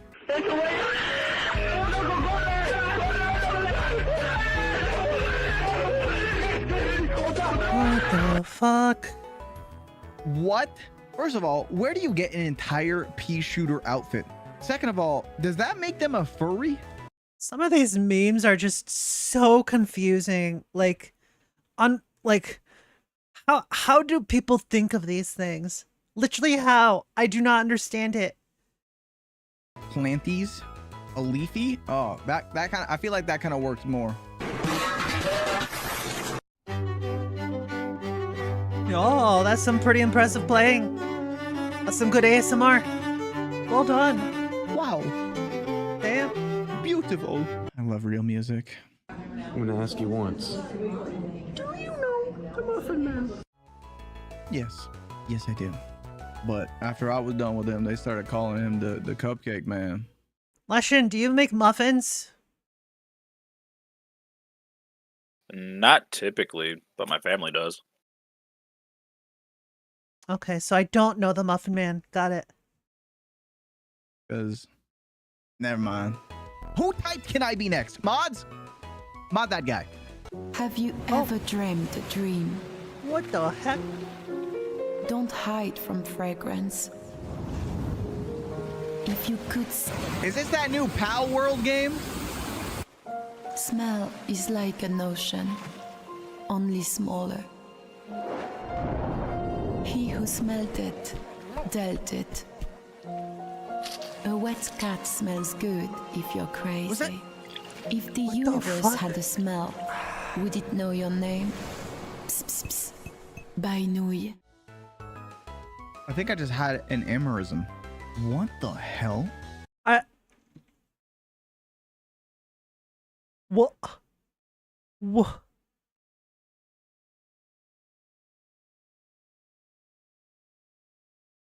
What the fuck? Was that cat standing underneath the shit pipe? Yes, of course. Loud equals funny. Thank goodness it wasn't very long. I'm not laughing this early. I will not. You just got coconut mauled. Hey. Totally coconut mauled. You got coconut mauled. Can always use a good coconut mall in my life. Always use a good coconut mall in my life. It's like a mental reset. It really is. Who doesn't like to get coconut mauled? mauled? The bowl or on the side of the counter can result in tiny shards or pieces of eggshell attaching themselves to the raw egg. To avoid this, if you have crack a the egg skill on the flat issue. surface of the counter and then pull the two pieces of the egg apart at the crack. You'll be left with an egg that's shell-free. There's no way you just requested that. Thanks. I actually have been Really? cracking on the side of things. But I'll do it from that's the counter. all it from now on. was? Thank you. Very informative. Okay. To prove it's the galaxy's greatest shake, here's Phil from the Crab Nebula. What's up, Phil? So, Phil, is it? I almost laughed. Holy You shit. almost laughed at Phil. I almost laughed at that. Holy shit. What the fuck? I almost laughed at that. That was Bruh. so dumb. How tough are you? That's tough. That's pretty tough. I would let him in immediately. Like, bro, you own the salty spittoon now. He's dripped up from his bikini to Got that his drip. bottom. You know, sometimes I say stuff that's so stupid and so embarrassing that I just want to hit end stream. That's just everything I say. You can call me Nannerpuss. What And guess what? I love pancakes.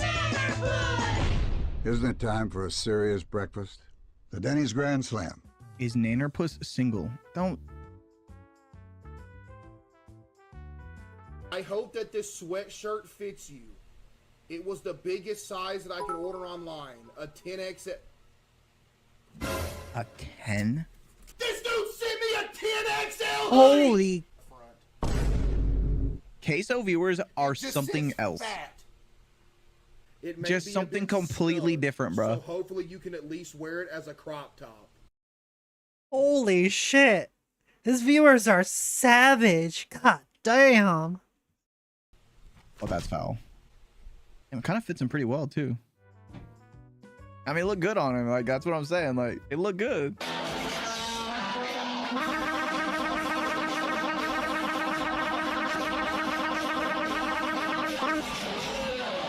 I only have one question. Is he single? Asking for a friend. Really, Aura? What what's wrong? What is it? What? Huh? What? Huh? What? Ha! This is a joke. Ha! What? What? Wait, is that why they call it playing a lick? Like, that's a serious question? No? Oh. That didn't make a lick of sense. And a twist right here. And then give this a little bend. I feel like it's gonna bust. Oh. Chat, I feel like I'm about to get a $1 million donation. Yeah, I know. Editor. Can't blame him for trying though. Can you stop moaning? I thought it was you. Oh. What the heck? Anyone want to go play tennis? I feel like playing tennis. Three God. Jesus, my voice. 3 God. Just like 3 me. goddamn runs in Solar 6. Just like me for real. My God, man. Fucking 3 strikes, I'm out. See, Holy this is what I'm shit, saying. Voice Like, crack after voice crack there. why is he drinking out of soup pot? Why is he drinking from a pot? That's a good Did question. he have no cups?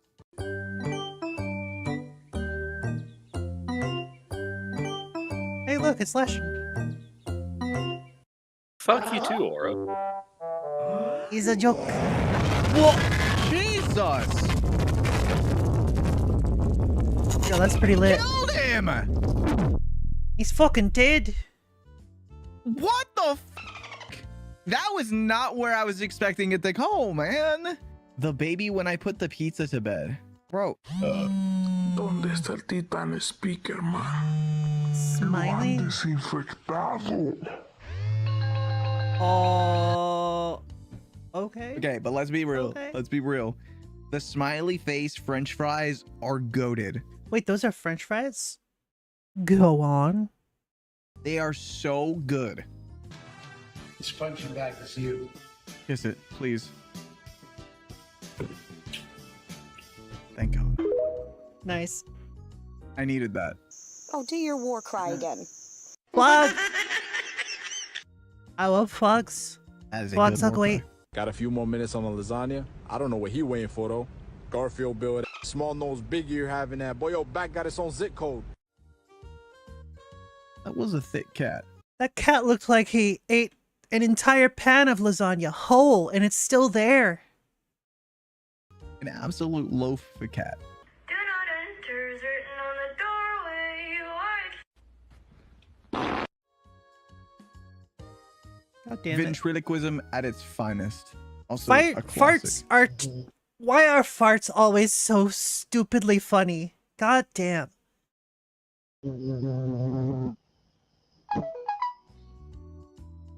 Oh. These kids. Gotta stop ding dong ditching. I swear to God. Honestly, that's kind of impressive. A wasp actually managed to ring the doorbell. Dude, That's I kind of used to ding impressive. dong ditch like it was my job when I was a kid. I was a menace. I'm sure the entire neighborhood hated me, man. I'm sure they hated me. I was eating a popsicle, and I saw a gorilla in the popsicle. Oh, I see Did it. you see it? Did you see it? No? Yeah. Likey. On God, was there actually a gorilla? I didn't see it. I saw it. Yes? I'm playing it again. Hold up. I Did don't. you see Am I it? stupid? So if you can't see it, this is like the top of the head of the gorilla. It's a side profile. You can see like an ear over here, And he's like got his mouth all puckered up over here. Got a big barrel chest. Got a bit of a gut. That's a gorilla. That's a gorilla. I don't see it. Likey. He's looking to the left. Oh, I saw it. What the fuck? At that last second, I saw it. His face was on the left side of the gorilla, or the... His face was on the left side of the gorilla. Mm-hmm. Blahash!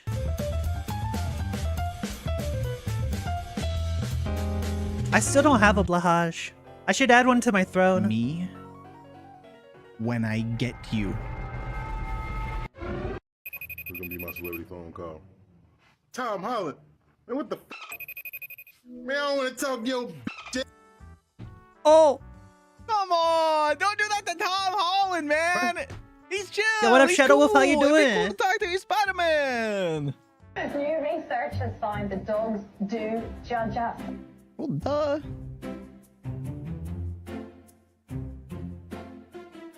Sometimes I'll be taking a shit, and Kermit will look over at me, and I'll see him like go, like with his nose, and he'll walk away. And I'm like, man, I'm not the one that asked you to walk into the bathroom with me, okay? Fair. Mood. Sometimes you just start to read and you just fall asleep. No, I'm doing alright, doing alright. I love when everybody shares Currently the just watching same videos. brain cell in a tweet like this. It's kind of beautiful. Why was Crash Bandicoot there? Sticking out your diop feather Rizzler. Bro. You're so skibbity. Oh, no. Oh, Metallica. no. Sad face. Can you imagine being a band like that, making like some of the most influential music of all time, and then someone makes one of your songs into skibbity? I might cheat. My foot is just behind my back. Face slap? It's just on the floor. I'm just a fraud. Oh God, I feel awful about I kind of want to. I kind of want to do Wii Fit again. Done it. All right, I did it. You set your foot down during the exercise, didn't you? How did they know? How does it know? She knew. How'd they know? How the f did she know that? Sorry, not gonna happen. You're not watching me. What are you, f***ing NSA? You some kind of narc? Yo. I wonder how Bruh. it does know. Detects less weight? Oh, I suppose. Or maybe they're watching. You'd like that, wouldn't you, Chippy? Behind this door, you'll find the One Piece. The One Piece is real. These One Piece memes, bro. They're good. You kind of look like Pac-Man. I wonder why. Oh, shit, he kind of does. Germa, are you okay? How does Germa just look like everything at some point in his life?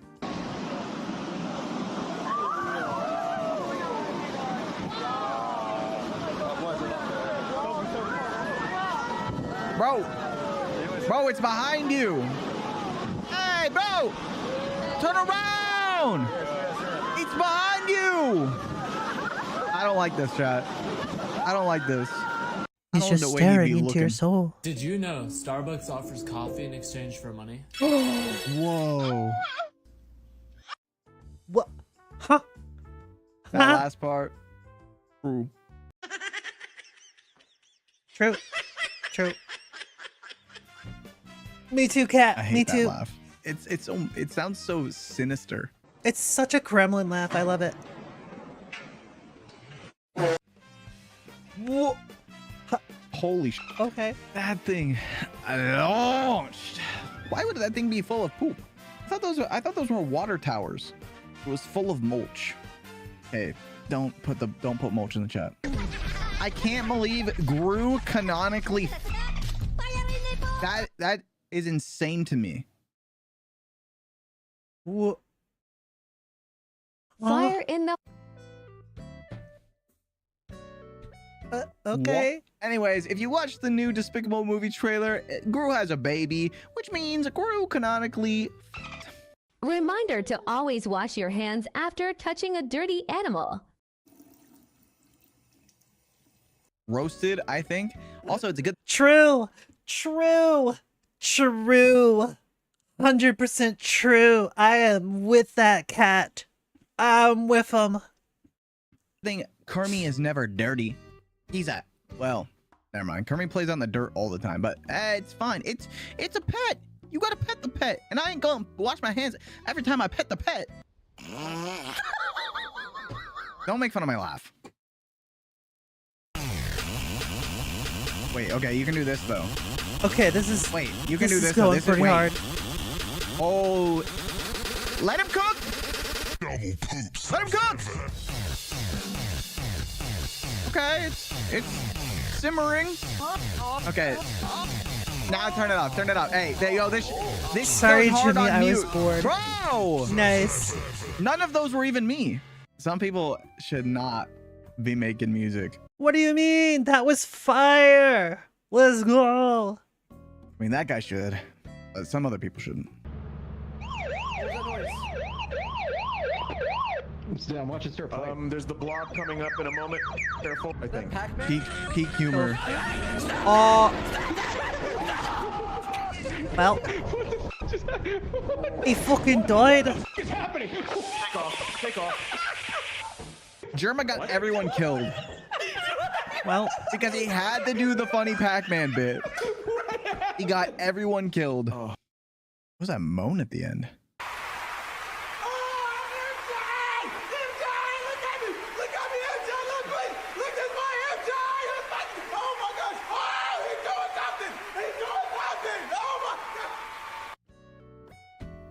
He was just that legendary, okay? He could do anything and make people lose their minds. Just built different. Habababa Max. Habababa Max. Habababa. I got 4 pieces in my mouth. Habababa. I could have some gum. Why the edits? Not hubba bubble, but holy, some gum.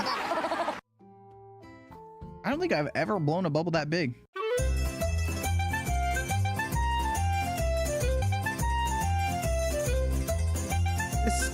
Okay.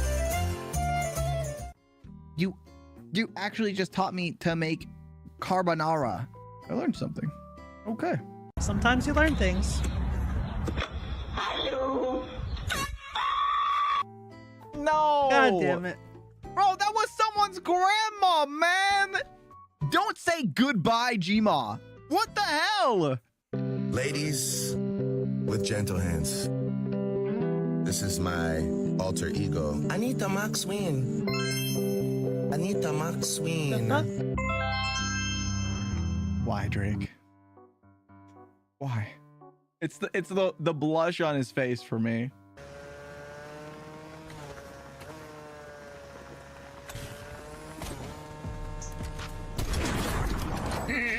I got no stuff. Bro, am I trolling? You put your right foot in. Absolutely bodied. Fortnite.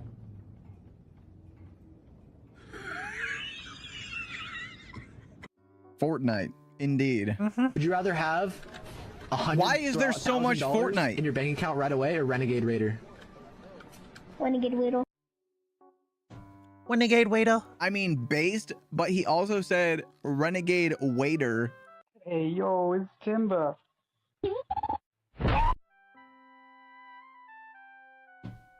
I felt that. I felt that right in my Pokeballs. Oh. Resolution? Airstrike. No. Bomb them. Kitty, no. Bomb them and again. Resolution? Airstrike. No. Bomb them. Bomb them and again. Yo, what up, Scoops? How you doing? Oh my It god. looks so sad. It was because he looks so sad. I'm dying. I'm dead. That was a good video. Jimmy's your favorite? Fair enough. I've already watched that. Why doesn't it have a bar? I've already watched that. Oh my god. YouTube is stinky. I don't know why, but like, it just doesn't save all of my watch stuff anymore. Did you turn that off? What do you mean? Your watch history. No, of course I didn't.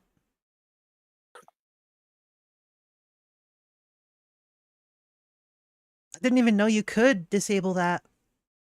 Yes. Watch the same people as me? Fair enough.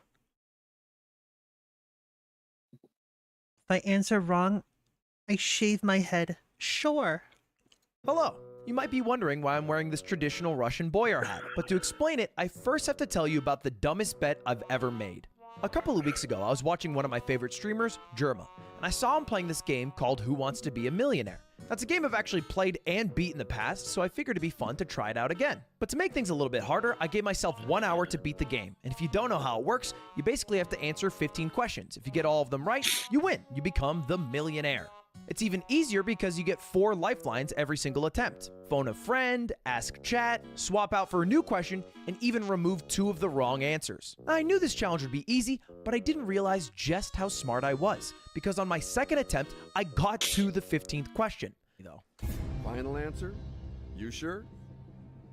That's my final answer.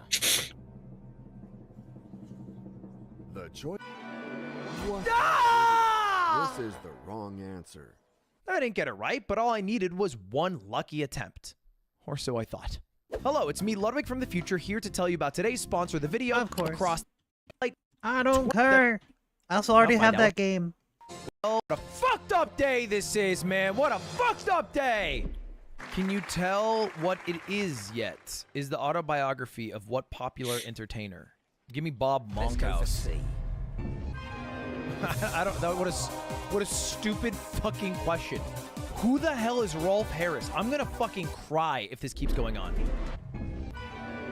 What? I don't know. What is that? Ah! And the punishment for failing the challenge, I had to do an NPC stream, which is one of the most embarrassing moments of my life. Oh no. So good. Yum yum. Name your prize. Oh no. If you look closely, you can see the life fading from Boys! his eyes. Boys! But it also lit a fire under my ass. Look, I get called dumb all the time. I agree, all because Shadow I Wolf. went to Arizona 100%. State University, a school So that lets cursed. people in if they have a heartbeat. But I also graduated with 2 degrees, and I feel like I'm pretty smart. It just so happens that I'm never able to prove that on stream. Like the time I tried to take a test, and I got a 24%. But this Holy time, shit. it would be different. I'd actually prove that I'm smart, and I would beat the damn game. So I tried the challenge one more time. Beat the game in an hour, or I'll have to do another punishment. And at the very end of the hour, everything I'd hoped would happen came true. I got to the final question, but I didn't have any lifelines left. So I had to answer this. Wow. Wow. Okay. Hooke's Law? Is Hooke's Law the law that allows us to do space travel? Because I remember space travel became a lot easier because they discovered that you could use gravity for like momentum and trajectory. And bodies sometimes are planets. So if it's going to be any one of these, I'm going to go with gravity. Let's go for C. And boy, does it hurt to lose twice. No! Elasticity? No! Really? Oh well. Oh, that was the wrong answer. But the good news is... Who the hell's Hooky anyway, and what's up with elasticity? Now, it hurts to lose once, but losing twice changed something in my brain chemically. So I decided to go live the very next day with the very same challenge, but this time, to make sure that I actually beat it, I gave myself the toughest challenge of all. If I don't beat the game in an hour, I have to shave my head. If I don't beat this game in 1 hour, I will shave my head, okay? But that's only if I fail! And I will not fail. And if you know anything about me, my hair is half my brand. So losing it will lose me lots of money and looks. But it doesn't matter because I know I can beat it. Or at least I thought so. What is a potato?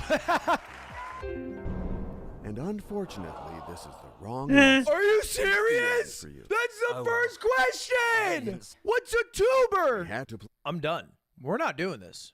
I'm not shaving my fucking head. I'm done. They hit me with a tuber. Question 1. Look, things didn't start off the best way possible. Take something back. Eat your words. Eat your words. Chat is going to eat their words when they find out that I'm good. Maximum number of lanes on an official athletics track. I feel like I've seen 8 fuckers run at once, but I've never seen 10. Maybe it's 6, though. It's B. Of course. Oh, I said it, too. I fucking said it, too, man. Like, go with your gut. Go with your plums. Use your chutzpah. My strategy was simple. Answer 10 questions without using any lifelines. If I do Yo, I am never gonna play this game.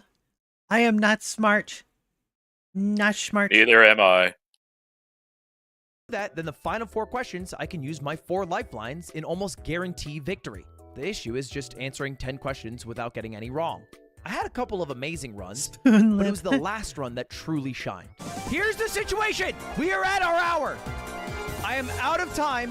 This is my final attempt. Unless I magically get 15 right here, it's Jover. Which state's called the volunteer state? I think it's in Vermont. A. Yes, that's it. Oh no. Give me one more That's attempt. My final answer. Give me one more attempt, Chet. The choice is made. I'm not asking you because I'm not reading you. Right answer. Just give it to me. Give me one more! All ends here for you. Give me one more, or the bear fucking gets it. Okay? That's where we're at. Give me one fucking more, or the bear gets it! Bruh. This is my last attempt. Just to prove it, the timer's officially over an hour. I was answering shit I had no idea how I knew. I felt like a genius. What word means a person who yearns to be someone else? I want to be a millionaire. Which U.S. city is served by give LaGuardia? me one more. LaGuardia. Well, Which of these is a famous daughter, Native American chief Powhatan, Pocahontas? A good hunch that it's C. The members of which religious group call themselves the Latter-day Saints? The Mormons. I'm going to choose D. And I was able to get all 10 questions without using a single lifeline. you got to that threshold, so you are in good shape. Yes! And then I was faced with question 11. Founded in 1850, which is Australia's oldest university? Oh no. I think it's Brisbane, but it could be Adelaide. Luckily for me, however, I have many Australian friends. So all I had to do was call them up, get the answer, and move on to the 12th question. Until I called him up. And he said this. Founded in 1850, which is Australia's oldest university? It's got to be Melbourne. Wait, actually? It's between Sydney and Melbourne. Melbourne is the one that feels like it has the most history. Are you What's on the biased? line here? What's literally, I shave my head if I'm wrong. Oh, okay. Well, I think you look good with a shaved head. I really appreciate, that was very sweet of you, but let's be confident, you know what I mean? I feel like I've narrowed it down to a flip for you, and I'm leaning Melbourne. Should I do a 50-50 and see what's left? All right, it's between City and Melbourne. All I have to do is use a 50-50 and then we'll know the right answer, right? Oh. They left me with Sydney and Melbourne. God, I fucking hate 50-50s. Dude, let's lock Melbourne for the boys. And if you have to shave your head, that's okay. D. Melbourne for the boys! At the end of the day, when someone says to do it for the boys, you do it for the boys. And so, I clicked Melbourne for the boys. That's my final answer. Okay, the computer validated your answer.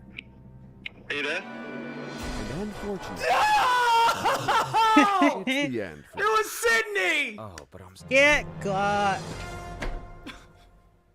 Get Hex. Oh, no. That's so fucked up.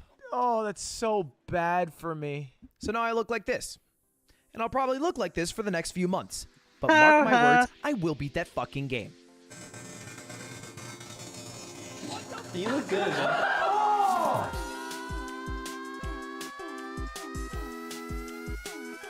Upon winning the game, it crashed.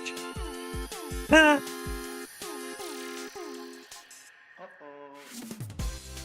Damn. That's tragic. Yikes. That is a yikers, my dude.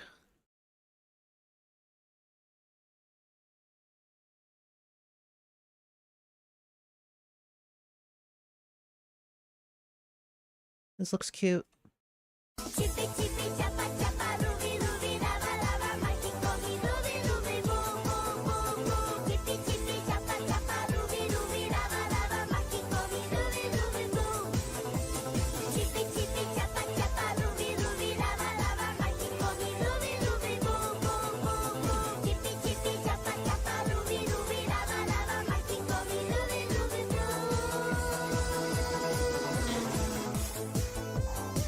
Cute.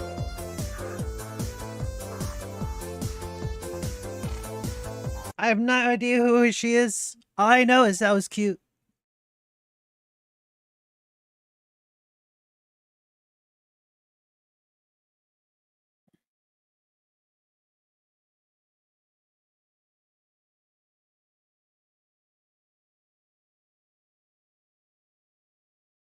Hmm.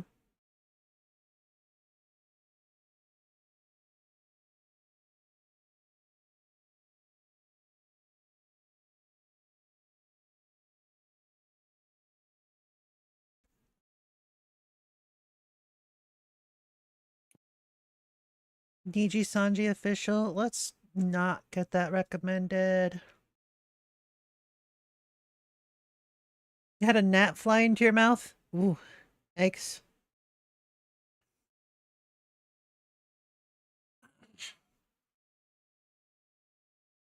Cheetah says meow. Let's go. Cheetah. Meow. Meow. Meow. Meow. Meow. Wait. Meow. Meow. Meow. Yeah, for those that didn't know, cheetahs, they meow. They're literally just big cats. They're not like tigers and lions. They actually meow. They purr too. They're so cute. Here comes the boy. Hello. Forg. It's a Forg. Welcome. Forg. There he is. Yay. He's here. It's a Forg. I love Forgs. Yay.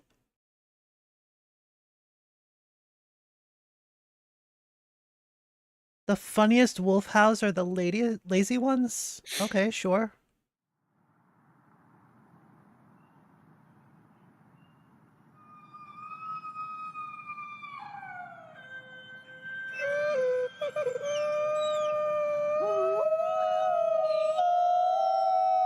That is adorable. Volume warning, by the way.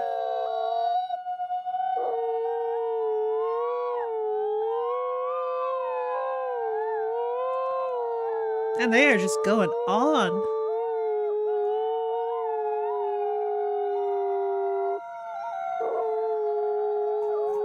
That one's just laying. Mood. Honestly, mood.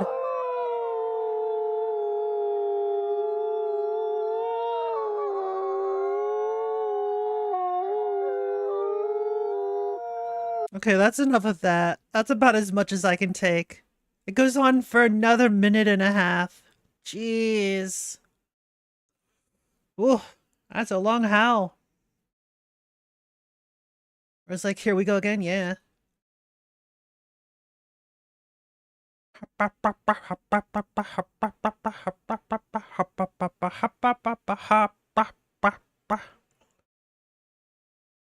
Mm. Mm. Meow. Meow. Meow. Let's get you hungry. Let's go. Time to get you all hungry. Time to get hungry. I'm going down Welcome to BarbecuePitBoys.com. Bacon Today we're cooking burger up our famous bombs. bacon burger bombs at the pit. Oh, yeah. And it's real easy to do. All right. Here I've got about 3 pounds of chuck roast. Sometimes it's referred to as a pot roast. All right. And here we've got some peppers. These are serrano peppers. Oh, yeah. You could use a pickled jalapeno, but you got to use the pickled. And for this recipe, you're going to need some pork belly bacon. Get a good quality of pork belly bacon. Oh, now, we're going to grind up this chuck roast right here, right? We're going to make burger out of it. And this is definitely the meat of choice for a top shelf burger, right? Get yourself some chuck or ground chuck or a chuck roast like this and grind it up yourself. All right. Now, you can choose to chill it first if you're going to use a meat grinder, and you could throw it in the freezer for a bit just to firm it up. Yep, grinds better if got it's a good chilled. Meat grinder, you just run it right through. All right. This is gonna be good. Good. Now, like I said, grind your own whatever you can.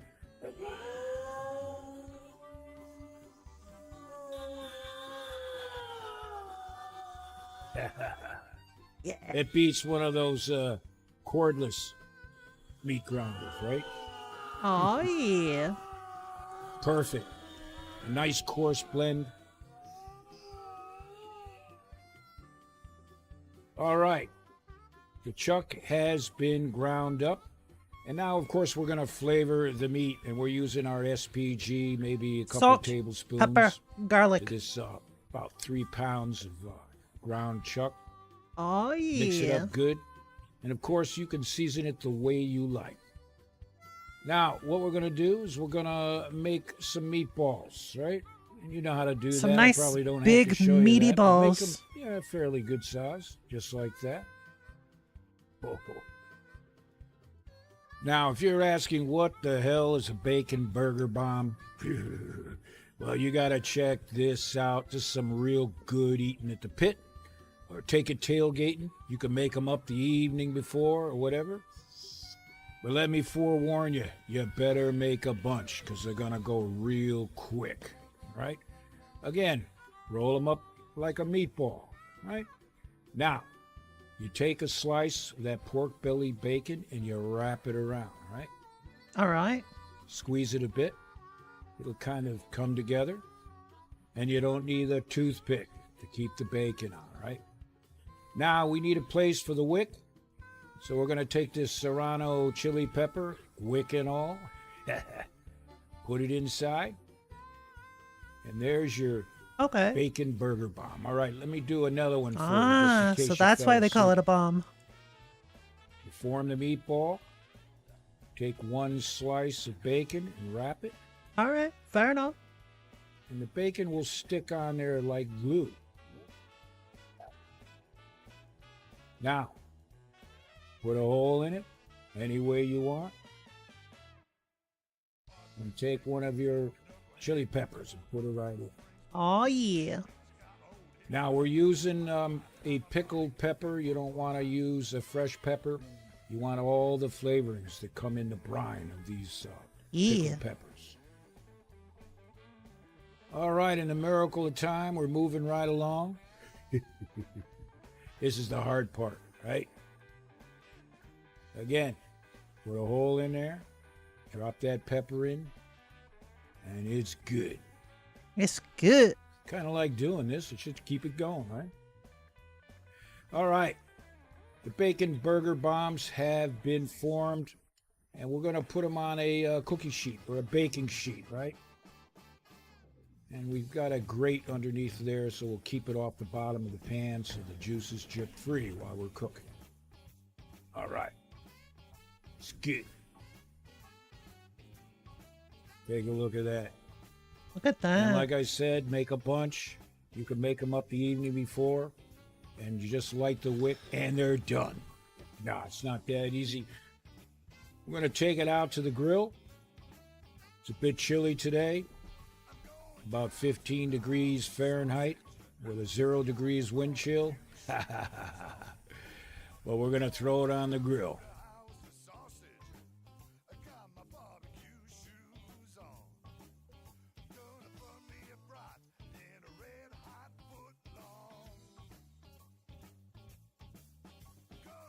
All right. The grill has already been fired up. We're doing indirect grilling here, or heating, all right? We got the charcoal on one side. We're going to run a temperature of about 325 degrees Fahrenheit. We don't want to cook them too fast. This will allow the bacon to hold on real tight to those meatballs. And of course, you come to the pit, kick back, and eat.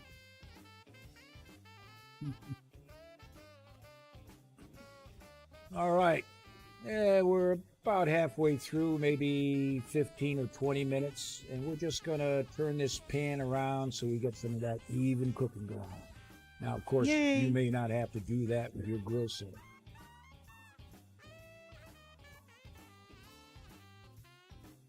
Whoa, are you kidding me? Oh, beautiful. Yeah, take a look at that. They're almost done. Bacon is just about the way we like it. Of course, you decide how much you want to cook that bacon. True. It's damn close, right? Can you smell that? It smells good. All right. Hey, maybe another 10, 15 minutes. Oh, I say it's time to eat. Right, Shadow? I agree. We're gonna be eating good tonight, Martha. Where the hell is Martha? Oh, she left.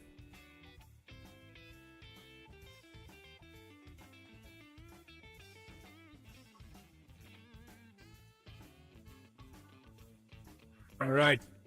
To hell with that 0-degree Fahrenheit wind chill, right? Back in the camp. Take a look at that.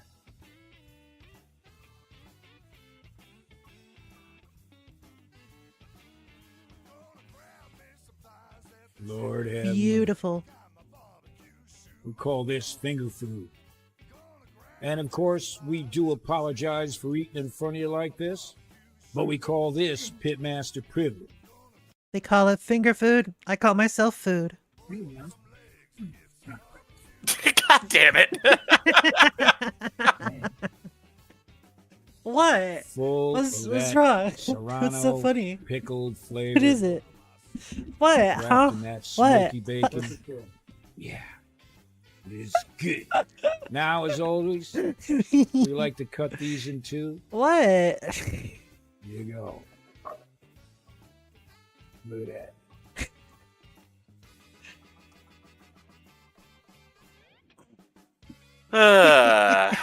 I really should have expected it, you know?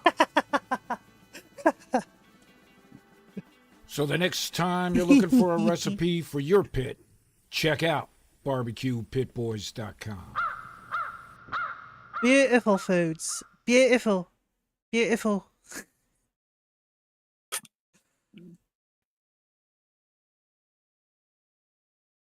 Meow.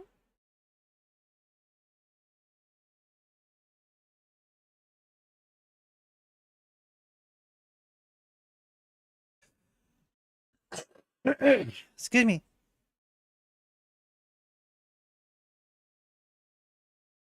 I remember watching this. And look at that. No more progress bar. Thanks, YouTube.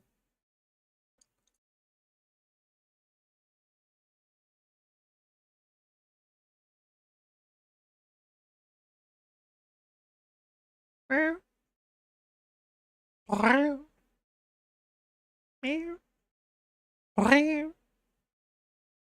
Meow.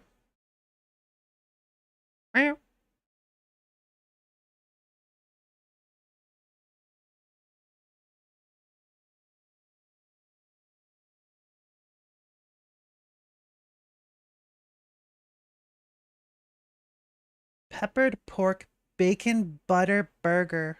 Oh my lord. Oh my lord.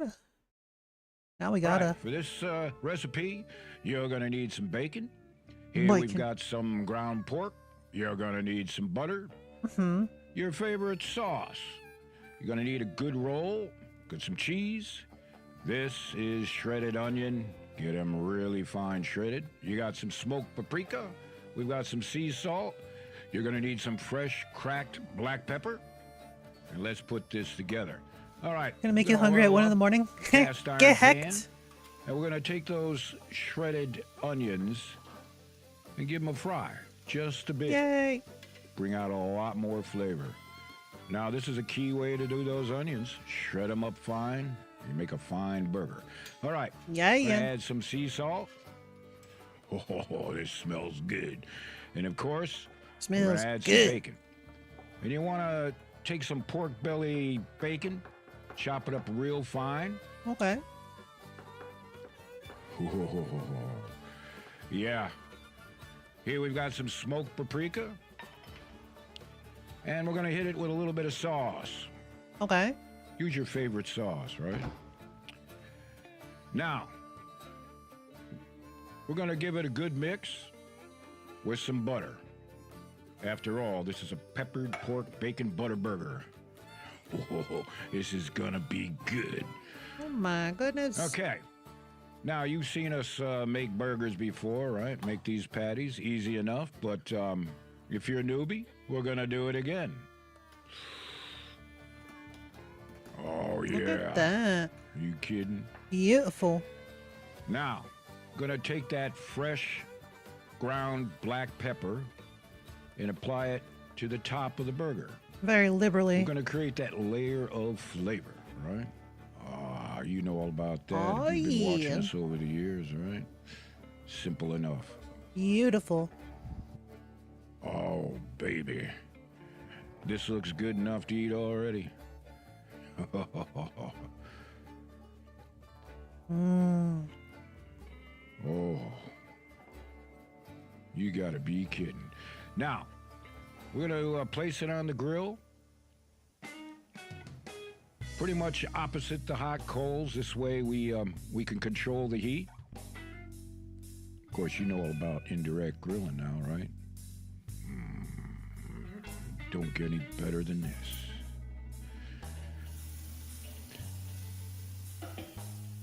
Now, the idea here is pretty much cook it from underneath before you flip it.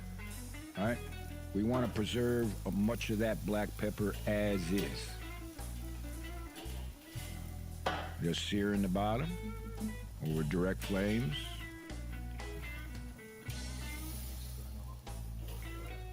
Flip it Beautiful. just for a few minutes. That'll help set up that black pepper. Oh. All you need now is a cold one. Or two. Oh, Martha. We miss you, girl.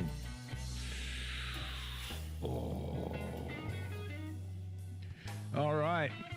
We're just about ready to serve it. Get that Those cheese burgers melty are on done. top. We'll just put some cheddar cheese on, or your favorite cheese. Toast it up the buns. Add what condiment you want. Just a little bit of mayo. You do what you want, right? It's called Pitmaster privilege. Ah. Oh my lord. Ooh. I got that blues with you, baby. Oh, beautiful. Beautiful.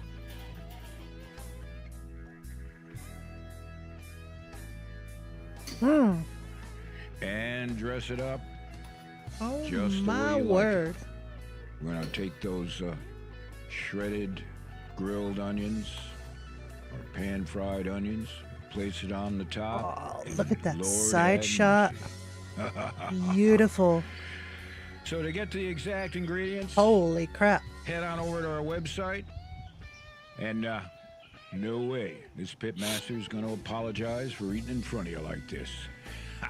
So the next time you're looking for a recipe for your pit, check out barbecuepitboys.com. Oh, that's some good stuff. That's some good stuff. Oh my lord. Lord have mercy. Wow, wow, wow, wow, wow, wow. No way, you too? Bruh. Baked potato bacon dogs? I'll open it another tab. See if we can find something else first. 10 out of 10 Boiger. Yeah.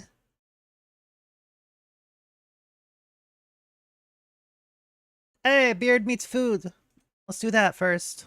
Look at these suckers. Yeah. I'm not sure even I can get away with these. I think my granny's got a pair of curtains that look just like this, actually.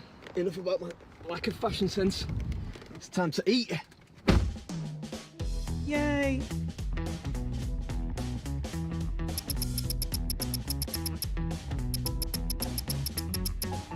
Alright, we're at a place called Papa's and Beer today.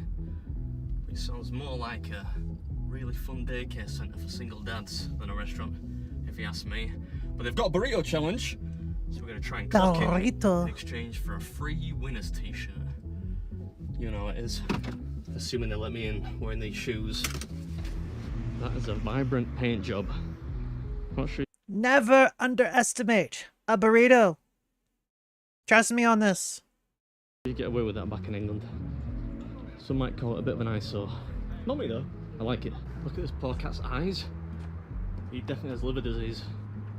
You should ease off on a tequila. Is this the line to get in?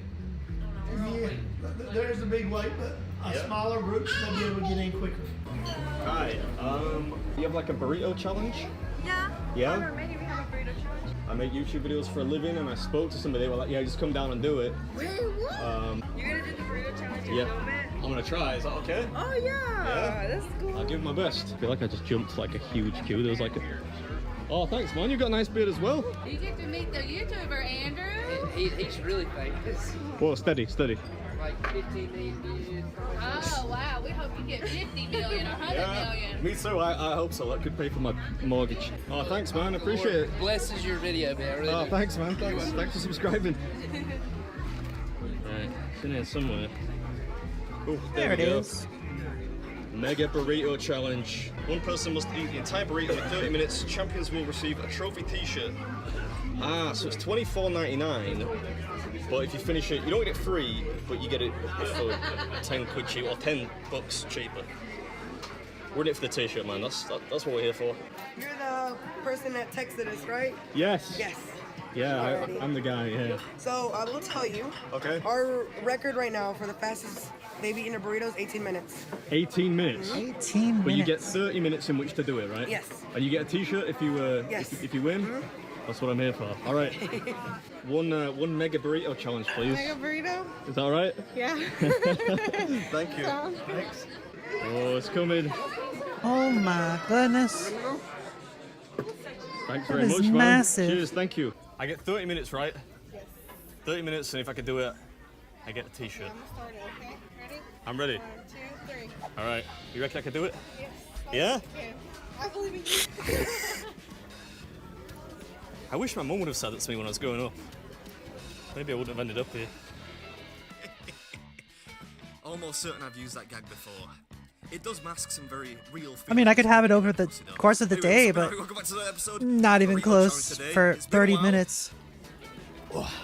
I as well. I don't think I would be able to do that. Were I more Yeah. of a professional, If I were like still in my 20s, maybe I could do it. But nowadays, not even close. I've actually explained what's in the burrito. Maybe like a But, quarter of that it per seems to be meal. chicken, Snack beef, on it throughout the peppers, day. rice, and onions. Maybe some other stuff. See a cucumber That there, does I look think. delicious. Yeah, close, but not quite. I mean, the content's not really that relevant. The usual stuff you find in a burrito, this large, bit of everything. And you don't have to finish the nachos, in case you were wondering. It's courgette, not cucumbers. I thought cucumber would be a Courgette? weird ingredient for a burrito filling.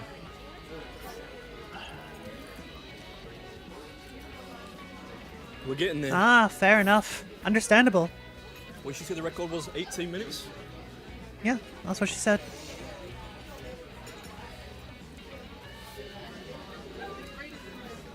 How am I doing?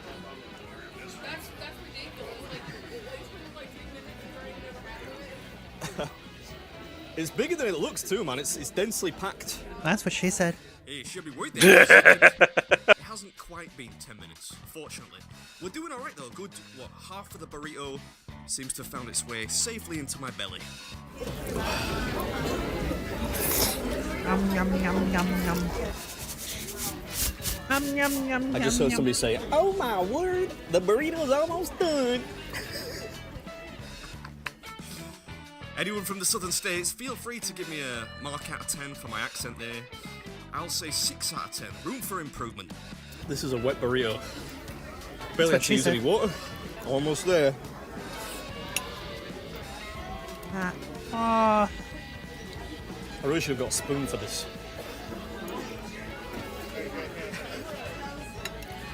Really poked myself in the eye with a knife. I'm not sure how long I've actually been going, but I think it's less than 18 minutes. Yep, you are correct. Grab that record, shall we? Welcome back, Nate. Yeah, well, you got about 6 minutes in which to do it. 18 minutes is pretty good, though, you know, for a £5 burrito. It's a good one. No surprise, really, that they were so busy. Hope you enjoyed it, and as always, I'll catch you next one. I'm almost there. Almost. One more mouthful. One more mouthful. Ooh, woo. I'm waiting for the staff members so I get like a round of applause or something, you know. I didn't think that'd be much for you. I told you. Thank you. That's perfect timing. I know. They need to come sing to you, huh? They need to come sing to you. That's Hey. Thank you. So that was quicker. You said it was 18 minutes, right? Was it good? It was good, yeah. Yeah. Do you have a dessert menu? Yeah. I'll bring you. Every time. Every time. When did you finish it? 14. 14? That's definitely the easiest one of the trip so far. Are you the YouTuber? Can I Yes, take a picture with you, please? of course we can, yeah. Hey. Stand next to Go ahead, Ellie. You want to go stand right there. Go stand next to Kale. I smell, it's not my normal smell. Could have used a spoon while I was eating the burrito. Oh my lord. I don't know what that is, but it looks delicious. Dessert. Deep fried ice cream. Deep fried ice Down the cream. hatch. Oh. Yeah, nice to meet you. With you? Yeah, of course you can, yeah. Did you finish the burrito? I did, yeah. Awesome. Got some dessert to finish now. What was the time? Dessert after that. It was 14 minutes. 14 minutes for me. 14? Yeah. She said that the fastest was 18 minutes and 2 seconds. Apparently, yeah. So you beat it. Yeah, thank you. Thanks. I've never had fried ice cream, Thank so you, thanks. I can't really. It is good. That's really cool. You're good. Got him. No, you. Oh, both of them. Yeah. Oh, thank you very much. I really appreciate it. Yeah, Cheers, of thank you. course. Not one, but 2 t-shirts. All right, I have a very good reason for having never tried deep fried ice cream. You ready? Ready? Listen up. Yeah. Diabetes. Understandable. Yep. That's probably the best reason. Probably the best reason. Let's be honest. Also, because I don't really get out much. I don't really go out to eat. That's not really the sort of thing that you just find around. I can't just get a bag of deep fried ice cream, right? Also, hi Val, how you doing? How you doing, honey bun? Maybe it's like one for beating the challenge, one for breaking the record. Maybe. Cool shirt, son. No, did you just ask for a box? That means you're not going to eat all the food. Come on, no. Thank you very much. Yay. I appreciate it. Thank you. Thanks. I would say that's definitely worth it for the t-shirt alone. It's a very That cool was a t-shirt. pretty I don't know nice which is better, that one t-shirt. or the Benny's one, which I'm actually wearing right now. I don't know where we're going Benny's. next. I think it might be a place called Wilmington, somewhere by the coast. I think. All right, good night. Good night, Val. You walk. Oh, you want the good night purr? Wah. How dare. Are you Beard Meets Food? Hey. Yes, We just subscribed to you. Oh, thank you very much. Yeah. We wanted to say hi and take a picture. That's Of course you can, cute. yeah. Go me. Sorry, That I bought is ice cream cute. This is my beard. That's so cute. All right. It's time for a purr redeem. Ah. You're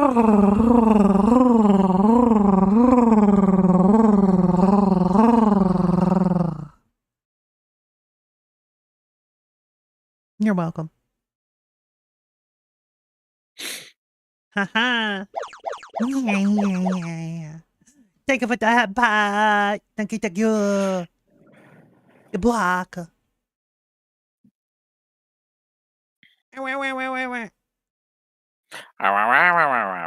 Baked potato bacon dogs. Oh my god.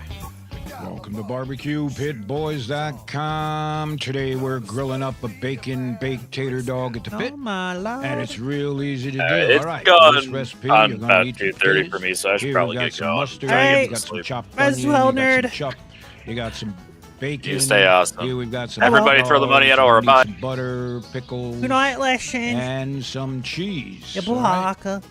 Now let's put this together. First thing you want to do is you want to cook up the pork belly bacon. All right, all right. And if you've never put your Makes sense. pound bacon on a grill, smoke it up, you're missing Men something with out the of your pots. life. All right.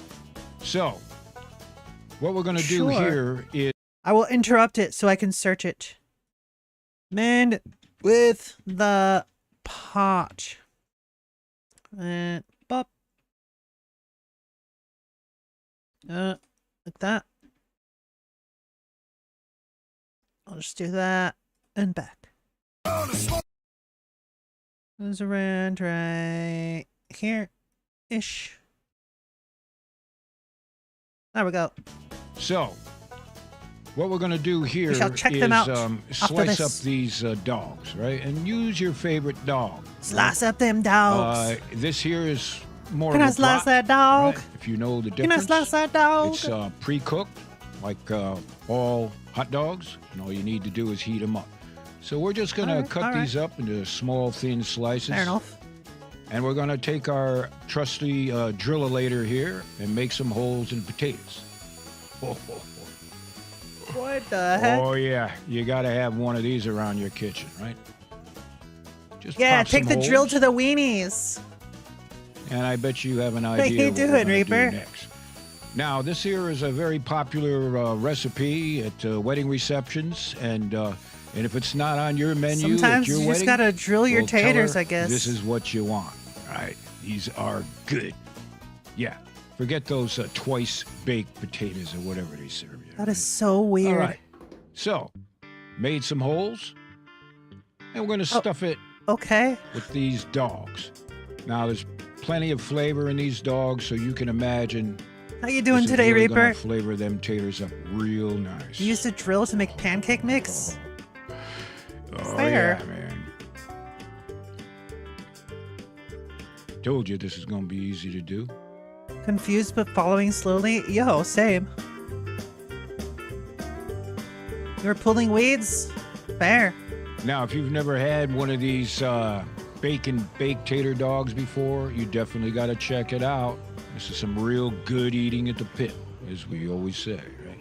I'm not so sure about that, but okay. Dogs are cooking. I'm willing to try it.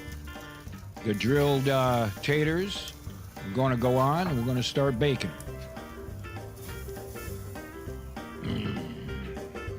Oh, yeah.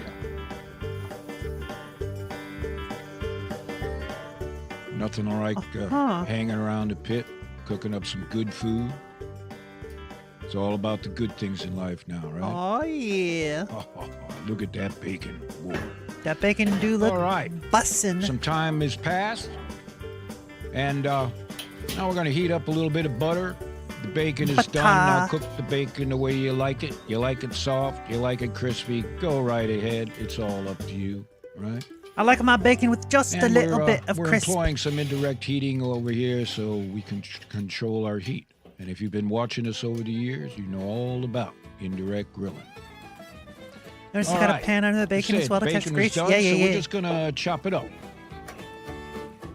And no, don't use your store-bought bacon bits or whatever. Use real bacon. Doesn't Holy take long crap. to do. All right. So we got the dogs in the butter bath. That's a classic way to serve up Butter your, dogs. hot Dogs dogs in the right? butter. In the butter bath. We'll turn those taters and bake them up And we got a temperature of the grill somewhere about 350, maybe a little higher or lower, right? Usually have a rack over the taters to give them some bacon flavor. Oh, very nice. All right. The taters have been baked. Whoa. Yeah. Take a look at that, right? Oh, my lord.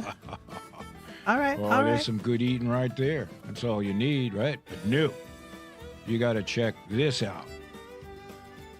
Now, we'll add some sliced cheese. We got All some right. cheddar going in. I dig it. Use your favorite sliced cheese. You got to make it your own, right? That's all Pitmaster privilege. Nice, Shadow. Now, we'll nice. take one of those butter bath dogs, place it on. Butter dog. Dog in the butter. That does look very good. Stop there. That's good enough. I'm not sure if I would actually like it, though, because, like, using a potato in place of bread for, like, a dog? I don't know about that. Definitely worth giving a try, though. Add some chopped 100%. onion. Now, you can set these up the way you want, of course. That's Pitmaster privilege, but this is a good way to do it. Now, we're going to take some of that bacon. Yeah, I agree, sprinkle Shadow. it on. Throw in a pickle. And then we're going to take some of that butter. Yeah, all right? get that butter It's in got there. a little bit of that brat flavor, that dog flavor in there, and just spoon it on. Oh, yeah. Remember, this is your wedding. Do it the way you want. Oh, man. Looking Place pretty it back good. on the grill indirect so we can melt down the cheese and warm everything up again. And this is what you got. Oh, my Take a God. look at that. Now, this is That the does part, look pretty good. We're going to eat it in front of you, you know. Put on your favorite condiments. You got some mustard and chup. I just hope that it tastes good. And what condiments you use is totally up to you. Still not sure about it being So here potato the pitmaster for- eats it in front of you, and he's not instead of, apologizing. like, bread. So But the next time you're I don't looking know. for a recipe for your I don't know. pit, check out barbecuepitboys.com. And by the way, if the girlfriend doesn't Yeah. want these at your wedding, then you just might need another girlfriend. Fair enough. Men with the pot. All right. I feel like I've seen like some shorts from these guys. I don't know if it's the same people, but I know I've seen shorts where people just like take out stuff to nature and make food. My goodness. Chicken wrap. Recipe for the crispiest cheese in the world. Cook in nature over a fire. Oh. Oh. Fish burger. Very nice. Got a nice variety here. Well, let's judge by the newest video.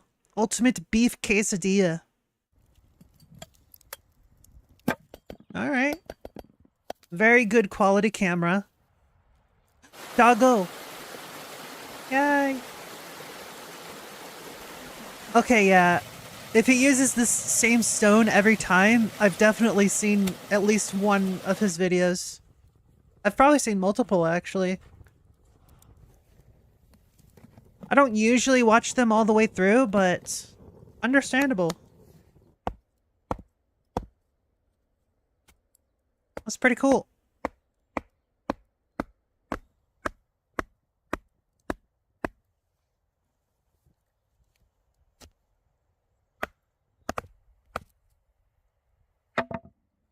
Yay.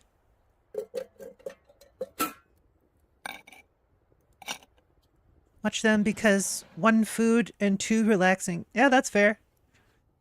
It does seem to have a very ASMR aspect to it.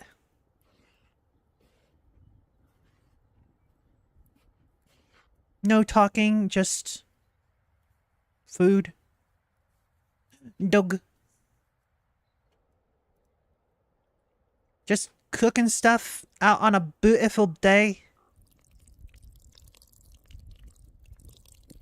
Yay.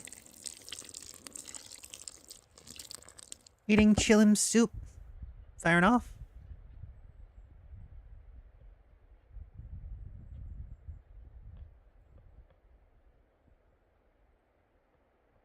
Chicken. Ah, chimkin. Yes, yes. Sea salt. Alright, alright. So he's starting from the very beginning, making the tortillas. You gotta make the tortillas so you can make a quesadilla. Generally, the recipes for tortillas, I believe they make something like 8 for one batch, for a standard batch. Ooh, look at all those seasonings. Yay. Good seasonings. Gib gib. Yum yum yum yum. Only one time have I ever tried to make my own tortillas. It actually went pretty well. It actually went pretty well. Hey, trick shot. Lard, salt, hot water, flour. Oh, fair enough. I don't know why people have a problem with lard. All it is solidified pig fat. That's basically it. Like, people cook with bacon grease all the time. What's the problem with lard? It's basically the same thing. Well, same animal, but like, you know what I mean. Did you know that, like, McDonald's fries, the reasons why they used to taste so good is because they were cooked in beef fat? That's true. True facts. Look it up. I make some good homemade tortillas. Fair. Fair. I think people just have a problem with lard because it isn't butter. You never knew that? Well, now you know. Papas. Whoa. You tricky butthead. Wouldn't it be really funny if, like, you actually did one day buy some peppers, nice big long peppers like that, and somehow there was little baby tomatoes just tucked away inside of them? I would probably be really weirded out for at least a few seconds. Like, what the heck? Where did these come from? Oh, it's raining. Oh no! Don't let the rain stop you from cooking. Bonus baby chilies. Oh, yay. I love chilies. Free deal for tomatoes at least. Yeah. Yo, any chance to get some free food? Hell yeah. Oh, fun fact. Did you know that they tried to pass a law to make it illegal to grow your own food in your backyard? Yeah. They tried to make it illegal. Yeah. How stupid is that? Obviously it failed. But they tried. They actually tried.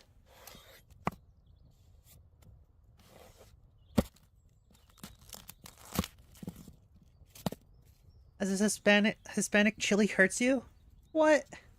How? Well, I guess there's this thing called allergies, so that kind of makes sense.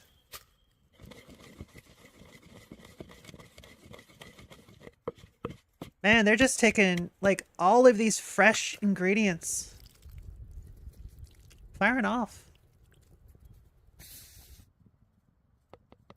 You can't get much fresher. Oh, sour cream. He didn't make that himself, did he?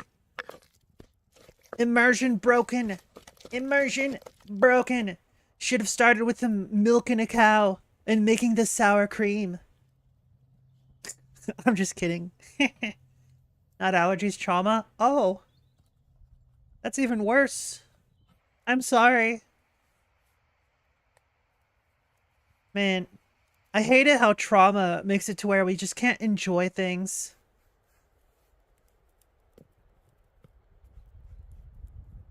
Got one little bit of jalapeno and started panicking. Yikes. Fair enough. Imagine if he did make the sour cream himself, though. Yeah. That would be a cool video in itself. Just the process of making sour cream.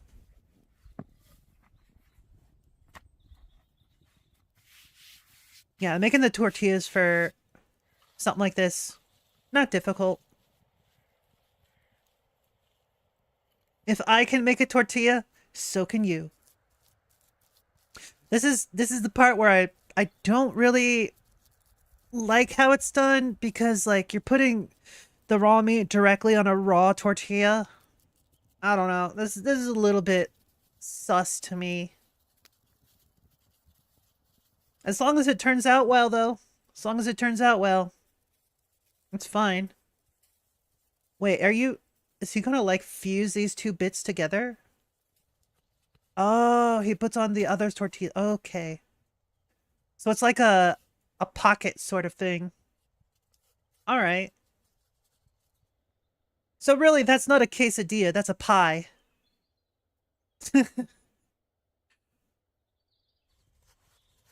Yeah, this is an empanada. This isn't a quesadilla. He's sealing it together. This is false advertising.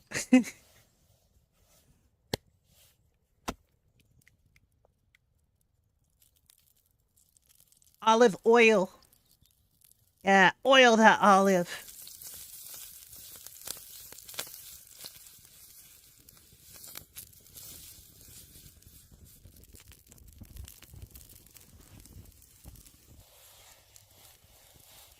The only reason he uses that stone for cooking is because he can. This is his shtick.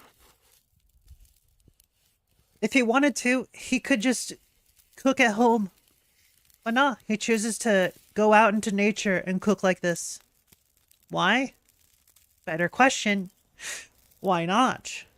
Right?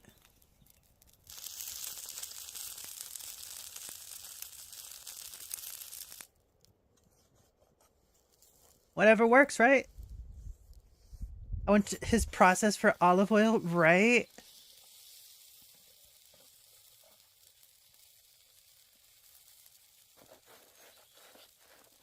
Look at that.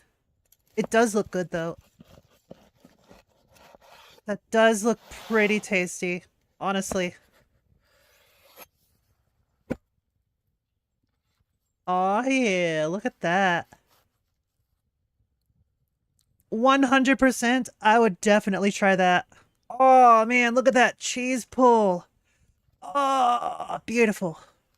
Beautiful. Got his dip. Whatever that is. I know it's going off the side, which is just a waste. Okay, cool. Just waste your sauce. Cool. Great. Not a fan of wasted sauce. But okay, sure. That's pretty cool. I would definitely watch more of these. Good stuff. Good stuff. Cilantro dressing. Oh, that makes sense, yeah. That makes sense. Yeah. Ow. Do I want to watch more videos, or do I want to play a game? It's 3:30, but I'm not really tired. Yeah, it's 3:30 in the morning for me. I had a nice long nap earlier. So initially I streamed for like 4.5 hours, right? And then I had like a 2.5 hour nap. And currently I'm sitting at 5 hours and 17 seconds for my 17 minutes for my stream time. Yay! One of the first cooks you ever seen? Fair. Yeah. Do I want to keep watching videos? I feel like I'm kind of running out of videos I want to watch. So it might be a good time to, oh no. The bowberry. Oh my god, bro. There's been a conversation on Twitter. So there's a tweet that went out and it was kind of It's the popular. And bowberry. it says, as a plus side person who suffers from PCOS, an incurable illness that causes weight gain, I'm absolutely disheartened by this toggle. Our bodies aren't a punchline for a joke. Halt! Community note. Some symptoms of polycystic ovary syndrome can be reduced through lifestyle changes. Eating a healthy diet and getting enough exercise can help reduce weight and reduce the risk of type 2 diabetes. PCOS can cause weight gain, but good lifestyle choices can mitigate its negative effects. So here's the clip. Her songs openly mock plus-size people. Wide, it can't be told. These are the girls I love the most. I mean the ones, like she's a ton. Feed her, breed her, squeeze her buns. She blocks the sun, she fills the streets. A whale's been beached, I'm obese, need to feast. At the buffet, now I'm at Chick-fil-A. Oh my goodness. So people That been is crying hilarious. About this. People don't understand. For plus-size people, always been the butt of a joke. People look at us and laugh. Can't wear anything revealing. Yo, as a fat person, I am saying this. This shit is funny. I'm fat. I've been overweight my entire life. I find this shit hilarious. Stop going for political correctness. Stop bitching about it. Jeez. Because someone will comment on the stretch marks. People comment, I'm skinny as fuck, right? How many of y'all who grew up skinny as fuck have people commented on it all the time? I used to get made fun of all the time for being super skinny. I've been Well, fat can't be since gone I was without 8. someone immediately ruining it by commenting on how much I'm you eat. 37 Who now. eaten that much? What might seem unharmful to you could be heartbreaking to Nearly somebody 30 else. You talk about years of being a heartbreaking, how about fat eating that ass. much? Harmful, unharmful. So this person can't regulate their own I body, find but th- they want I to find regulate this what whole other people thing do? funny. And plus-size people are just jokes, and people want to shrug it off because it doesn't affect them. Well, The problem with these people is that they don't know how to take a joke. They don't. Oh my god. Everyone is so offended by everything. Oh my god. Oh my god. Yes, if I had the choice, I would definitely be a skinny person. I would love to be seen as normal. I would love that. However, it's not that easy. It ain't that easy. You don't see me bitching and moaning about it. No, of course not. You know what I do instead? I watch funny videos on the internet. Yeah. I'm obese. Yay. Granted, I am losing weight. I've been losing weight for like the past year and a half, around something like that. I think it was about a year and a half ago. Hold on, let me check my. Let's see. So, my first dose of semaglutide was 2022. Yep. This document here is my monitored blood sugar level, glucose level. I take it every day. Every day. Look at all this shit. When I woke up in the morning, glucose level 107. 107. Look at this shit. My glucose level has mostly been fairly good. Sometimes not so much. But overall, it's been getting so much better. And you know what? I've been losing weight as well. Last time I weighed myself, let's see, I was at 246. Initially, that sounds like a lot, because, like, I'm tall, okay? I'm a tall person, so it's not as bad as it could be. I'm 6'4", right? I don't look nearly as fat as I actually am, right?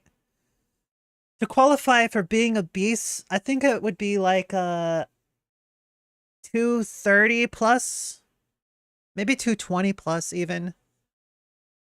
And I'm not all that upset about it. You know,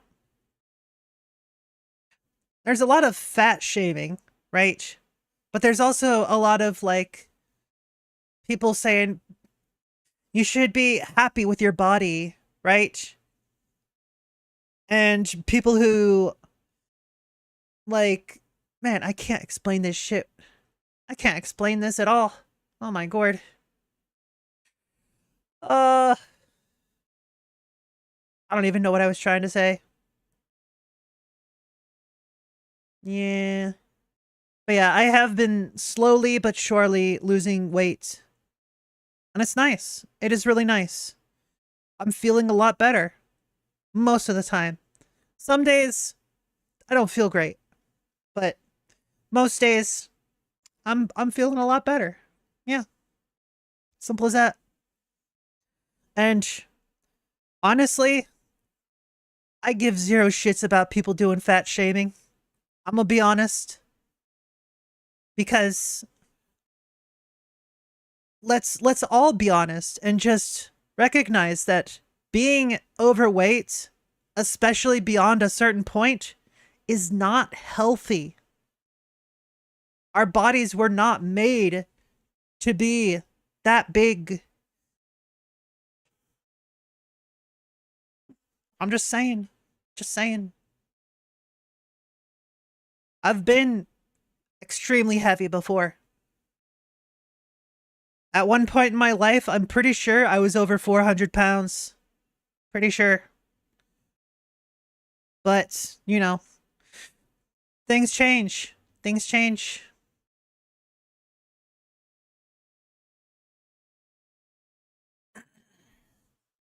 Anyways, back to the video.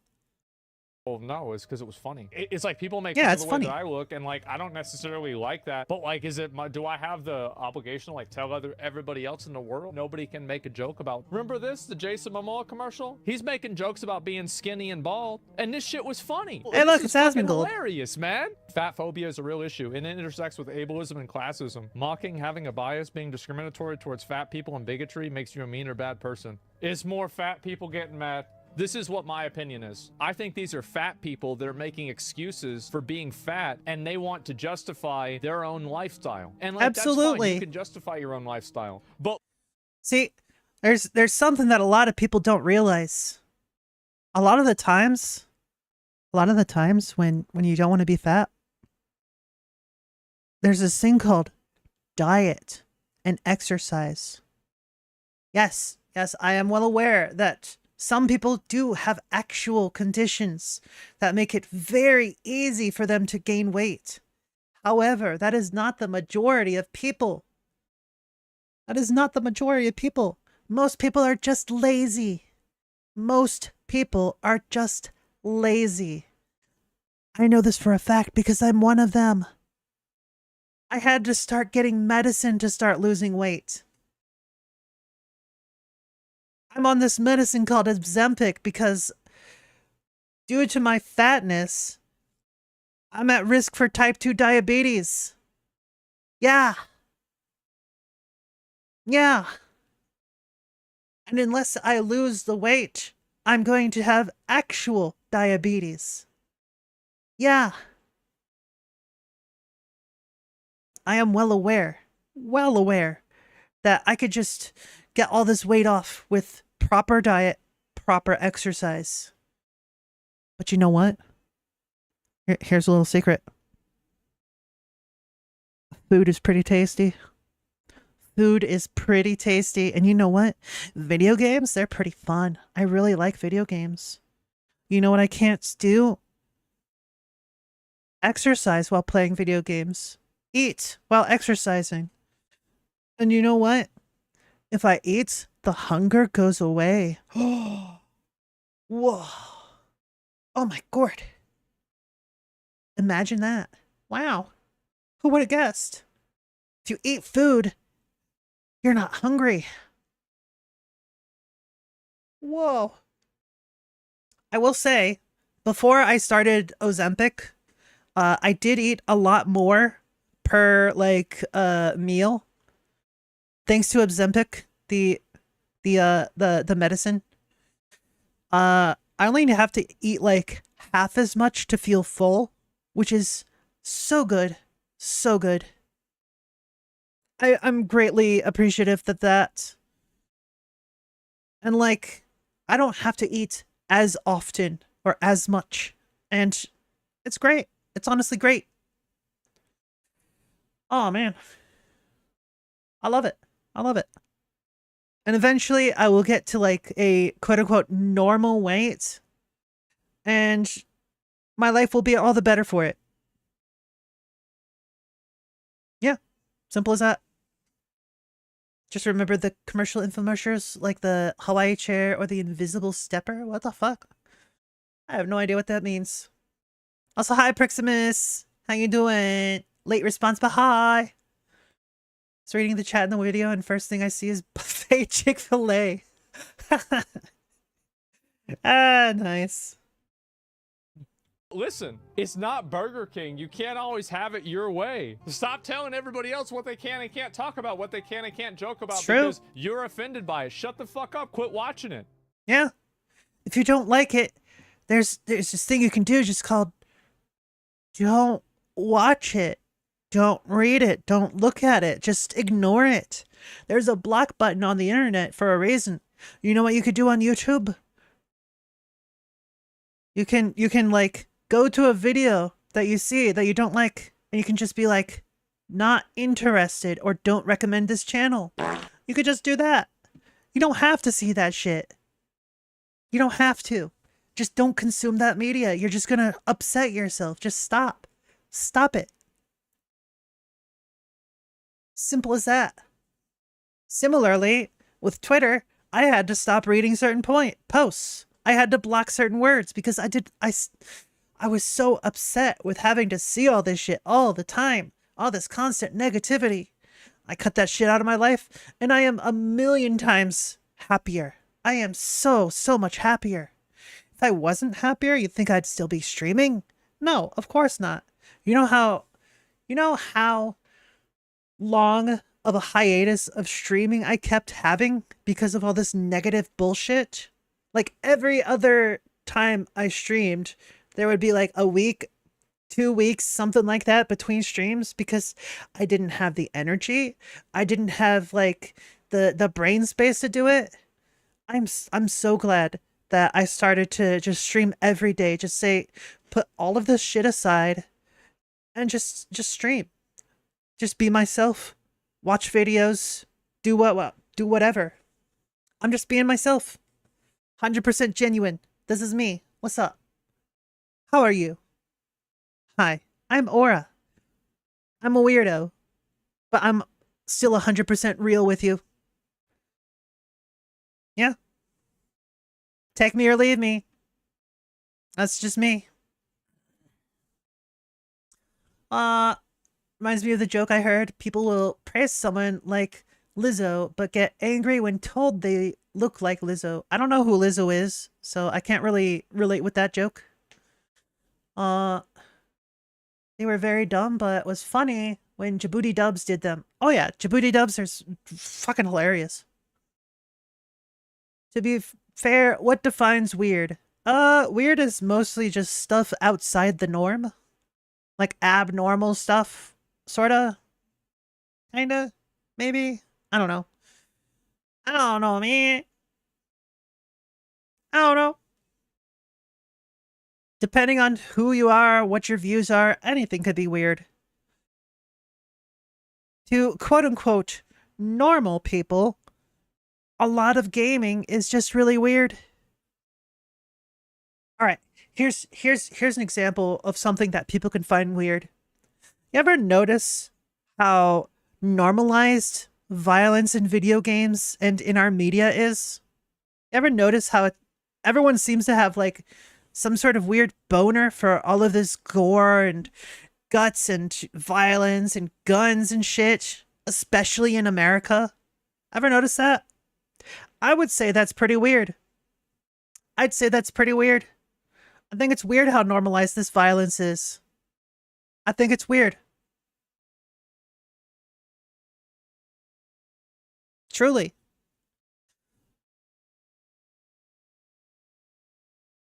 Just saying. Just saying. There's a lot of things that people find normal, but other people find weird. Which is my point exactly. Weird is subjective. Normal is also subjective. What may be normal in our country may be something abhorrent in another. It's a cultural thing. It could also be like a nature thing, right? Nature versus nurture. There's lots of different arguments about this, you know? Lots of different arguments. Yeah. Oh, y'all got hit by an ad. Get hacked. Y'all stuck in an ad. Haha. Nerds. Get got. Dab. Like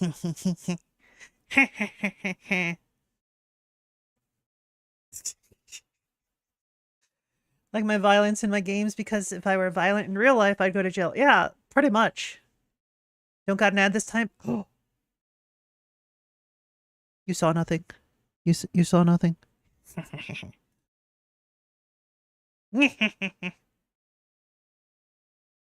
All right, after that real talk, how about some memes? Time for some maymays. Let's go. Can I get a milkshake? I'm sorry, we don't have any ice cream right now. Ah. What? Don't do it again. Can I get anything else for you? Okay. He said what we were all thinking. When they tell us the ice cream machine's down. Oh. Though honestly, most of the times when they say that, they're just saying that because they can't be asked to do it. They just can't be asked. What is going on, my dudes? Welcome back to another episode of If I Laugh, the video ends. I'm not gonna waffle on any further. We're gonna get started with the memes. And if he's not gonna waffle on, does that mean he's gonna pancake on? Or maybe he'll French toast on. Whoa. Ah, now I'm just imagining, like, what if... Alright, hear me out. Hear me out. What if you got a waffle, right? And a scoop of ice cream. Get that scoop of ice cream on there. Get some, like, wafers in there. Ooh, yeah. Yeah. That'd be good. That'd be good. Mmm. Mmm. Yeah. 3, 2, 1. Little drizzle of chocolate.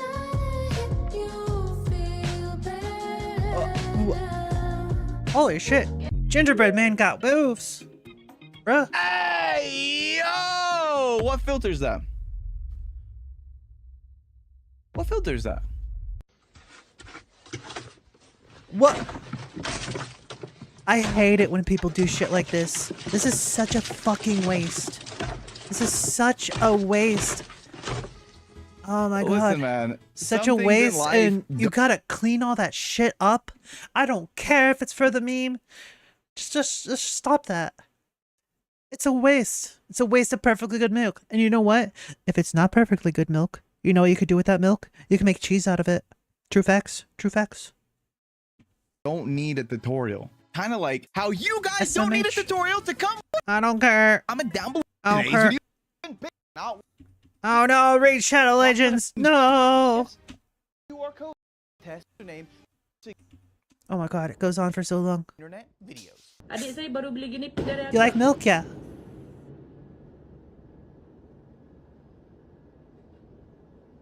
They were like in sync. Did I make it lag? How powerful am I?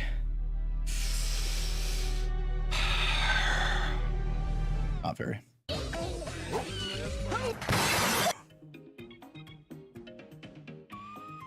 Bro, I feel like I got whiplash from that one. Holy shit. That the new Megamind movie will never be able to do. The flipping hell is that? I am very angry now. Or for my German viewers, Eastern Burden. Okay. It might sound fucked up, but I'm sad that she didn't cough. Like that's it's just a funny bit. Did you know that Red Bull not only gives you wings, but it makes you see crazy shit like this? Why? What? Why was he spanking it, man? I guess, to be fair, like, why not? I ain't judging.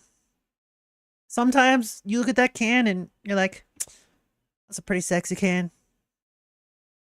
No, just me. Element of surprise! Here he comes. Coconut malt. That's not coconut so we just malt. shaking it up now, huh? Oh, we just changing it up.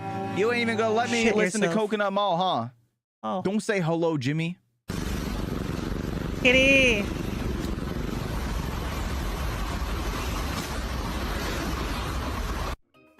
Oh, hell nah, bro, dead. My dog walk sideways, boy. Like this, he don't walk regular. The pit walk horror on the heterosexually. Yeah. The big walk horizontal. Did Luffy really say that? What the fuck? Ooh. Star really ran out right at the end. That hurt to So, watch. Johnson, when you gonna tell me how you made it back home in one piece? No, bro. One Piece. Man, I am never The One going Piece to is real. trust those two words next to each other ever again. Oh, not him. Oh wait, he's kind of cracked to this. Never mind.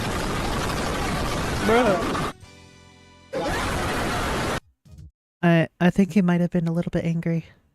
Just a guess. I think the only thing that's going to be cracked after that is controller. That's good. No, that was great. I can't. I would do it again. I would do it again. I'm a fan.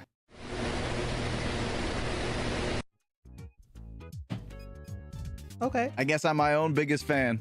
Hell yeah. Welcome to McDonald's. What can I get for you? Can I get a milkshake?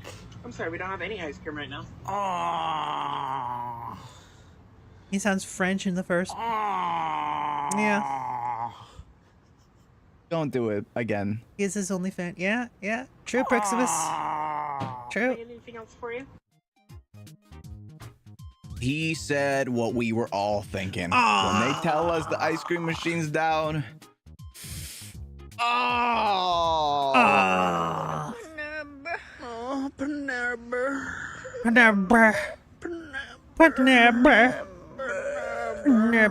I did a job interview once for Panera Brew, and they were like, "It's so cool. We want you to come back and do a second interview." And then I came back and did the second interview, and then they never called me back. Yo. Y'all ever have everything bagels? They may be like one of the best things in the world. Just saying. Also, thank you for the 25 biddies. Yay. Not just everything bagels. Like, I like to get this everything bread.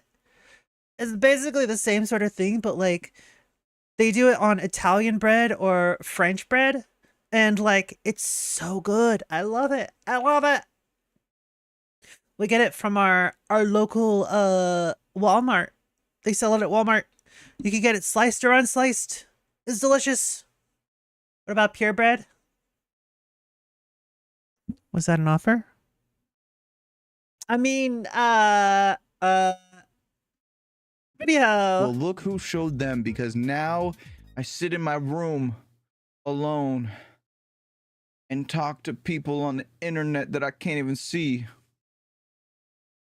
Yo, if you can't see, then just like open your eyes, my dude. Just blew up half of these balloons. We'll blow up the rest later. How? How do you even manage that? Like, legitimately. At least he's gonna blow up the rest later, okay? How?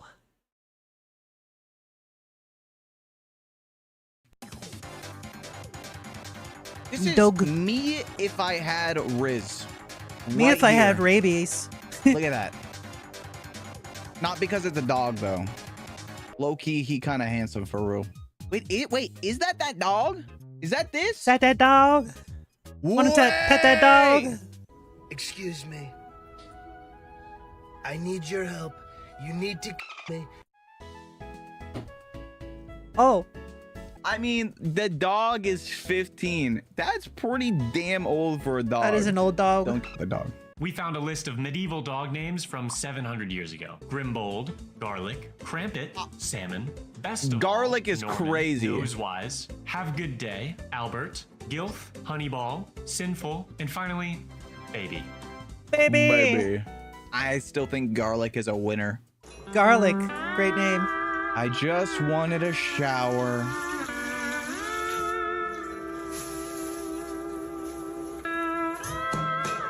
Oh no. I like I just kind of gave up. It's just the slow. I have days like that. Nice computer you got here. Thanks. Can I have it? Mario is now inside. All of us. Like our PCs. I'm glad that he clarified that it's the PCs specifically. Like. Doug! He's back. Doug! Okay. Or got that like Ferret creepy walk. serial Ferret walk. killer I hear stare ferret plus walk. smile Riz. I mean, just look at him. Beautiful. Have you ever seen lightning shoot across a lake? I think so. It's gonna be Ka-chow. Ka-chow! I knew it! I knew it! I knew it. For real. You Called should have it. expected that. Well, sorry, I'm not privy to every single gotta moment. I don't know if you have ever heard of like genetically modified like vegetables and stuff, but they get a little too carried away with this shit, man. Hey, yo. Who Hey, said yo. clean up on aisle my pants? Bro, you can't just type that. You can't. Bro, what is that? No. Zombie! Ah! My wallpaper! Whoa!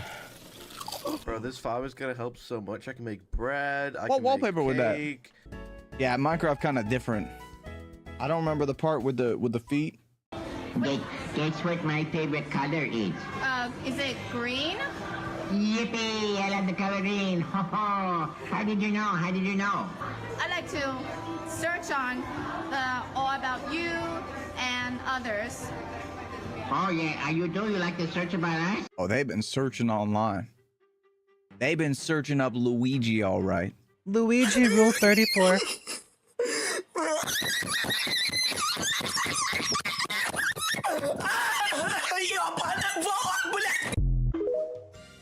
Okay. I think they might have been a little bit excited. If these don't look good to you, good at all. nothing to say Did you burn them? Did you drop them in dirt? Grow up. Is it burnt? Did I drop it in dirt? No. Grow up. Oh my god. He grew up. Hey guys, let's chew on this mailbox that I found on the side of the road. What the fuck? What? What? Can you imagine you walk outside and your mailbox is missing? You're like, oh, what? What happened to my mailbox? And then someone sends you a TikTok. You're like, oh, okay, cool. What's? It's your fucking mailbox. Dude, people are... What the fuck?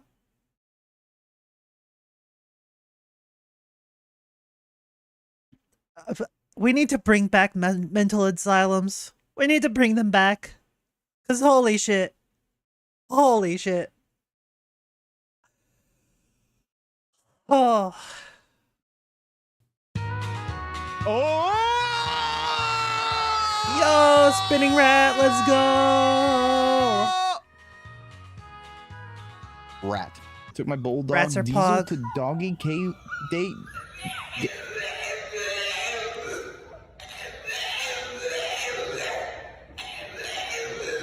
Yeah, he's making friends. Yo, mood. It's fine. Mood. Do you think the other dogs look at Me him? too.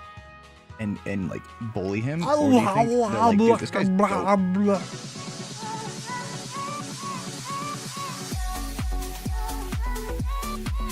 He had a wedding.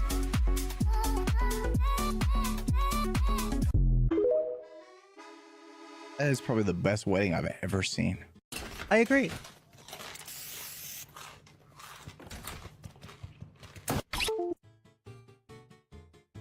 Huh? I thought we were about to see some Looney Tunes gameplay. I mean, that's the rational response. Just shut the whole PC down. Lightning strikes plane twice on takeoff. It's gotta be Ka-chow. Gotta be Ka-chow. I knew it. I fucked up. I didn't know that was vanilla. That was the worst first bite, yeah. Oh! Oh no! Oh no! I think I would actually projectile vomit. Concentrated vanilla like that is Oh, no. so foul. Oh no! Of 2024? Ted 2. No. Hey! No, we're not doing this again. You got tattooed. Not Ted 2 again. Thank you for the lurk. Not today. How Good to luck. clean your vinyl. Gotta open it up here. Like this. Surely there is another way to open this. Next, All right, you want to ready find to some swell dish music-y. soap like this, and then Chat, just. I don't have any vinyls, and but don't be shy. Is this bad? Next, Oh, he got that start, Franken sponge. Dig it in, and you got a clean record.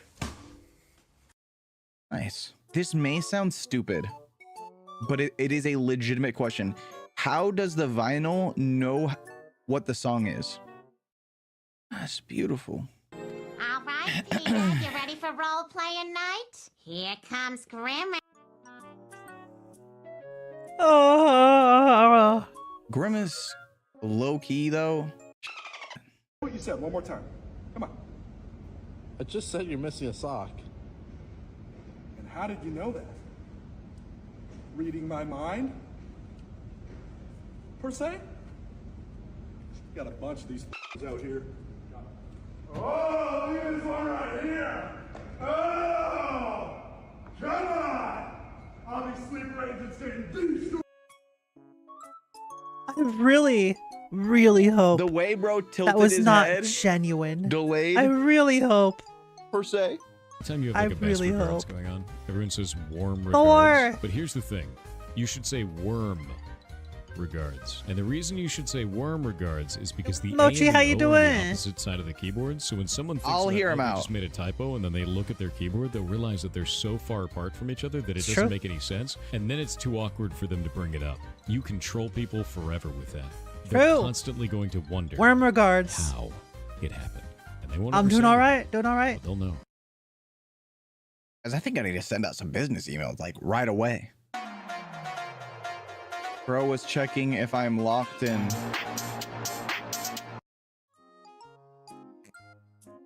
Sometimes I read a chat message and I have to really sit here and be like, is there a real person behind their PC and or phone that is typing this? What does this mean?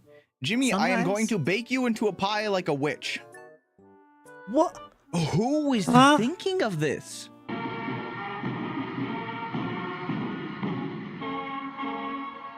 I have this problem too. If someone Nice. brings a camera right up to my face, like if I do it, it's fine. Like I can look at my camera and look very normal. But if somebody else brings a camera Yeah, up to normal. me, Let's go with that. it's game over. I'm going to laugh. Think I'm stupid or something?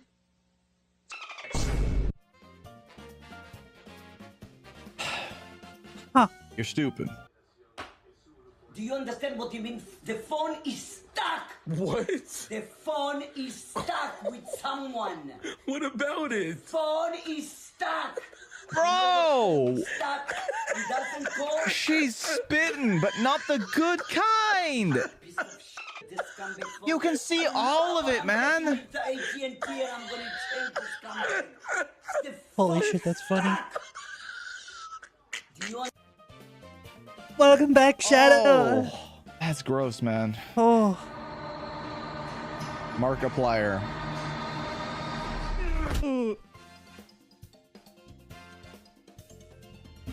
Why? Oh. I'm SpongeBob. Dude, I love this little SpongeBob shirt. Little square dude. He's a little square dude. That was the Taco Bell bong. How is this one still funny? Oh. Okay. If I wasn't worried about my physical well-being, I would totally do that.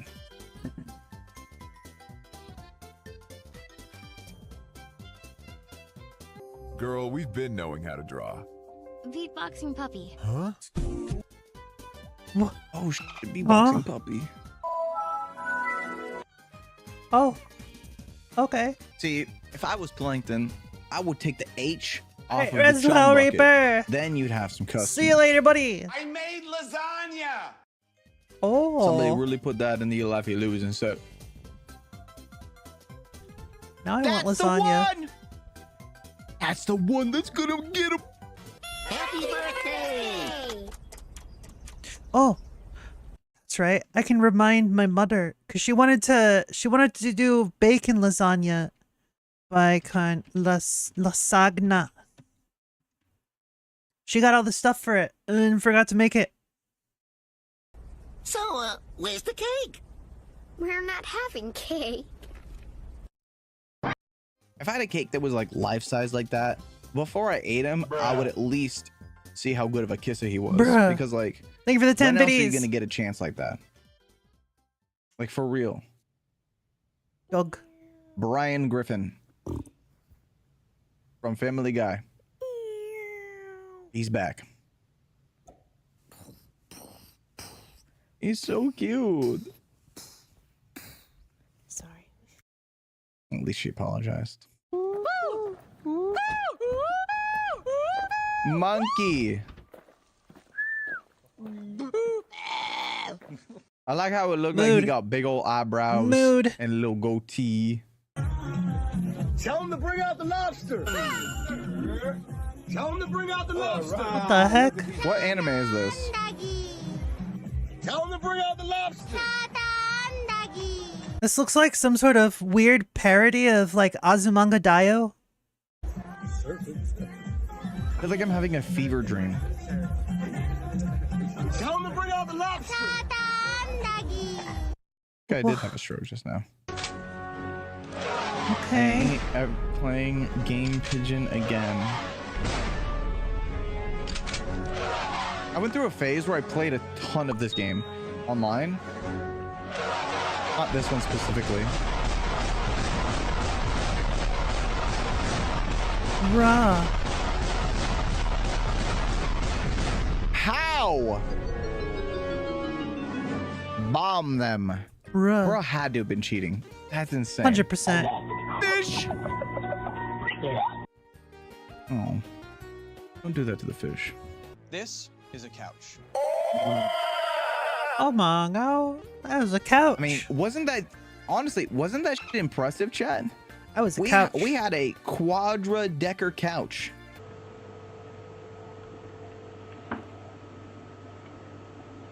I've had days like that. Yeah. How do creatures like that survive in the wild? Actually, they don't. Now that I think about it, I don't think I could survive in the wild. So, who am I to judge? Yo, same. Okay. That is a very photogenic dog. dog. Have a full beard. I will never be able to grow a beard like that. All you gotta do is join the Discord and take your link and put it up your ass. Okay, if you join the Discord, please do not put any links up your ass. They could have been in the trash. Please. Or they could have been in Hyrule. Keep the links away from your ass. Thanks for having us over. Wow, I really thought it was going to be the Oppa Gangnam style one. I really did. Banana. You think I could one-tap that banana? Are these the world's most crispy fries? I don't know. The world's most crispy fries? Let's find out. Maybe if there were a few more pixels, I'd be able to tell. Just maybe. What?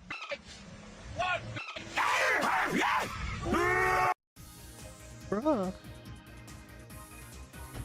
think Not it might the have been zombies, bro. like Fetch me possessed. their souls.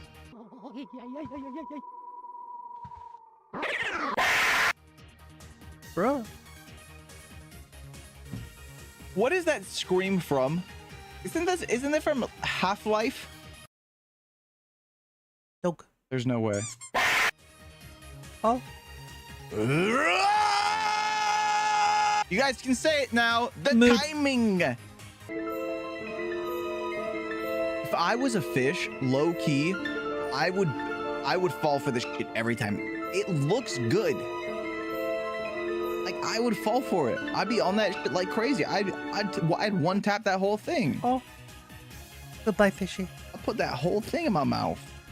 Boss. Oh, well. I think someone in the office is possessed by an owl. Someone in the office is possessed by an owl. Who? Yeah. Who?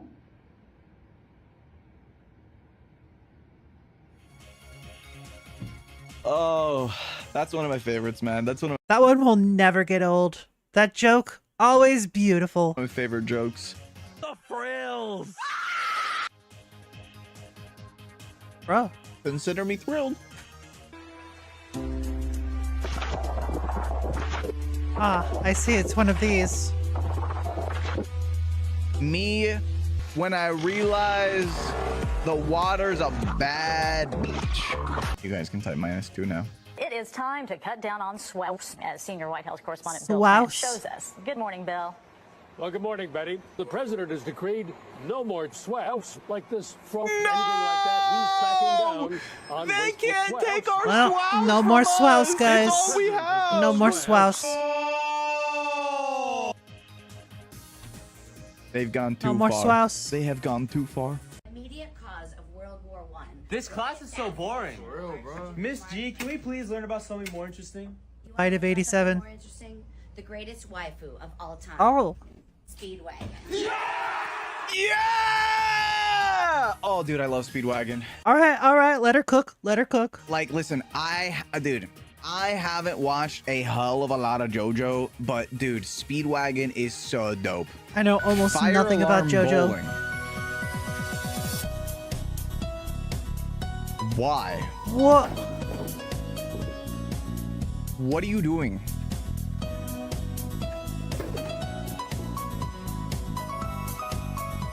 Good question. Why did you make that? At least they are slightly self-aware. Slightly. Oh. No. Slow like a bimbo type of slow? Like ditzy? What is that? An attractive but unintelligent or frivolous young woman.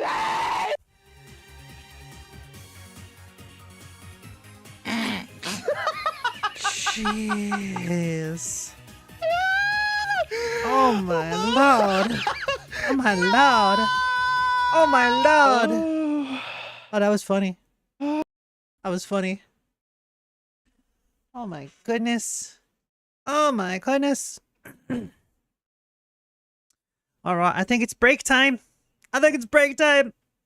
So we're gonna take a break, and I think after I come back, I think I'll play a game for a bit.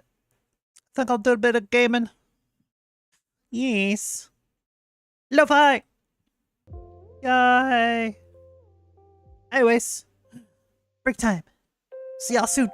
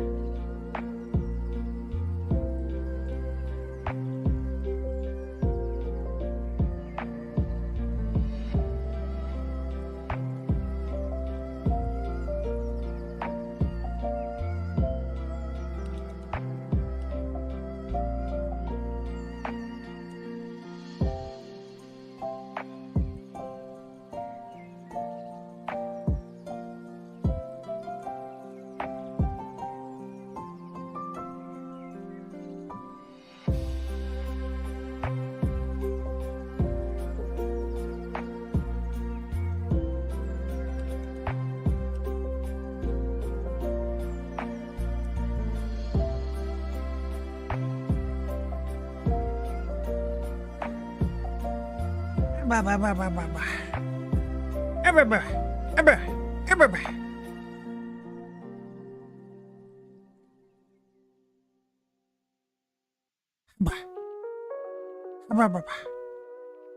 right. All right. All right. All right. Okay. I have chosen a game. A game has been chosen.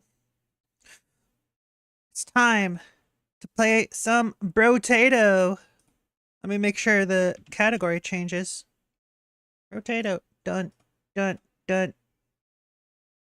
Make sure it's updated. Probably. Yeah. Yay! Brotato! Woo! Yeah. Let's go. Alright, let me launch this. I don't remember if I've ever played it on stream. I don't remember.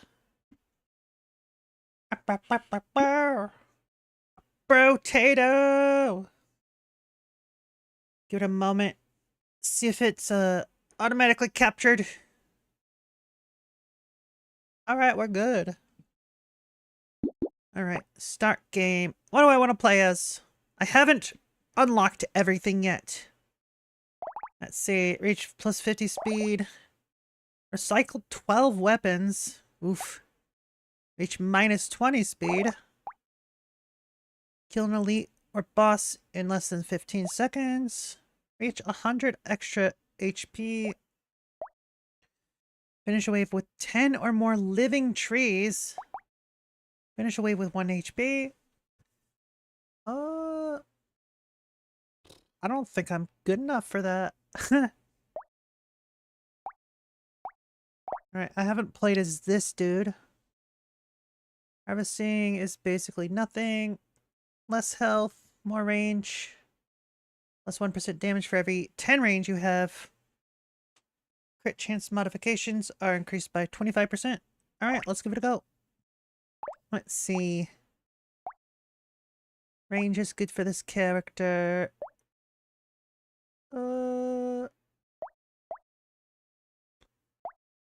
Kinda wanna go with the shuriken. Because bouncing is just so good.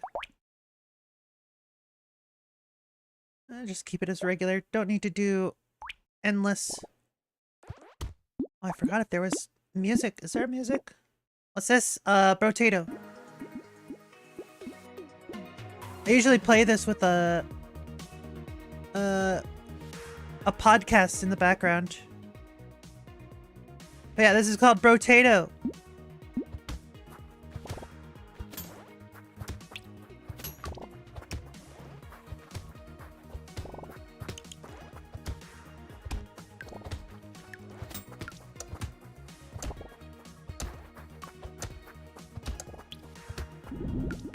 Yay.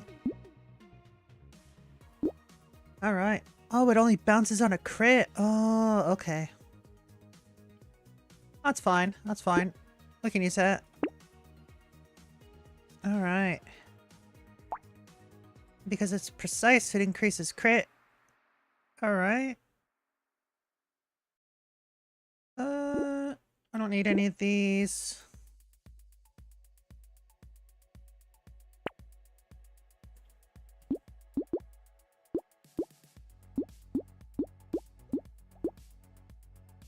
Let's go with this. Slingshot is pretty good.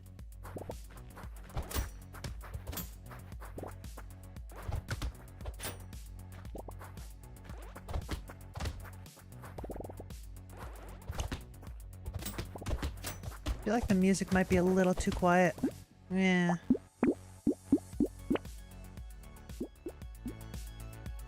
There we go, 15%.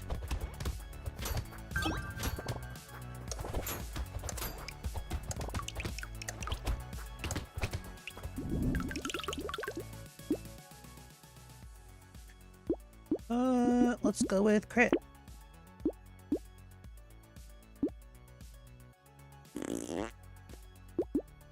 Don't really lock any of these.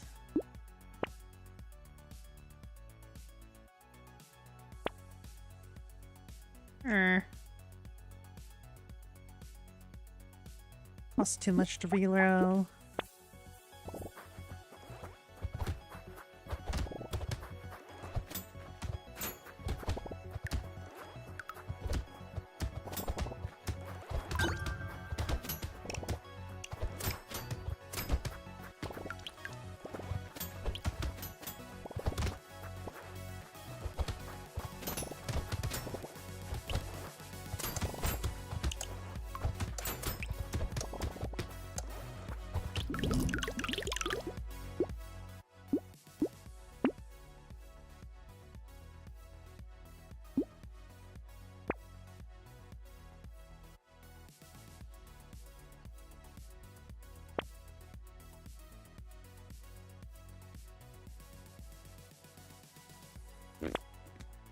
Man, I am not getting much luck. Not having very good luck with these drops. These things to get.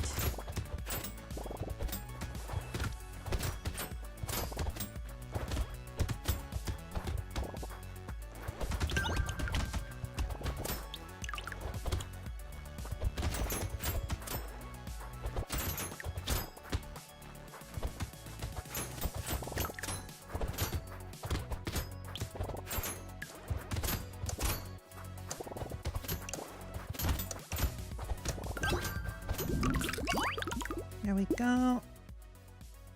Sure, I'll take it.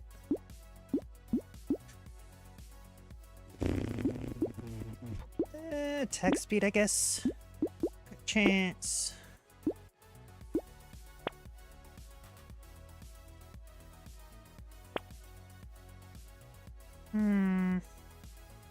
Guess I'll grab the coffee.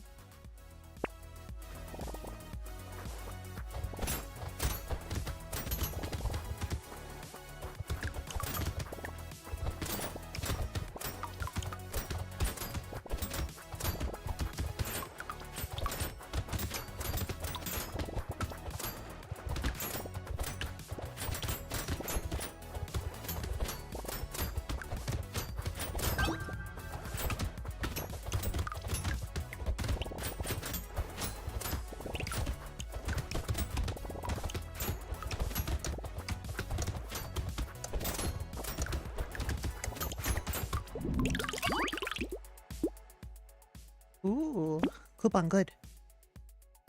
Range. Another coupon? Hell yeah. Slingshot. Next speed range. Short.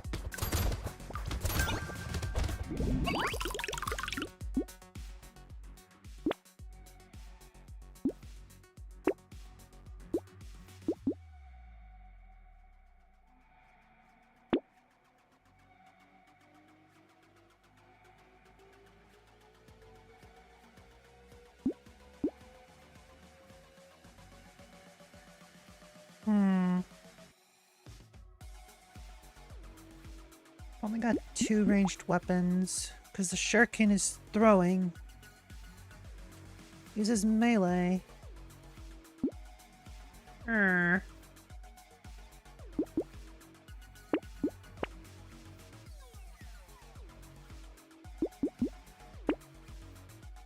that, I guess.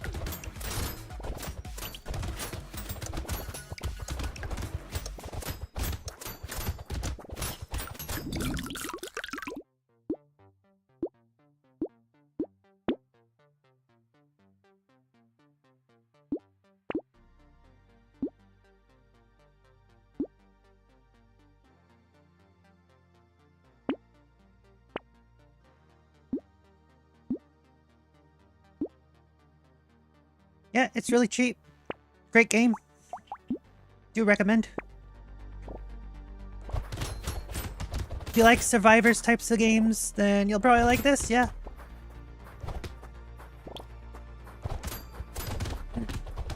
Nice simple idea. Wave-based combat. You survive a wave, you get the shop, and you continue.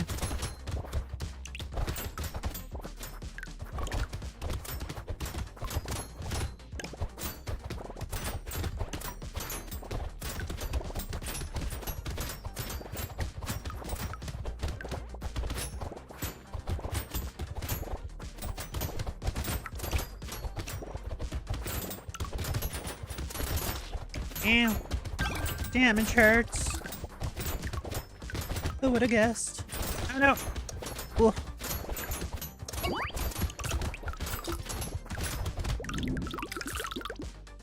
Oh! Armor engineering, recycle.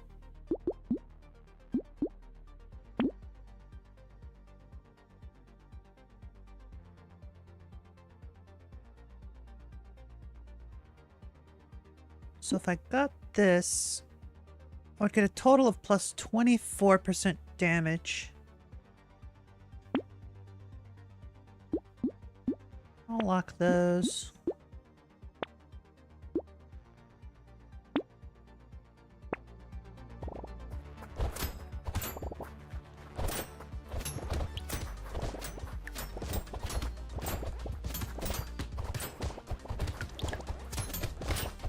Ow. What hit me? Jeez. Rude.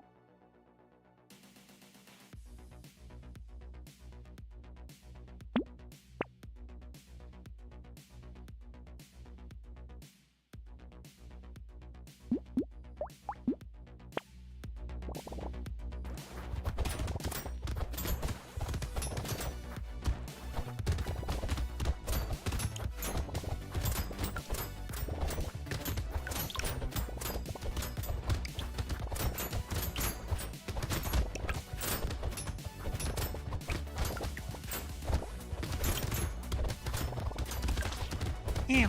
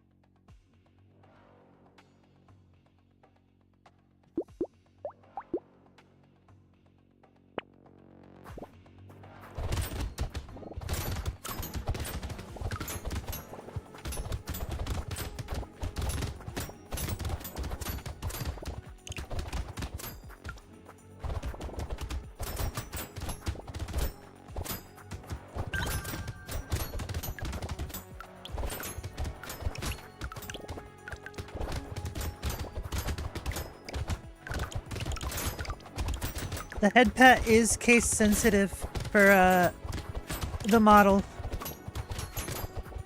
So you know. Also, hi Hollow, how you doing?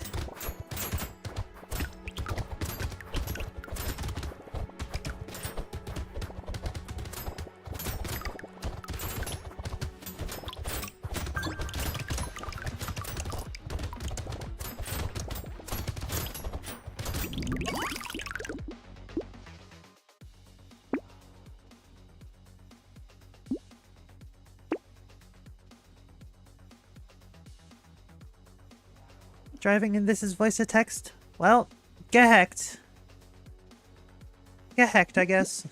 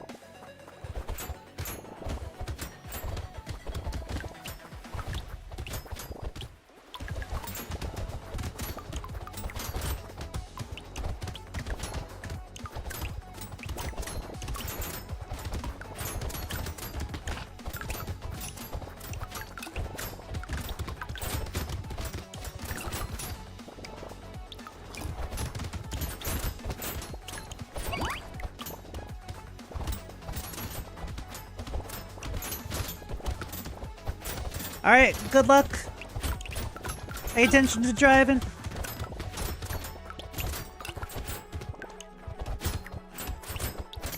Not gonna be a whole lot of commentary here, because I'm playing a game.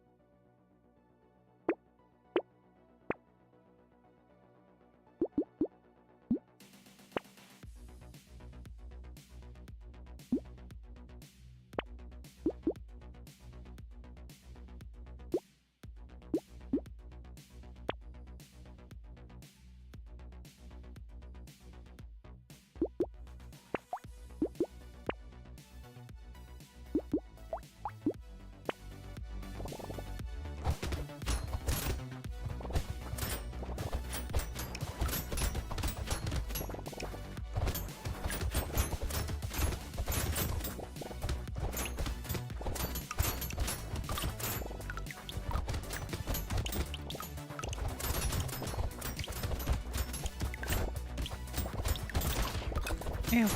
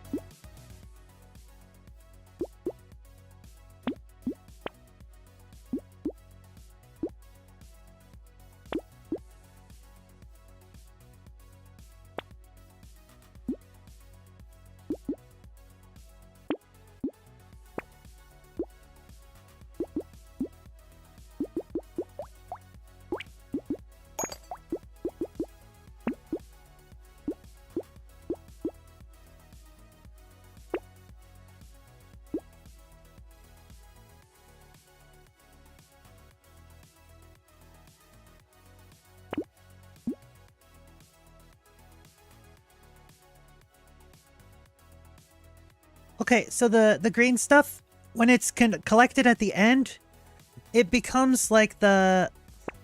See the little bag there?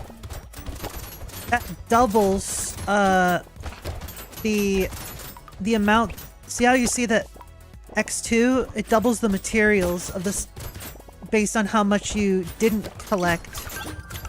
So that's incentive to not always collect the materials on the ground. So you collect it, but you don't.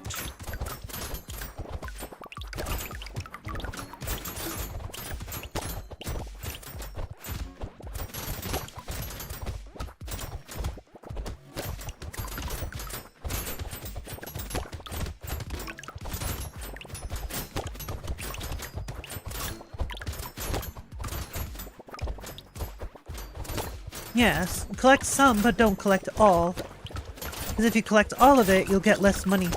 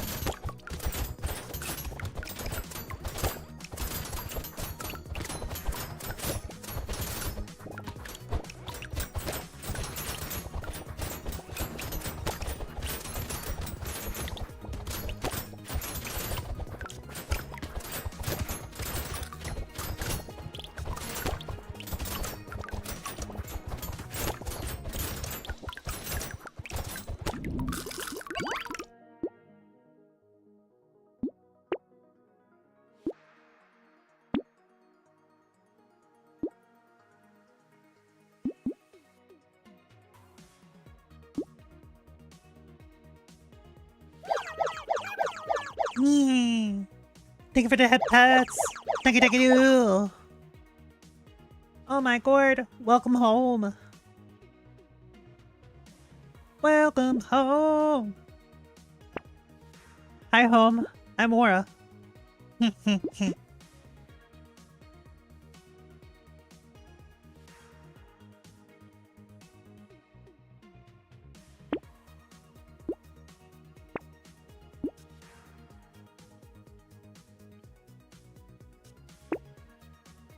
Yeah, sorry mate, but you're probably gonna have to go to work on Monday.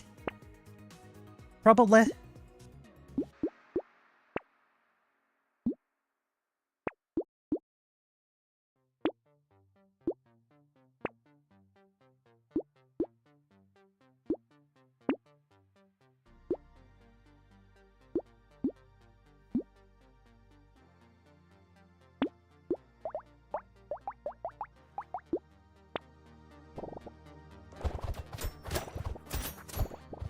No worries, mate.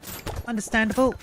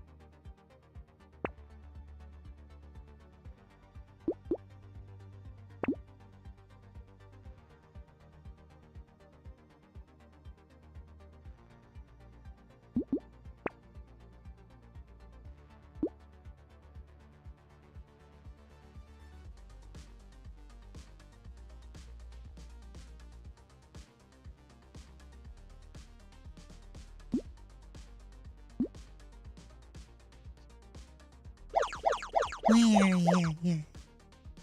Ghost hand.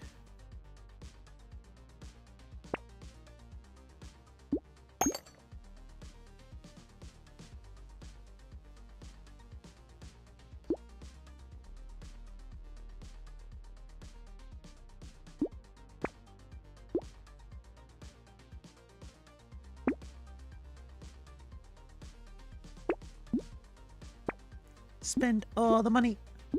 Spend it all. All the money. Reroll.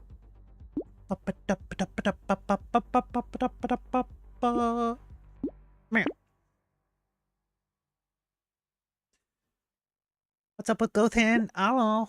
I don't know, man. I don't know how it works. Just appears sometimes.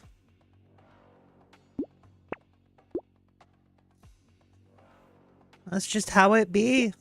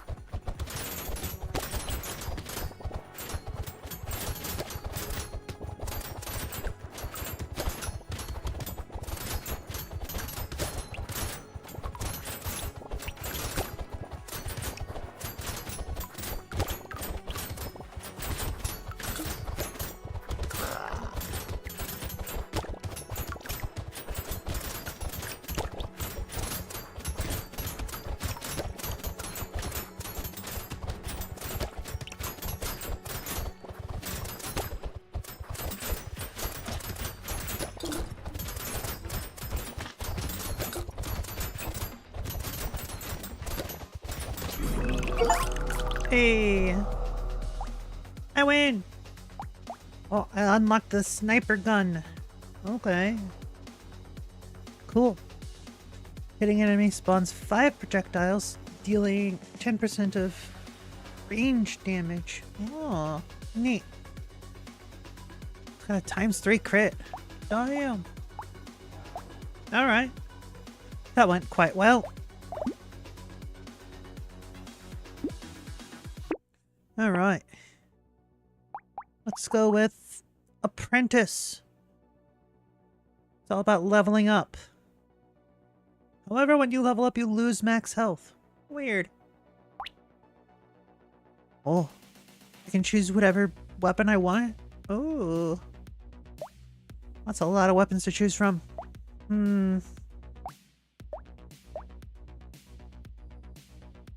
Lightning Shiv is pretty good.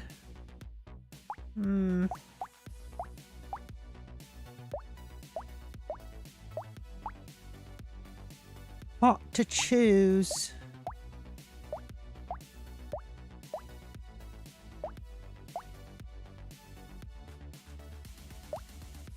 If I also get engineering when I level, that means I'll have some pretty dope turrets. Should I? Sure. Let's try turrets. Whee! Thank you for the hat. Thank you, thank you.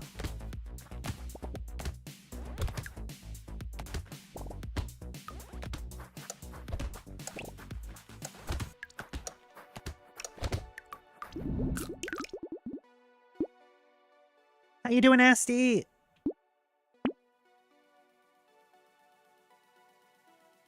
Oh, Estrella, big heckin' cutie. True facts. True facts. You're right. You're right.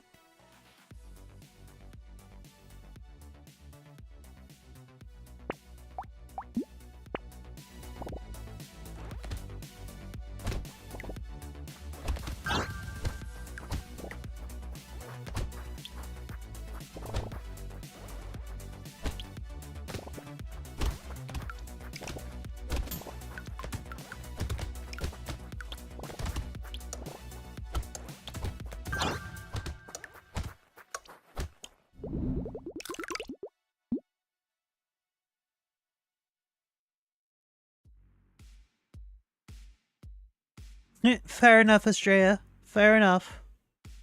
Enjoy your rest.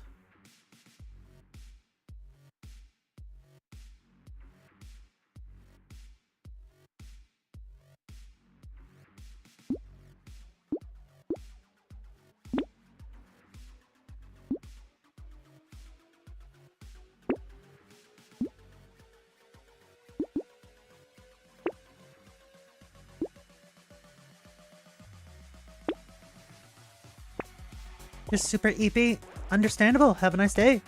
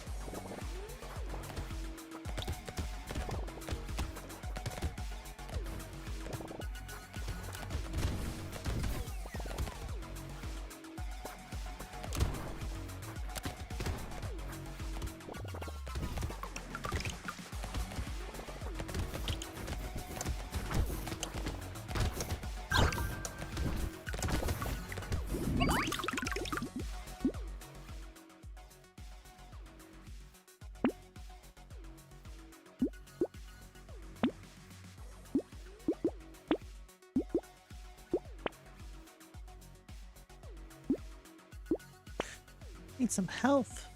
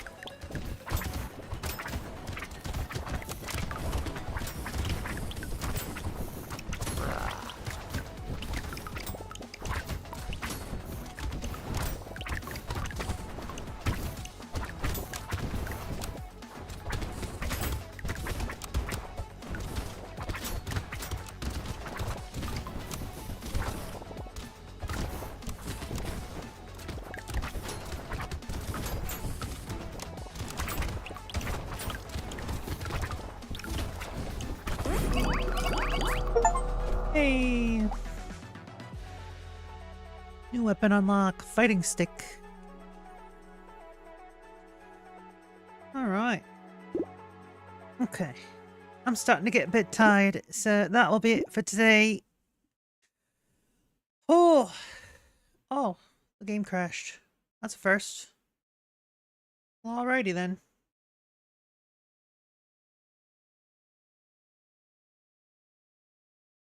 Okay. Well then. Thank you all so much for watching. Hope you all enjoyed yourselves. Let's see. Anyone I could throw yet? Not really much in terms of targets. At least not from the ones I would usually throw y'all at. Therefore, no raid. Anyways, if for whatever reason you would like to see more of me, feel free to follow me on my other socials, as well as my YouTube, Twitch, you know, Twitter, join my Discord, and all that jazz. If you're watching on YouTube, like, favorite, subscribe, hit that bell, you know the deal. And yeah, that's about it. Thank you all so very much for watching, and I will see you next time. Bye-bye. Bye, everyone. Bye.